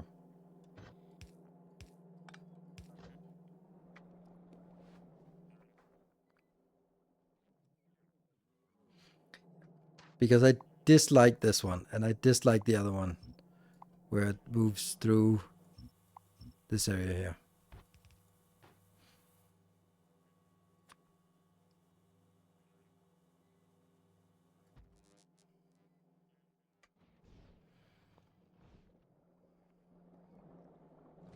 And then there's just a little bit, a trickle through, because also this one is still building up a little bit.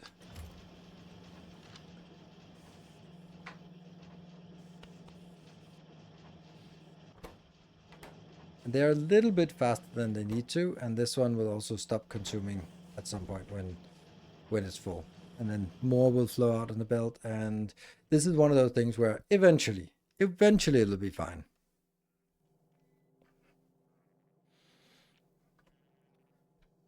Ammo all the way down, feels waste for resources enough, I just sleep on it.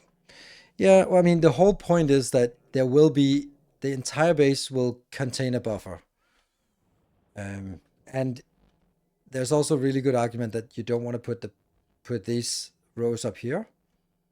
Actually, we do need to change this, because this is where we want to put the uranium.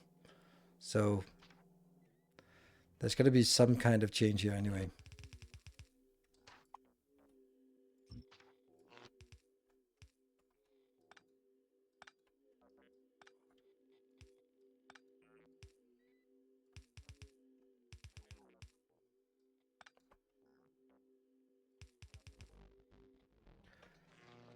And if it was going out here, it could also go up instead, which kind of would be the same distance. But I do think I like it better than what I built here. A big experiment.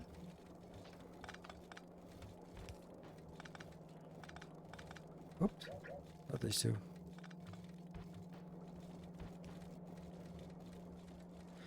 Working creative makes things so simple, it's sometimes hard to get back to normal. Yes, it is. This is also why I don't want to build like this, like mixing it. But it's going to be like, okay, now we start a new playthrough, and I stamp down a blueprint, and I work, and get attacked by biters, get distracted by something, come back and figure out I want to be a little bit more of this, or some kind of things. And then we'll sort of progress towards this base, I hope.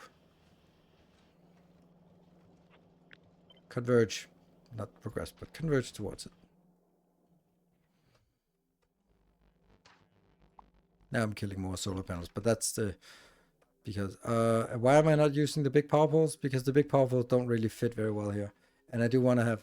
And if I was using the big power poles, they would not fit in the corners here. Because most of my builds are really close packed around the corners, so... Don't really have space to put them out here. Therefore, I put the small ones, and the small ones connect into the grid in here. And then it's just a few rare locations where I will need to sort of bridge it across. And then I could use the big ones, but I also could use not the big ones because I already have the small ones right here. So, yeah.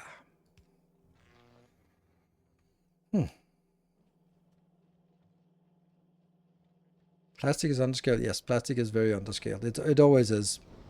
But I'm also unable to even get enough of this. You see here.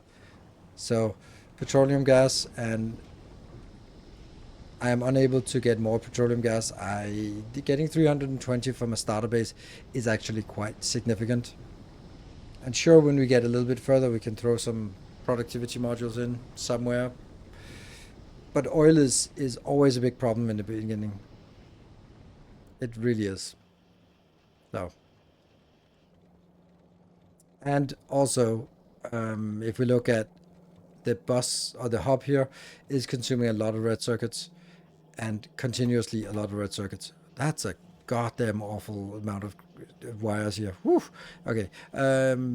Wow. This is spiderweb. This one, for example. Yay! Goodbye, red circuits. How little did we know you?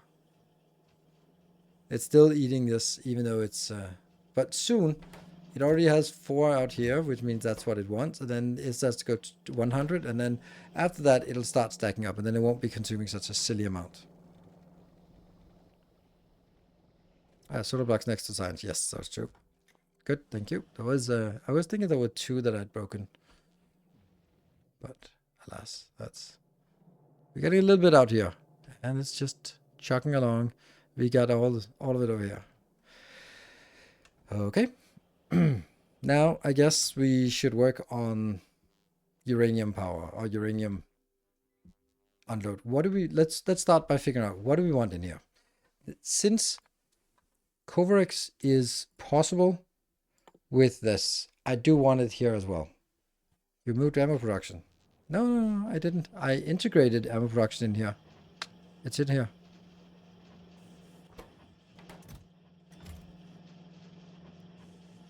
It was intended that I remove this ammo production.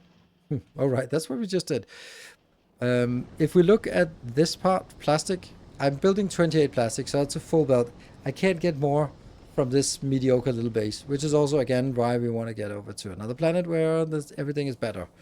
So even if we could max out this part, yeah, we're also still using a lot of petroleum for sulfur. So,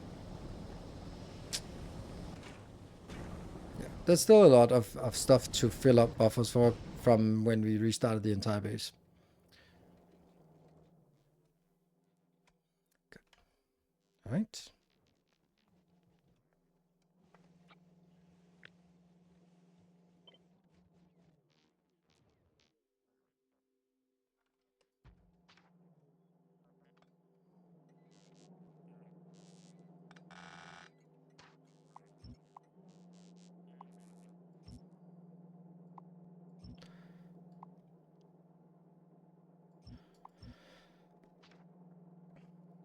Are we sure that all the science assemblers are going to always have enough ammo? No.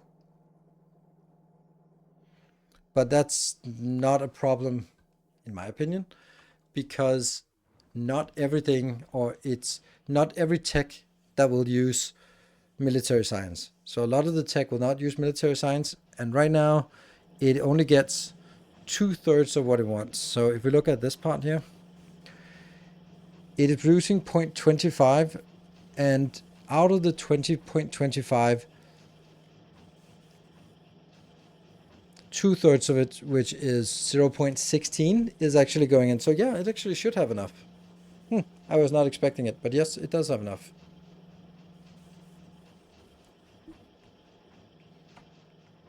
Thus far, I haven't launched an ore using blue chips, but I have it all built. I haven't had an issue with oil products. Oh, cool. Awesome. Could you add a buffer for the military?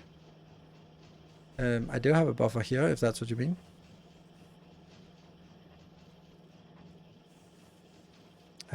Just for coming around and picking stuff up. Also the same for grenades. Not a lot, but just like want to get some grenades. Aside from that, we have the buffer in terms of the belt. Whether we get the belt downwards or upwards doesn't really matter. Well, Upward does matter. Then I can just get it on the second belt here if I go up. Okay, so this is going to be unloading. No buffer for walls? Oh, that's true. Well, no buffer for walls. That's actually a good point.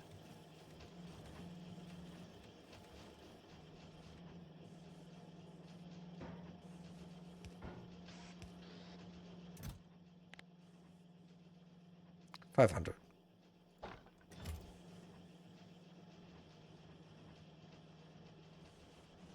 Goes upwards, downwards. If I wanted to do that, then I'd have to find another line.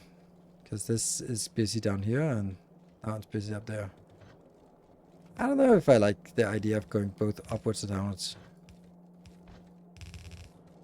I'm gonna do it because it's much easier to feel if I like it or dislike it once it's built, and in normal cases there would be too much work to build it, but in this case, I mean, like, sure, let's feel how it, let's see how it feels.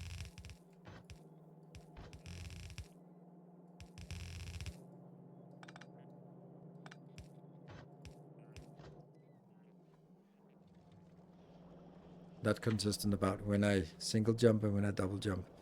All of this seems weird considering all the other ones are shorter jumps. Yeah. Everything else is 4. So why is this 6?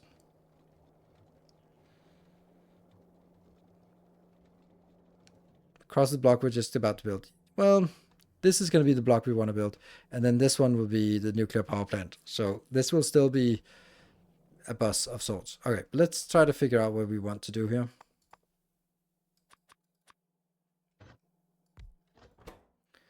So the stuff that comes in, we definitely want to make this. How much of that do we want?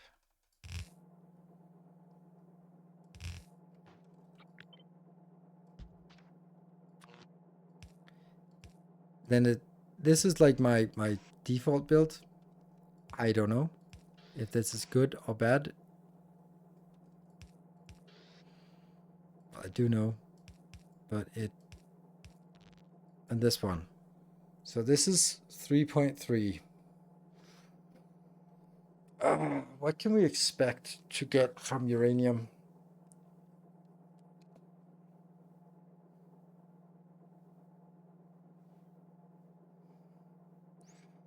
Starter base is very large. No, it's starter base. It's a base that is. It gets you to orbit, have a constant production of everything you need to get to space, gets all the blue science done, makes robots, makes a hub, makes all the stuff you need to colonize Volcanus. And it's built in such a way that it continues to operate and will just sort of be balanced. And then you can go to Volcanus and build something else. So it's basically like you build this base, and then for the next 120 or 150 hours, you don't come back to Nauvis because there's nothing to do there. Everything is just chugging along. And yeah.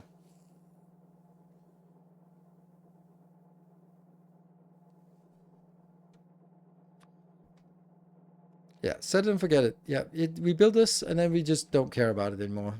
Then we don't really bother with Nauvis anymore. Okay, so obviously this is better if we do it like this.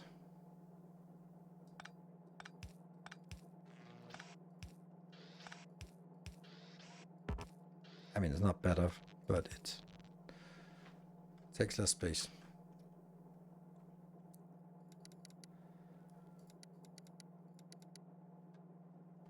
Nine of these belts is a full belt outbound.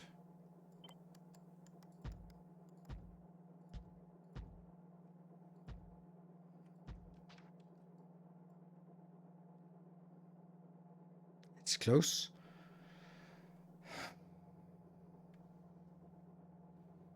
I doubt that I'll get this much inbound here.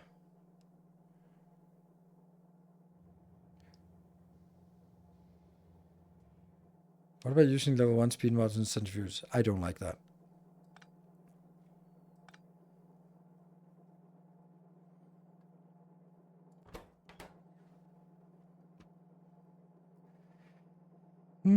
is kind of scaled for endgame. I would rather go for a bit overproduction for what we are designing.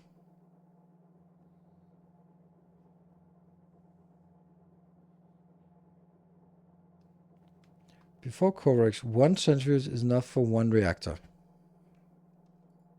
That's a really interesting point, though. I like that. I like. That's a very interesting metric. Now I'm just interested in whether that's correct.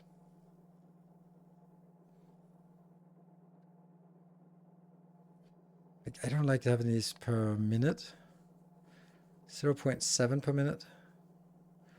And so this is 0.7 per minute. We're discounting all of that. So with 20, or let's say with 10, 0.35.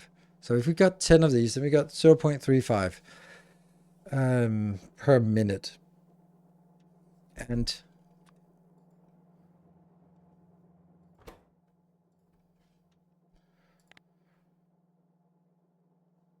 that multiplied by 10. Granted, we're always going to get productivity on this, but let's discount that for now. So that's 3.5 per minute.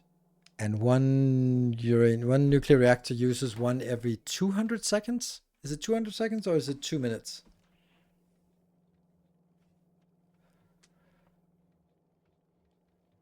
Why can't I not remember that?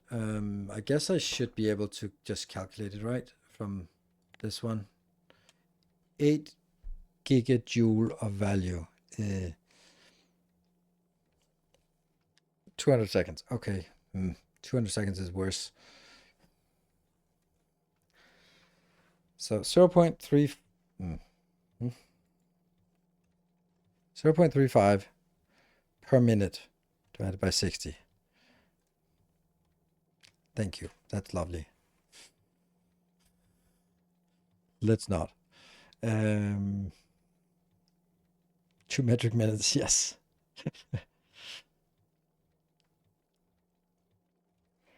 How much?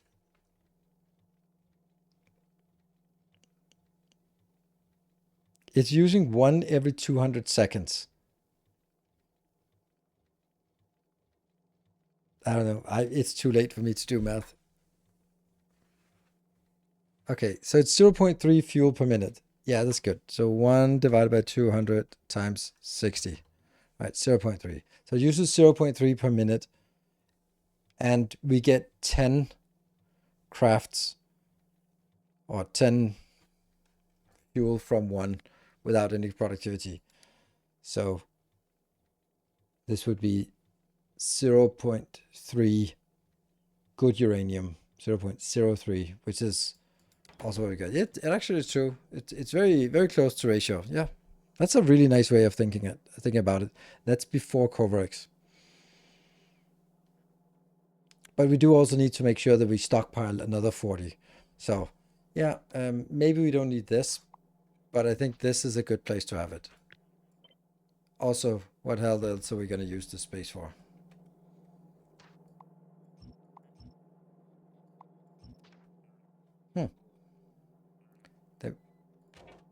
It's paused? How the hell did the game pause? Oh no, I clicked something. There we go. Huh. Funny. Must be a shortcut.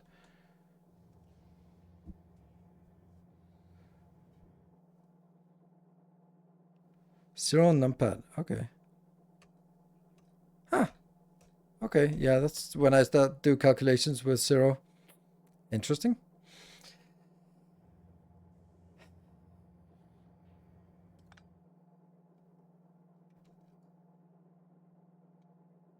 $24. There, 20. So what else do we want to make here? We want to make some Coverx because we want to prepare for that. We don't want to make some scrap recycling thing because this is some tech we don't have.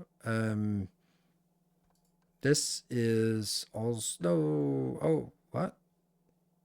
Oh, it's enabled by Corex. Okay. So maybe we want this? Nah, I don't really care. The only thing I was thinking about was getting...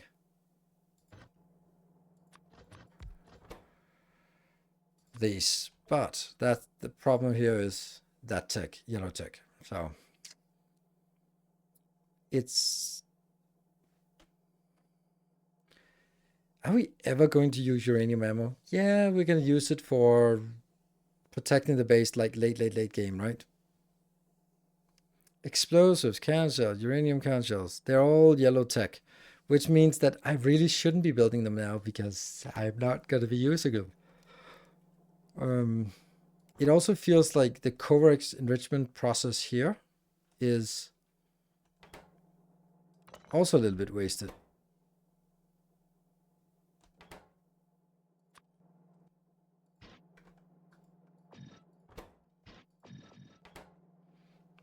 Because this is really hard to build it without getting, or without having beacons on it, right?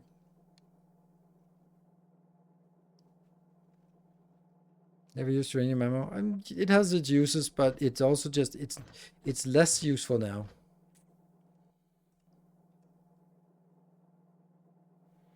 Yeah, I want to accumulate some shiny rocks. Yes, sure.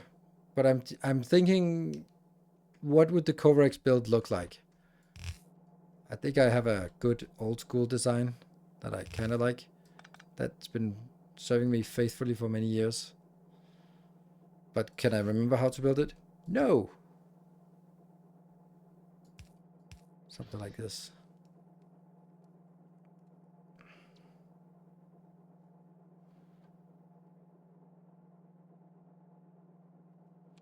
But will you still really need military science at the time you're dealing with nuclear reactors? Could you switch a bit of the science block for centrifuges? No, I couldn't. I understand what you're saying, but I don't like that idea. I acknowledge that at some point I'll do a big old delete of this, because at that point, when I'm done with all of this tech, once I'm done with all of this, and all the stuff that only requires here, so Corex, logistic systems, and that's it. Once I'm done with that, then, and these ones as well, they're a little bit more expensive. Then we don't need this anymore, and it'll be taken over by science production on Volcanus, which will be brought back and then drop back in here and then go out. So yeah.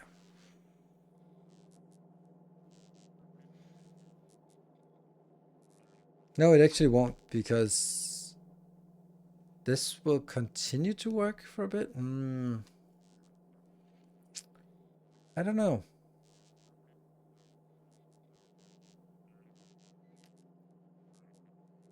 Are you going to do plastic on Volcanus for blue science? Yeah, we're going to do plastic on Volcanus, yes. To research cliff explosives and a few other Volcanus tech. Yes, absolutely. This is the intention. What I'm thinking now is, as soon as I get to Volcanus, I will start researching some tech. And then when I have, what was it, we calculated 5,000 or something like that, 5,000 of the science packs, or 2,000 of science packs, I don't know, some 5,000 science packs, let's say that. I bring those back, drop them off, and then this one is chugging along and completing all of the tech that's here. Because it's not really a lot of tech we need. It is cliff explosives, obviously, that's 500. Then it is another 500 for the asteroid reprocessing, because it's nice to have. Cold liquefaction, another 500, so we're up to 150. This one we can't research now, but it's 2,000. And then here's 2,000 more, and then there's 500. So it's 2,000 plus 2,000 for the speed module, plus another 2,000 for the real support. So once we have the 2,000, then we got transport belts, liquefaction, reprocessing, and cliff explosives. That's really what we need. So get 2,000, ship it back, do the four most important techs, get another 2,000, get the speed module, get another 2,000, and then sit and wait for the rail support. Of course, we're probably going to be getting some low density structures designs along the way. Yeah. You can move the entire science to Volcanus until you get biolabs. Wasn't that the idea? Yes, that was the idea until I realized there was an awful idea.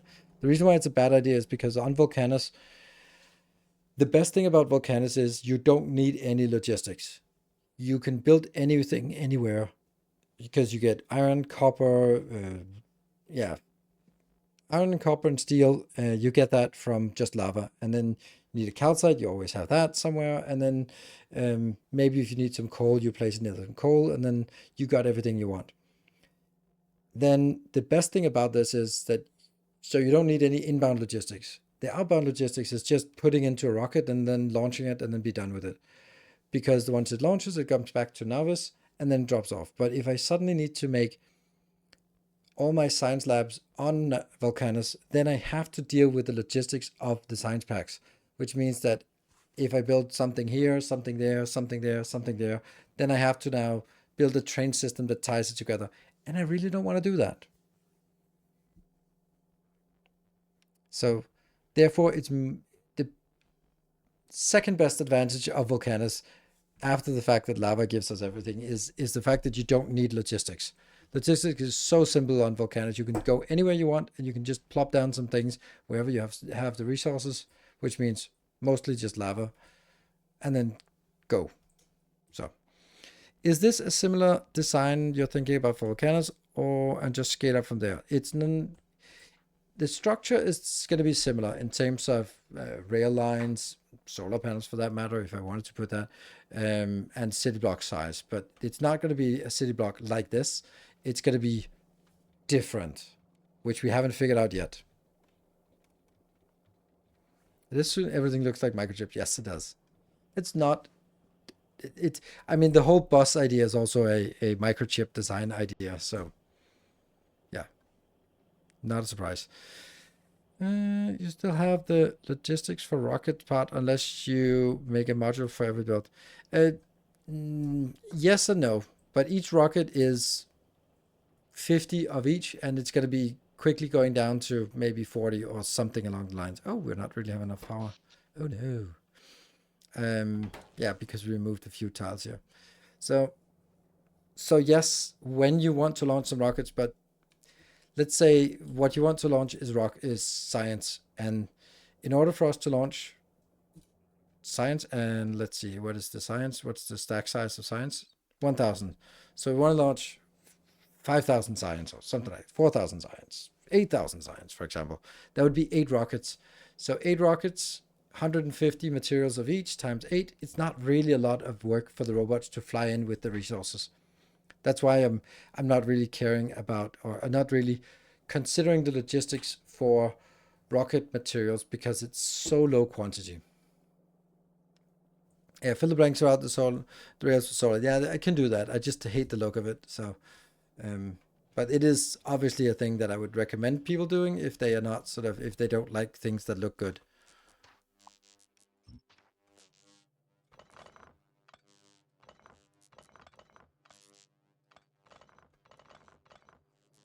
Right. It doesn't give us much. And of course, we can then start optimizing it and on top of that as well. But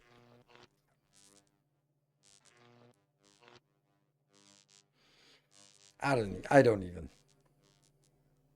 Mechanics cliffs will be an even bigger obstacle for the Silverback Paradigm. Will you do a segment on that in the masterclass? Yes and no. Yes, I'll do a segment of it. No, it will not be a problem, because once you land on Volcanus, I think we have a layer here that's Volcanus because we wanted to test it. Like, this is a starting area of Volcanus, an example starting area. Yes, there are cliff explosives, but what we need is 1, 2, 3, 4, maybe 6. Like, we don't need a lot of space. I want to build like a starter base on Volcanus that takes probably 4 blocks. Some launching, some landing, some build cliff explosives, some refine and build science, and maybe some hub, something like that. So I'm thinking I need 100 by 100 tiles of open space on Volcanus. Then I'm good. Then I can get science and cliff explosives going.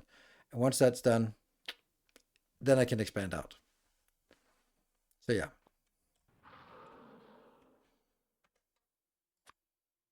See, it's like I would probably build like these 4 tiles here, for example. Or just don't care about this one for now. How will you bring acid? How will you bring acid to uranium? Same way I bring uranium back with the train. That's how I do it, always. Nauvis. We're not Nauvis. We're on design space. Woo, woo, woo. All right, I am exhausted. I can't get anything more done today. So I'm going to be wrapping up today. Thank you very much, everyone, for joining. Tomorrow, we're going to be continuing with our Assassin's Creed. It's going to be a little bit of a slow week. I wanted to... Someone said that we will be getting Satisfactory 1.0 on experimental. That would be fun to play. But a little bit busy week. So since it's only Assassin's Creed, and honestly, there's going to be like 100 viewers here for that, then I don't really have much of a problem with deleting or canceling those streams if we got something else to do. So, yep. If we could get the save, that would be tight. Indeed. I'll get the save for you, dear patrons. So all this is, of course, available to patrons. I will just upload it before the end of the stream. Thank you for reminding me, because I'm going to be... When I wrap this up, I just want to go to bed. There, and... Good. So it's called MC05.5. The 5th save on the 5th masterclass.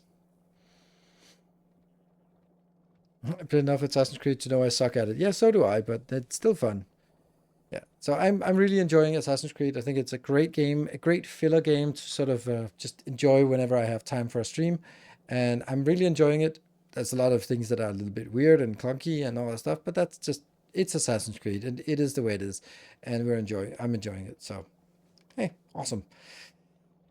A palette cleanser, yes, something like that. While we wait for Captain of Industry and other games, I'm also looking at maybe doing some sponsor stream or something later on this month. No, later on next month. So we'll see. Thank you everyone for joining, and thank you for that glorious hype train. Good night, take care, and stay effective. Good night. 199 subs.